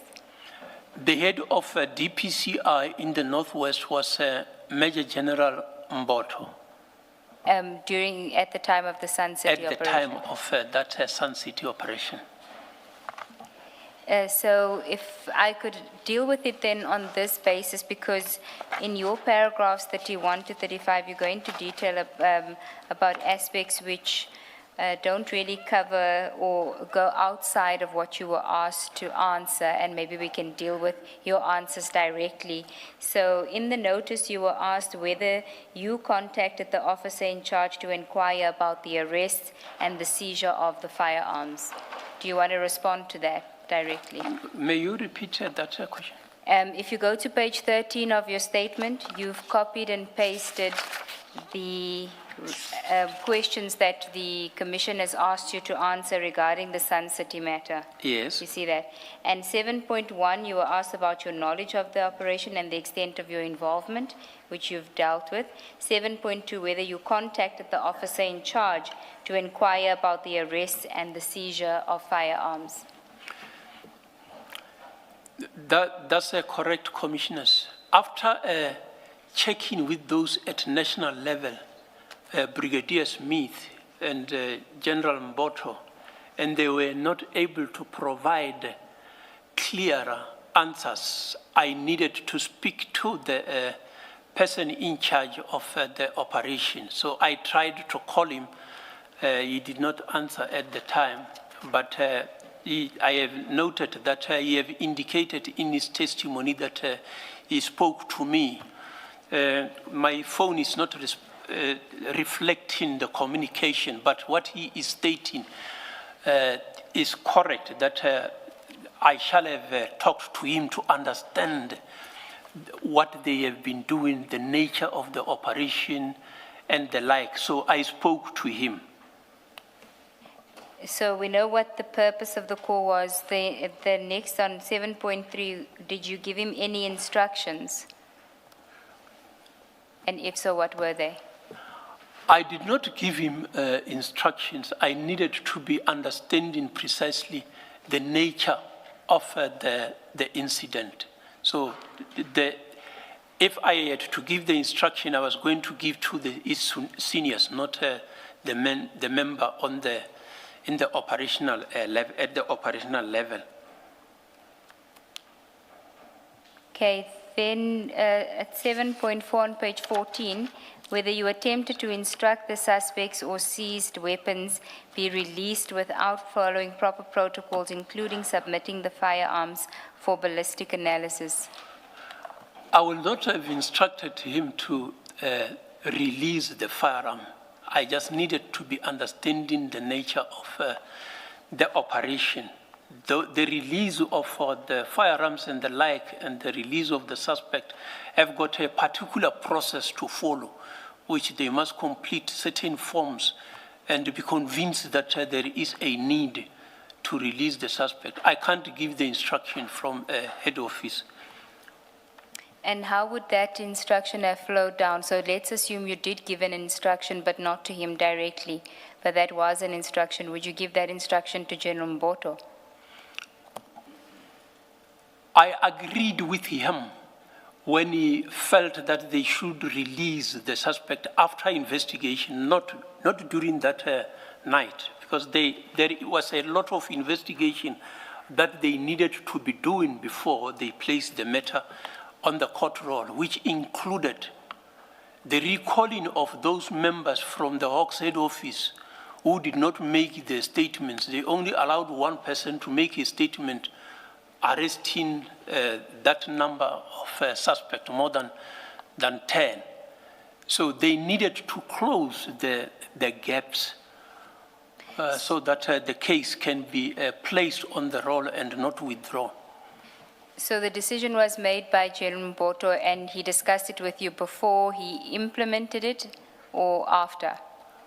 Before he implemented To seek your agreement or just to notify you? to notify me, and then I agreed because it was going to be an embarrassment. Could he have done it without your agreement, so just notify you and still continue even if you didn't agree? Yeah, he could have done it because he is responsible for the hawks in that province. It means that he shall have been convinced by what he is available in the docket, whether these people should be charged or released. And he discussed that with you, what his view was and what he was basing his view on? That's correct. Okay. And you were satisfied, independent of what his view was, what you heard about the facts, you were satisfied on that the decision that he had recommended or that he was going to execute was the right one? I was satisfied because those firearms came out that no, they were not illegal firearms as expected. They have gone to the extent of getting the licenses for those firearms. Initially,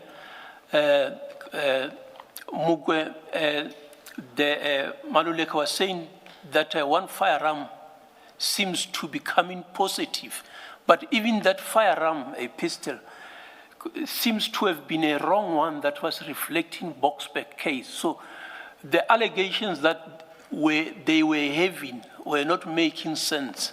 And it was the responsibility of the investigation team to deal with that with the NPA and see if they are placing that matter on the court roll or not. So I was satisfied with the information that they provided me that it is not as they suggested, what we should be worried about, that illegal individuals are carrying these huge rifles. And then 7.5 on page 14, you were asked about your relationship with, knowledge of, or interactions with Mpopoe, if any, and her role or interest in the matter. Before you deal with that, can you tell us who is Mpopoe? This is one of the witnesses in that docket who seems to be the owner of the mine that these people were guarding, the security were guarding. I think that she might also be I'm not sure how she's associated with the security company, but she seems to be the owner of the mine whose affidavit is in the docket, which explains how she has been dealing with that matter of people who are trespassing at the mine and the like. So you could see that this is a dispute over a mine, is not necessarily what the people were talking about.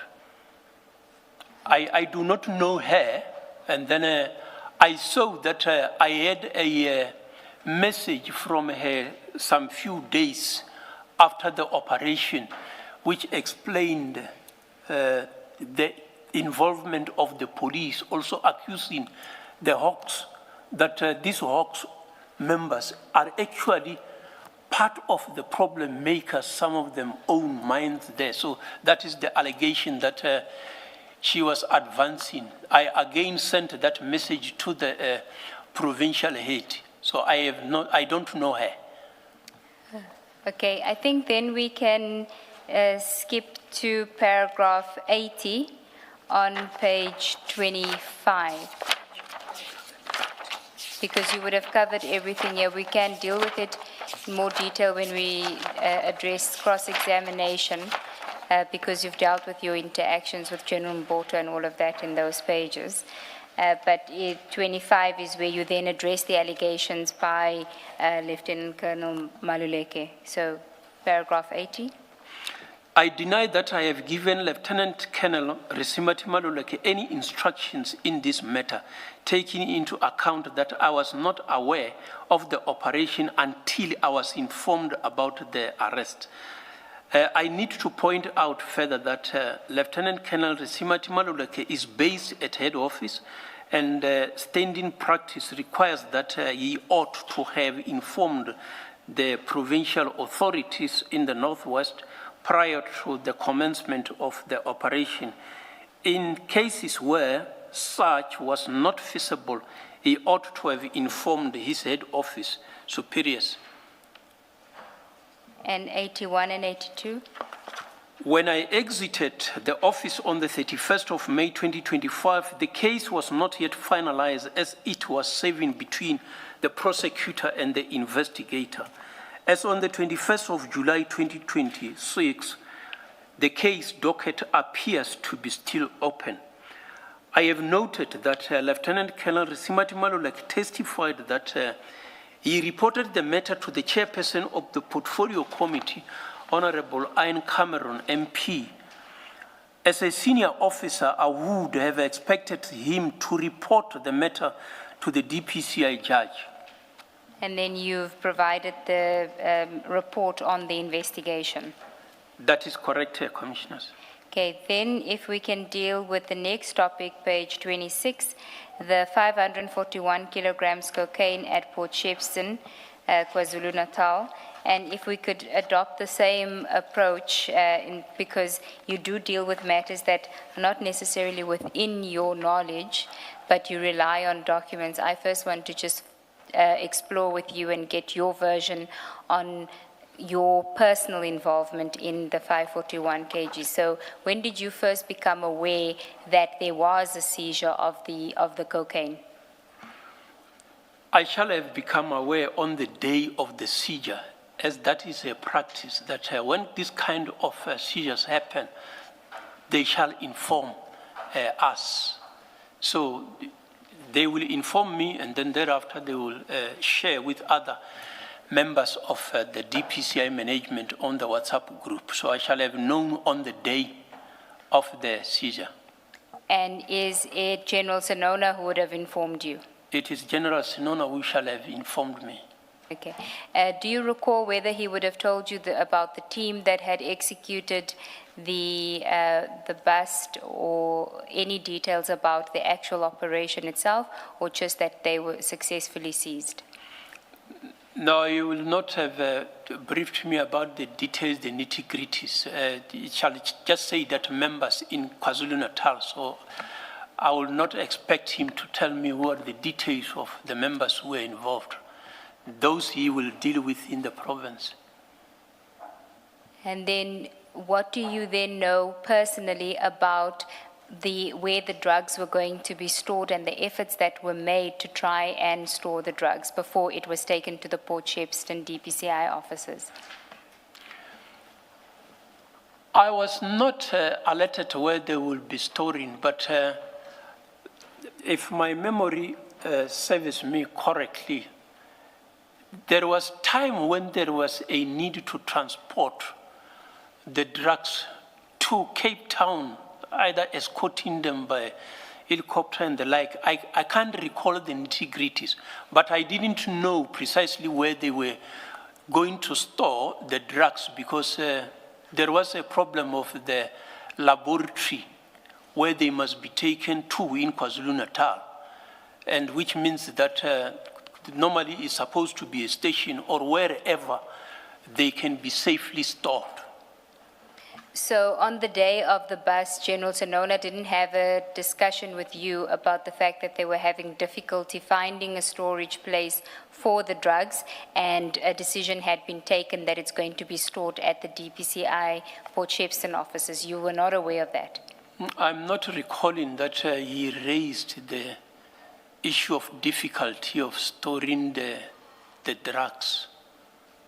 But when did you first become aware that the drugs were stored or going to be stored at Port Shepstone DPCI offices? Really, I shall say that from the moment that the drugs were stolen, I became aware that they are stored at the Port Shepstone.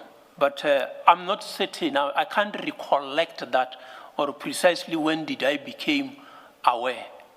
Because the same storage, I think previously they shall have stored the drugs that we seized in one of the clandestine laboratories in KwaZulu-Natal.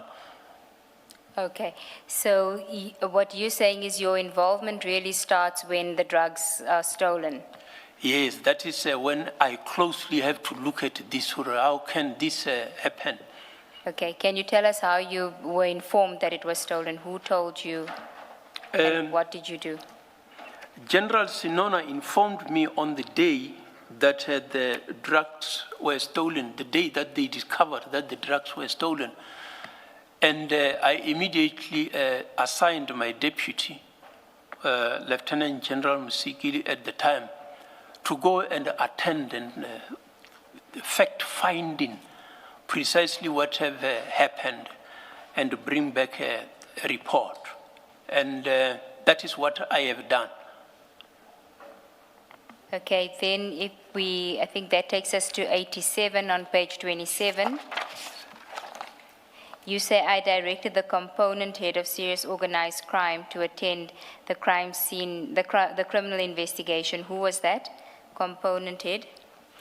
The component head of the serious organized crime at the time was Major General Kana. Okay, and you say on 1 December, based on that directive, he established a task team led by a senior officer to attend.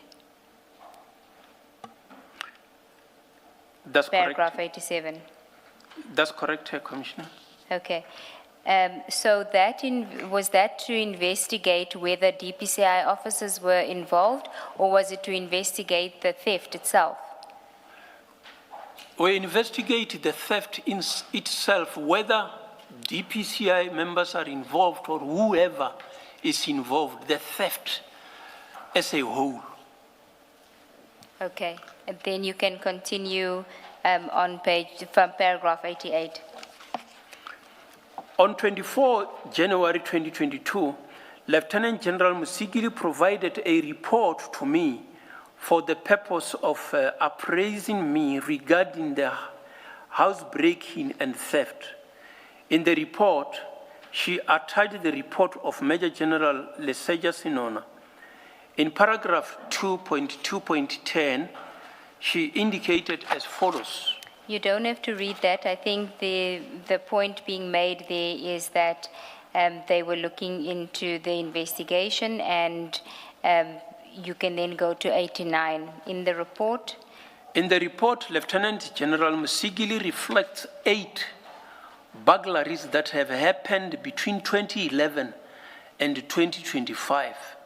She expressed her view in paragraph 5.1, where she stated, Yes, you can read that. it is the view of the Deputy National Head that theft of exhibits within the DPCI offices embarrassed the Directorate and the country in general, and left a huge blow on the trust that the public have towards this allied crime-fighting unit. Communities expect accountability, and where there is wrongdoing, there should be corrective measures. Precise and appropriate action in this regard is critical, as it impacts directly on the department's constitutional obligations.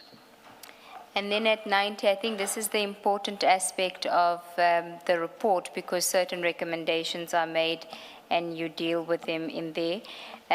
You don't have to read the recommendations. We know what they were, but you say these recommendations by General Musigiri should be looked at holistically. And then you deal at paragraph 29 with that. Page 29, paragraph 91. You can read that. On attending to the progress report on 28 January 2022, I instructed the Deputy National Head to discuss paragraph 6. The discussion was intended to unpack the recommendations with the prevailing circumstances.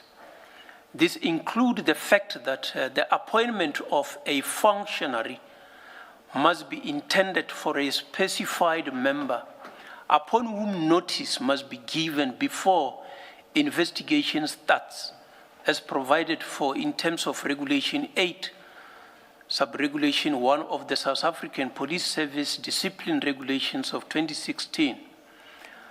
There were reports on the challenges of security of Hawks offices, including the same head office that we were sitting in. We have Ms. office at the Hawks, which should be engaged before a decision is made. We would have to clarify progress report from the provincial head, as she could have directed him to provide in the same way that she directed him to provide the report on 8 November 2021. We shall also have reminded each other that the provincial head was appointed on the 1st of August 2020, which is the same date of her appointment as Deputy National Head, while the report was submitted on the 22nd of January 2020. And continue, 92. I have not been able to establish as to whether the meeting took place, and requested the office to check the diary from the 22nd of January 2022 to the 30th of June 2022, as she was appointed as the Deputy National Commissioner on the 1st of July 2022. It cannot be established on physical diary and shall rely on her records. So separate from the meeting, sitting here today, can you tell us whether 6.1 of the recommendation was implemented?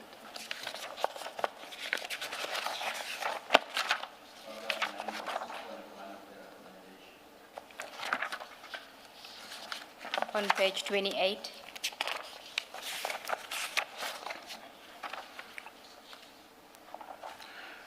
No, this during my time, it was not done during my time.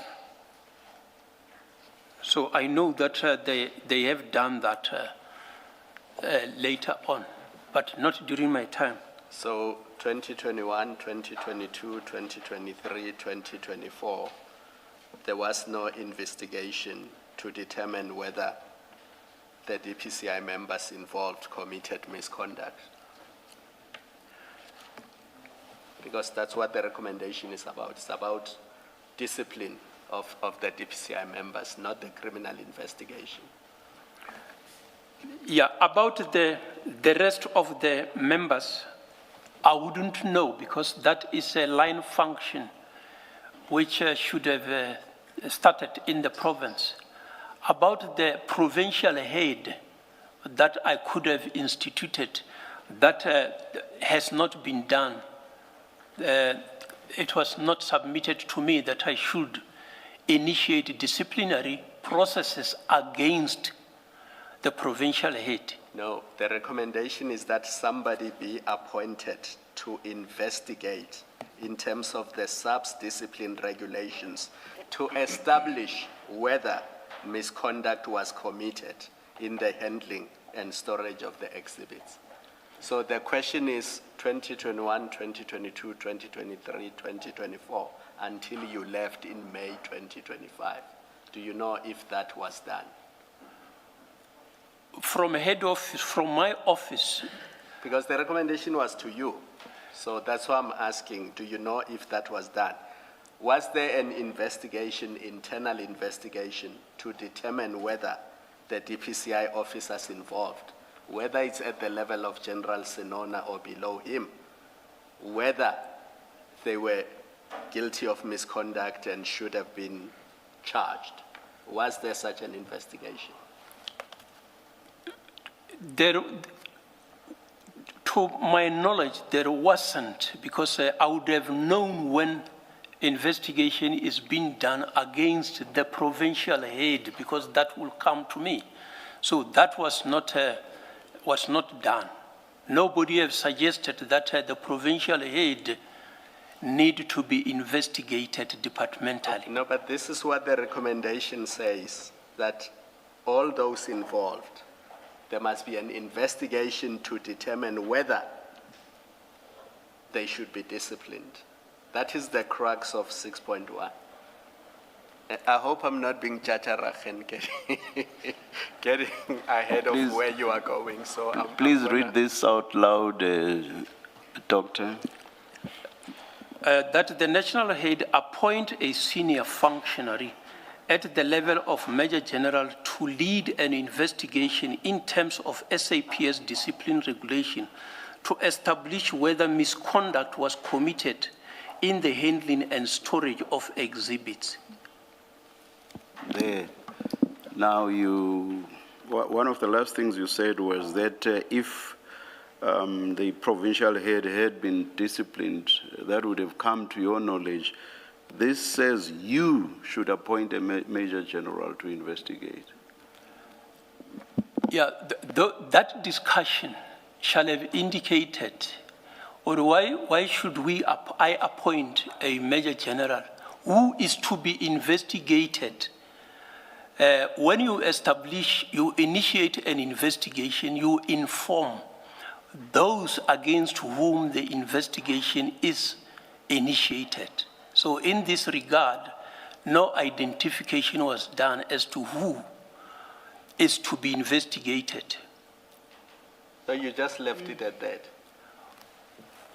Yeah, I think So that, because the as I detail- indicated, we should have, I'm not recalling as to whether we have ever said, as I directed the recommending officer that come and let's discuss this matter.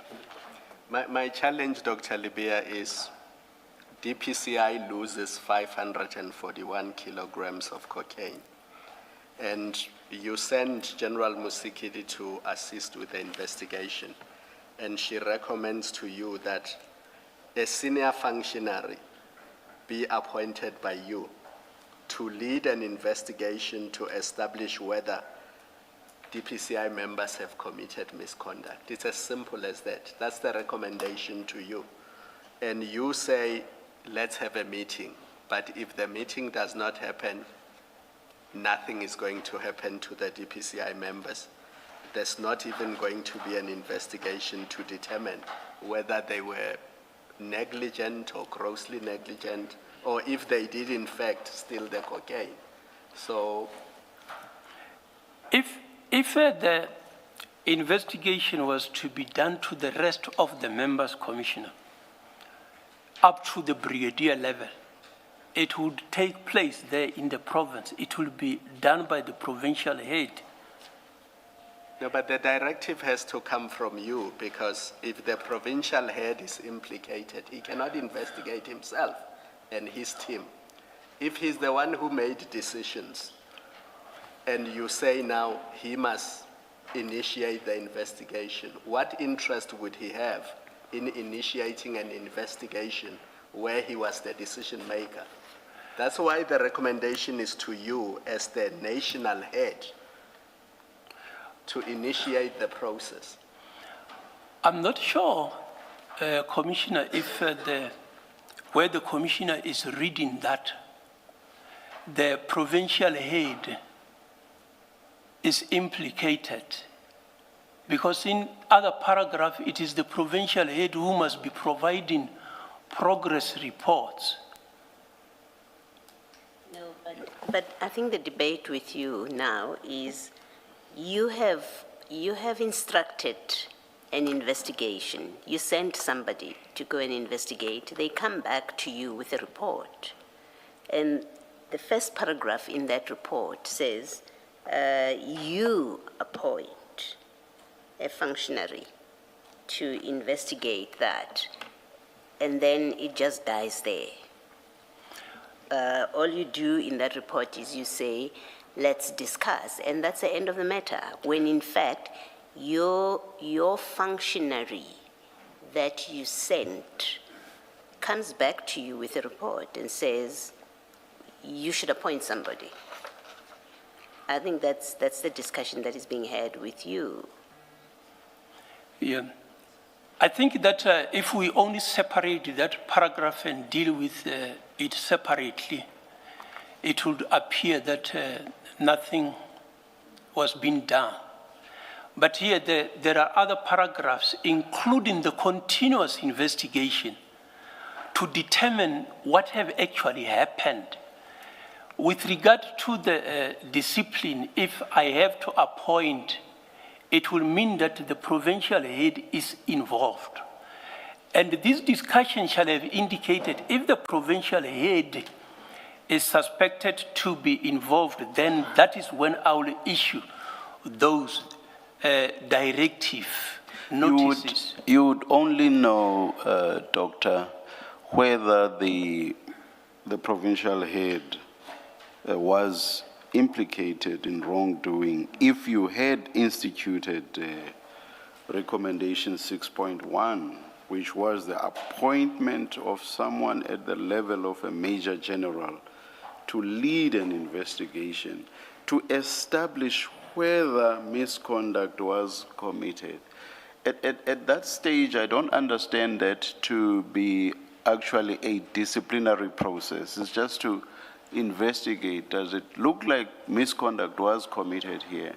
And once that person comes back to you with a report, is then that you will see whether, amongst others, the provincial head is also implicated in wrongdoing in the form of misconduct.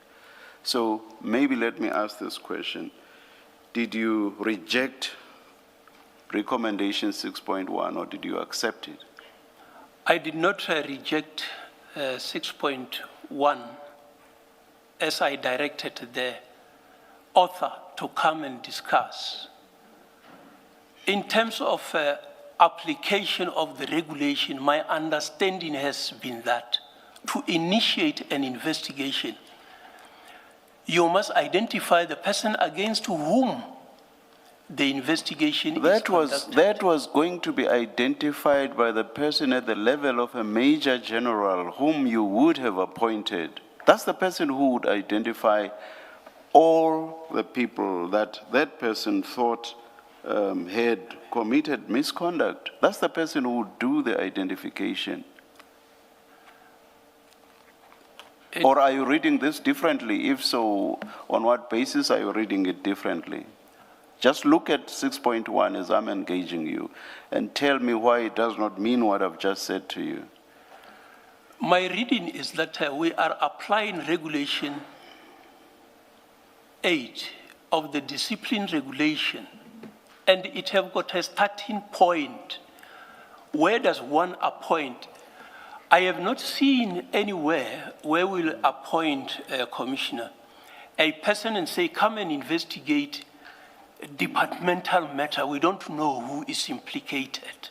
Who do you give notice that there is this investigation?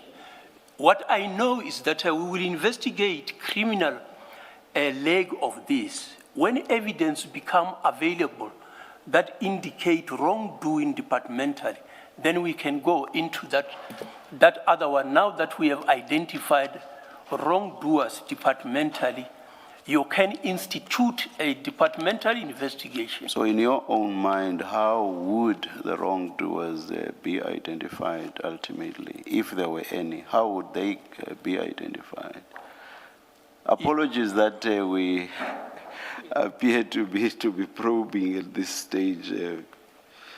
I guess, yeah, it was a simple question when it was asked of you by Commissioner Khumalo, but then follow-up questions became necessary.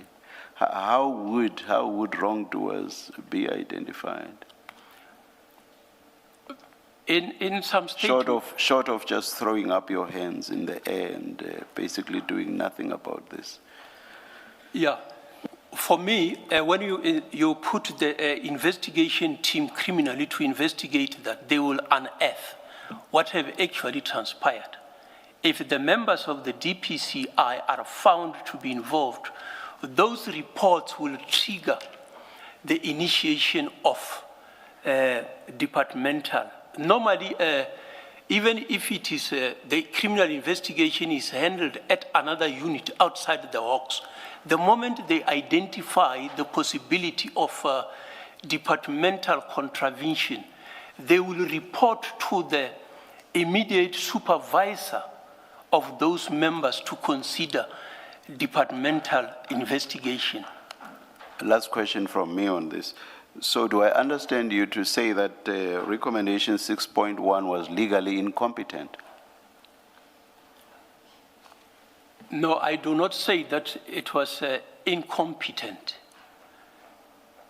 If it was legally competent, then I still don't understand why you did not implement it. Anyway, that's, as I said, that's the last question. I think we will come back to it because I know Advocate Ngube has her own way of dealing with it. But for now, the simple question was really, did you do anything about this? And the answer is you did not, because General Musikidi never had the meeting with you. I will accept that one. Thank you. Can I just clarify?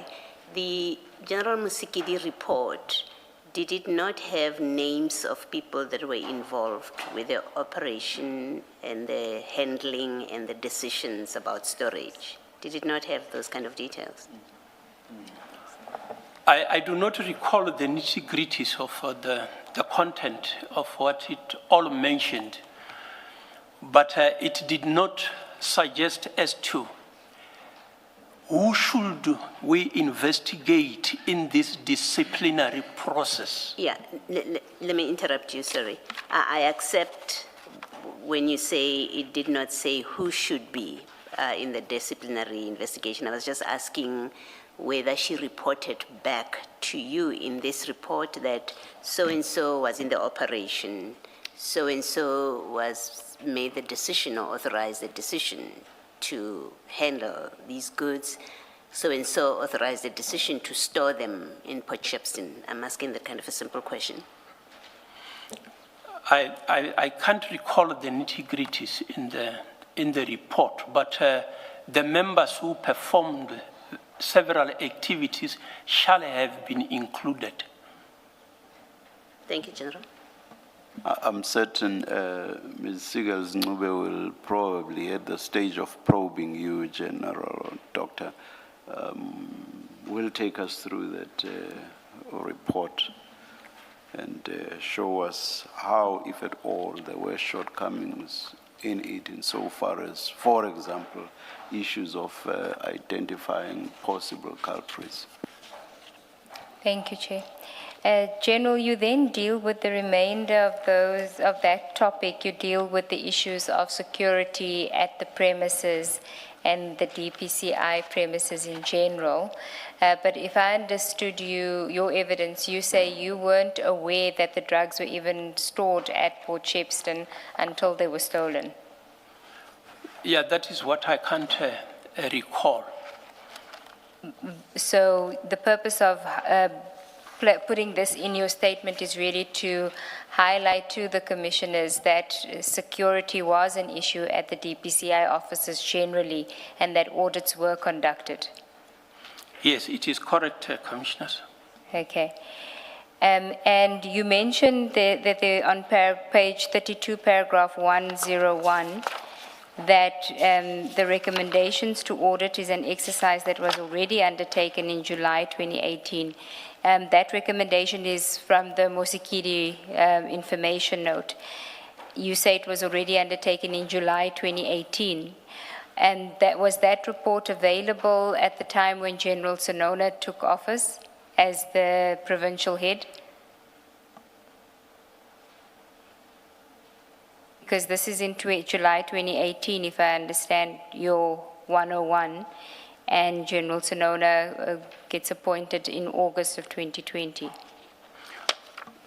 I don't think this is referring to a national challenge.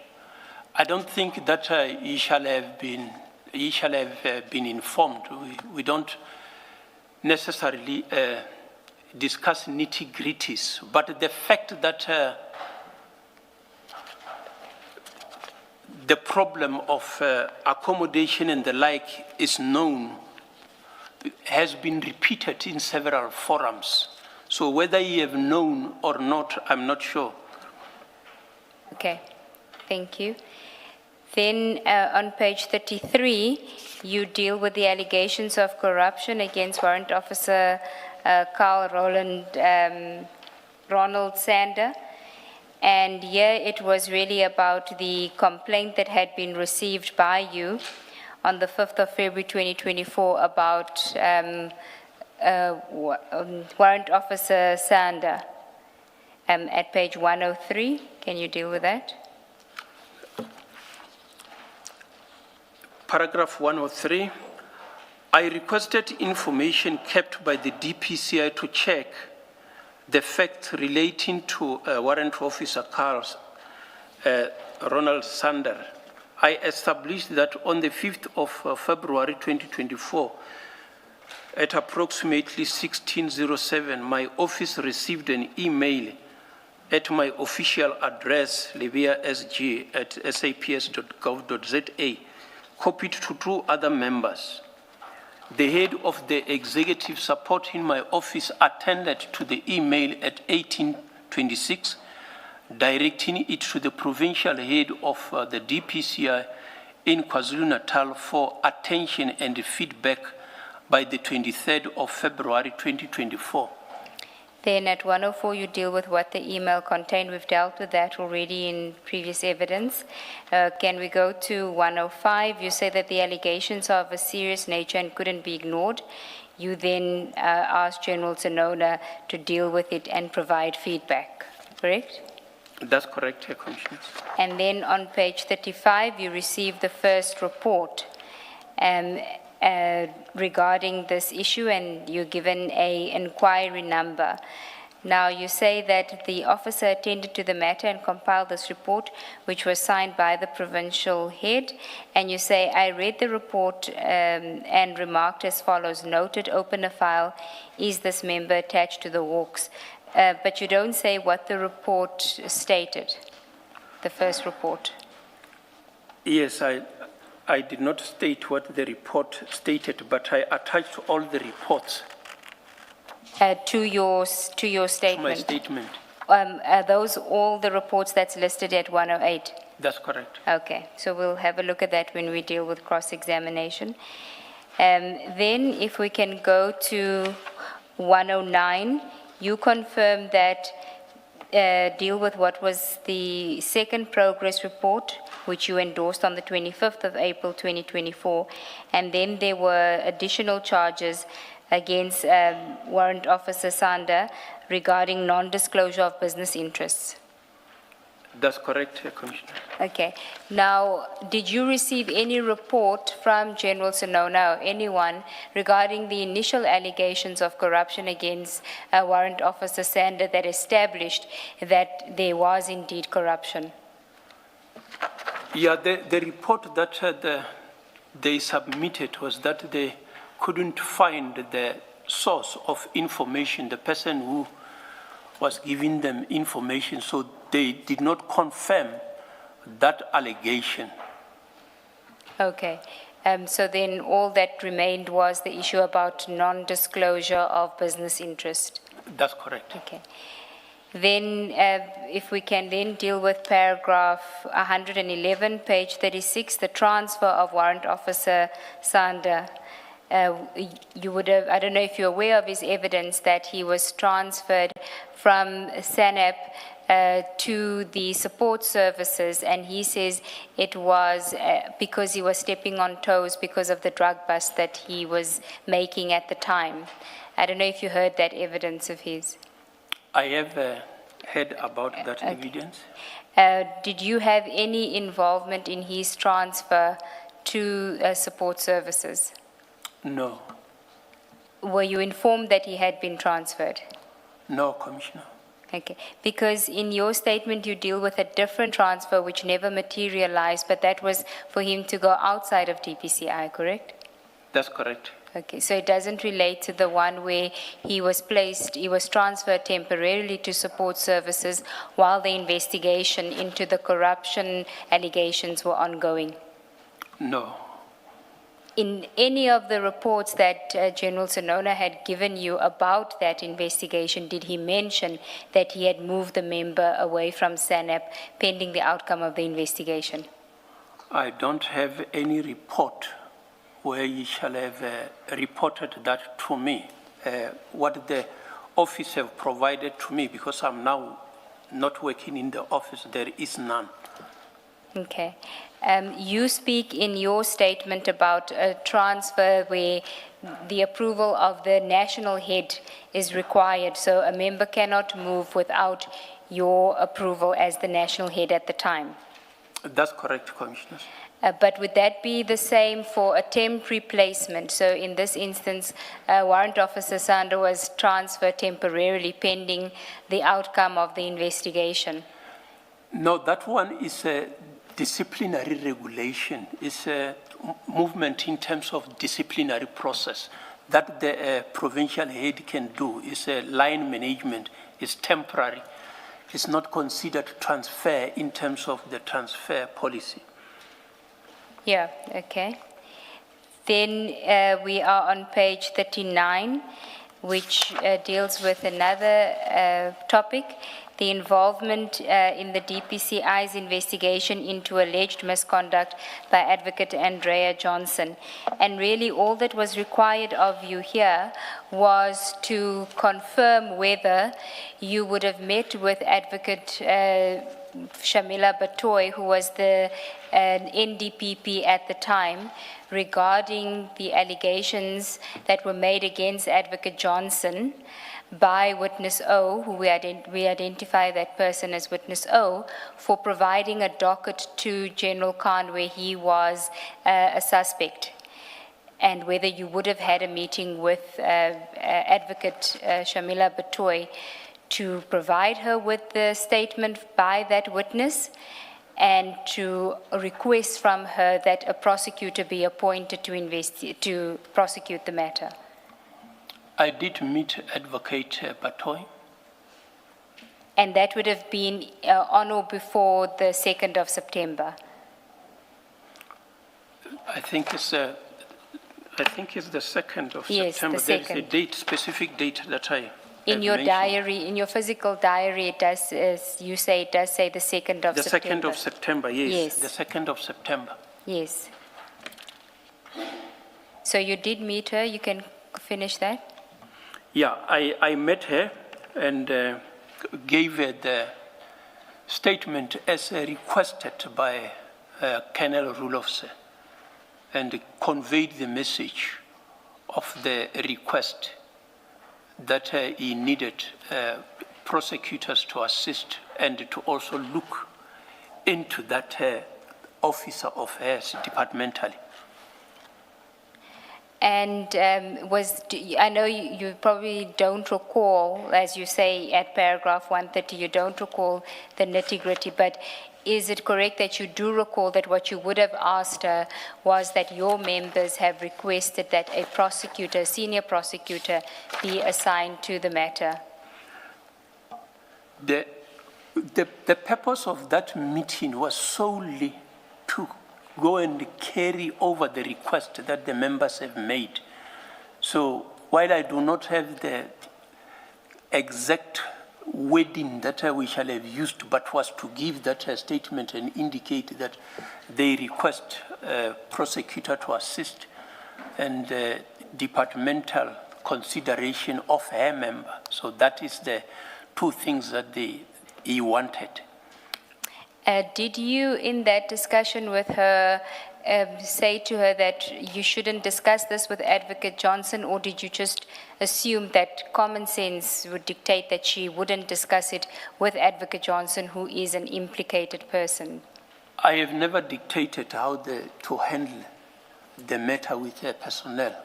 In my view, if there is allegations against a member under my command, and I have got information, I can't be discussing with that member. So they have got their own rules, how they operate. I did not dictate.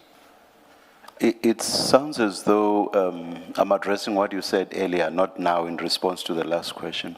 It seems as though you did not yourself own what your members told you, because you say you went to Advocate Batoy and just conveyed what your members were saying and what their wishes were. And to me, it sounds as if you did not yourself necessarily see that there was substance, because if you saw that there was substance in what they were saying, you would have owned this and go there saying, this is what I have established based on what I got from my members, and here is what I propose, which would indicate that you yourself actually owned what your members have told you. Now you just say, I went to her and I told her that my members were saying and that they wished for this to happen. Sounds as if you did not own this. It is correct, Commissioner. I don't own that one. Is that because you saw no substance in it? First, there was no investigation, criminal investigation. And if there was criminal investigation, it was to be registered at the station. And if it was to be registered at the station, the mandate would not have come to the DPCI, would have been handled by the detective service. And in case it was to be handled by the DPCI, if it was looked into and found that it requires the DPCI, those DPCI members would have come from Gauteng, Pretoria, and not Cape Town. Why did you take it to Advocate Patoy then? Because it sounds as if you did not yourself see substance in it. Why did you take it to Advocate Patoy? There was a request, Commissioner, by the members that here, the member from that particular office of the DPCI, this is what the member have done. So they have requested. I couldn't find reason to refuse and say, no, I can't do this one. Go and do it yourself. Yes, Mr. Gilson. Can I just ask, when, why did you not have what you've just described now, that there should have been a case registered, there should have been an investigation by detectives, and that list that you gave? Why did you not discuss that with Colonel Rulofse when he comes to you and says, I want this to go to the NDPP? Why don't you say to him, if you did not, why don't you say to him, what do you want her to do? Obviously to prosecute, that's why he's saying to you, get a prosecutor. That process that you say should have happened, why do you not discuss it with him at that point?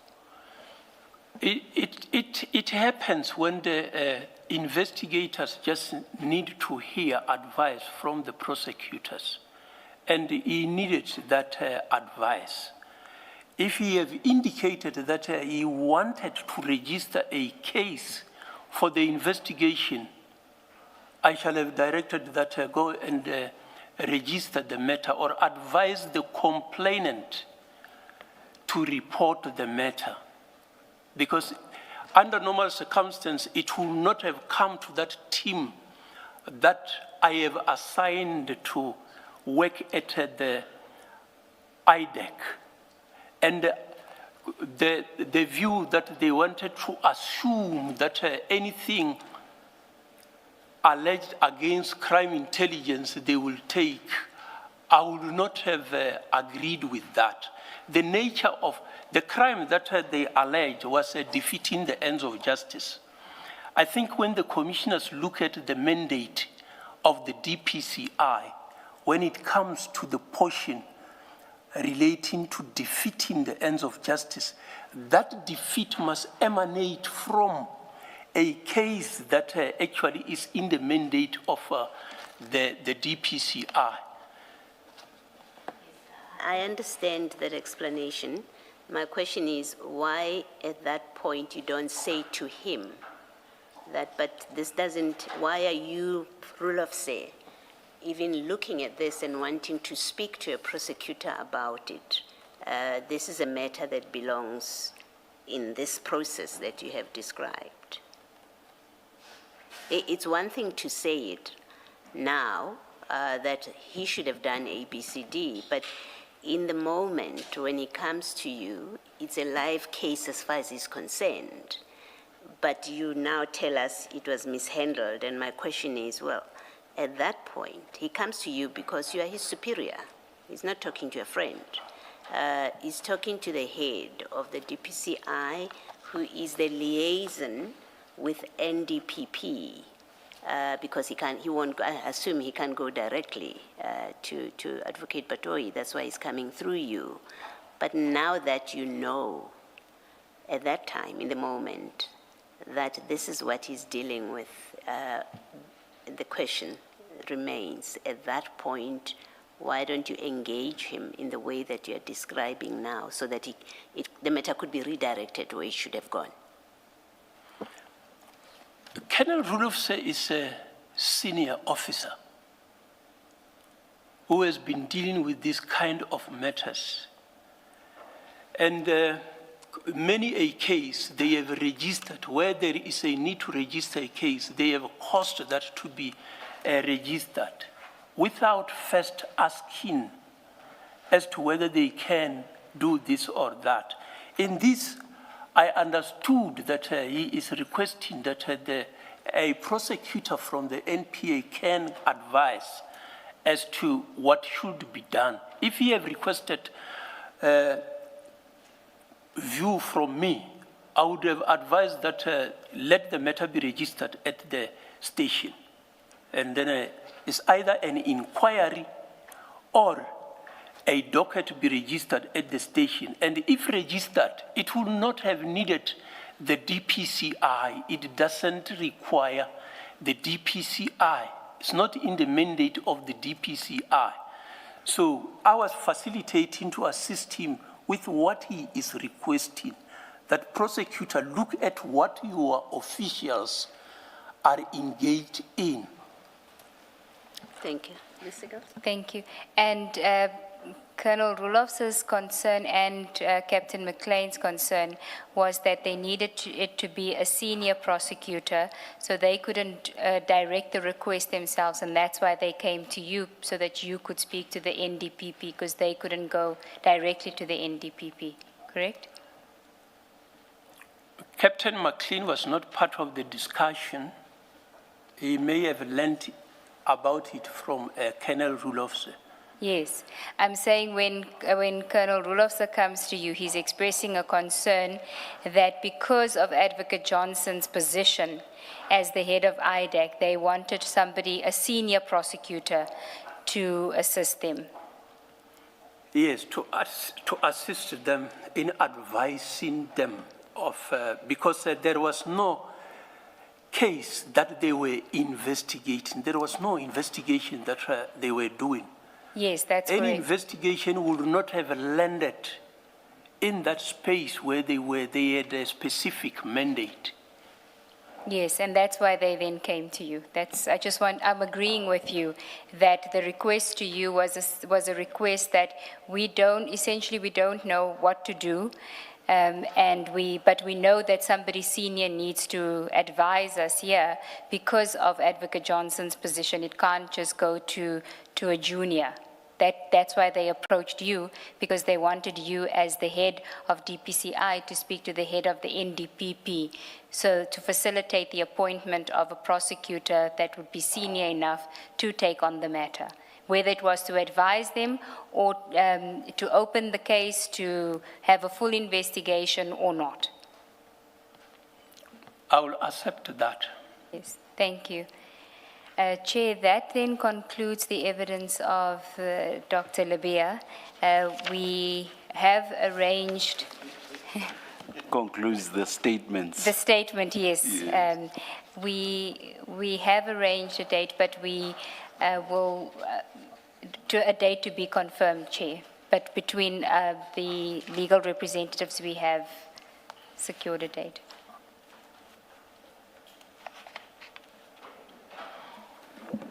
Thank you, Ms. Sigels-Ncube. Doctor, the hearing of your testimony is postponed to a date to be arranged. Let's adjourn and resume at 9:30 tomorrow.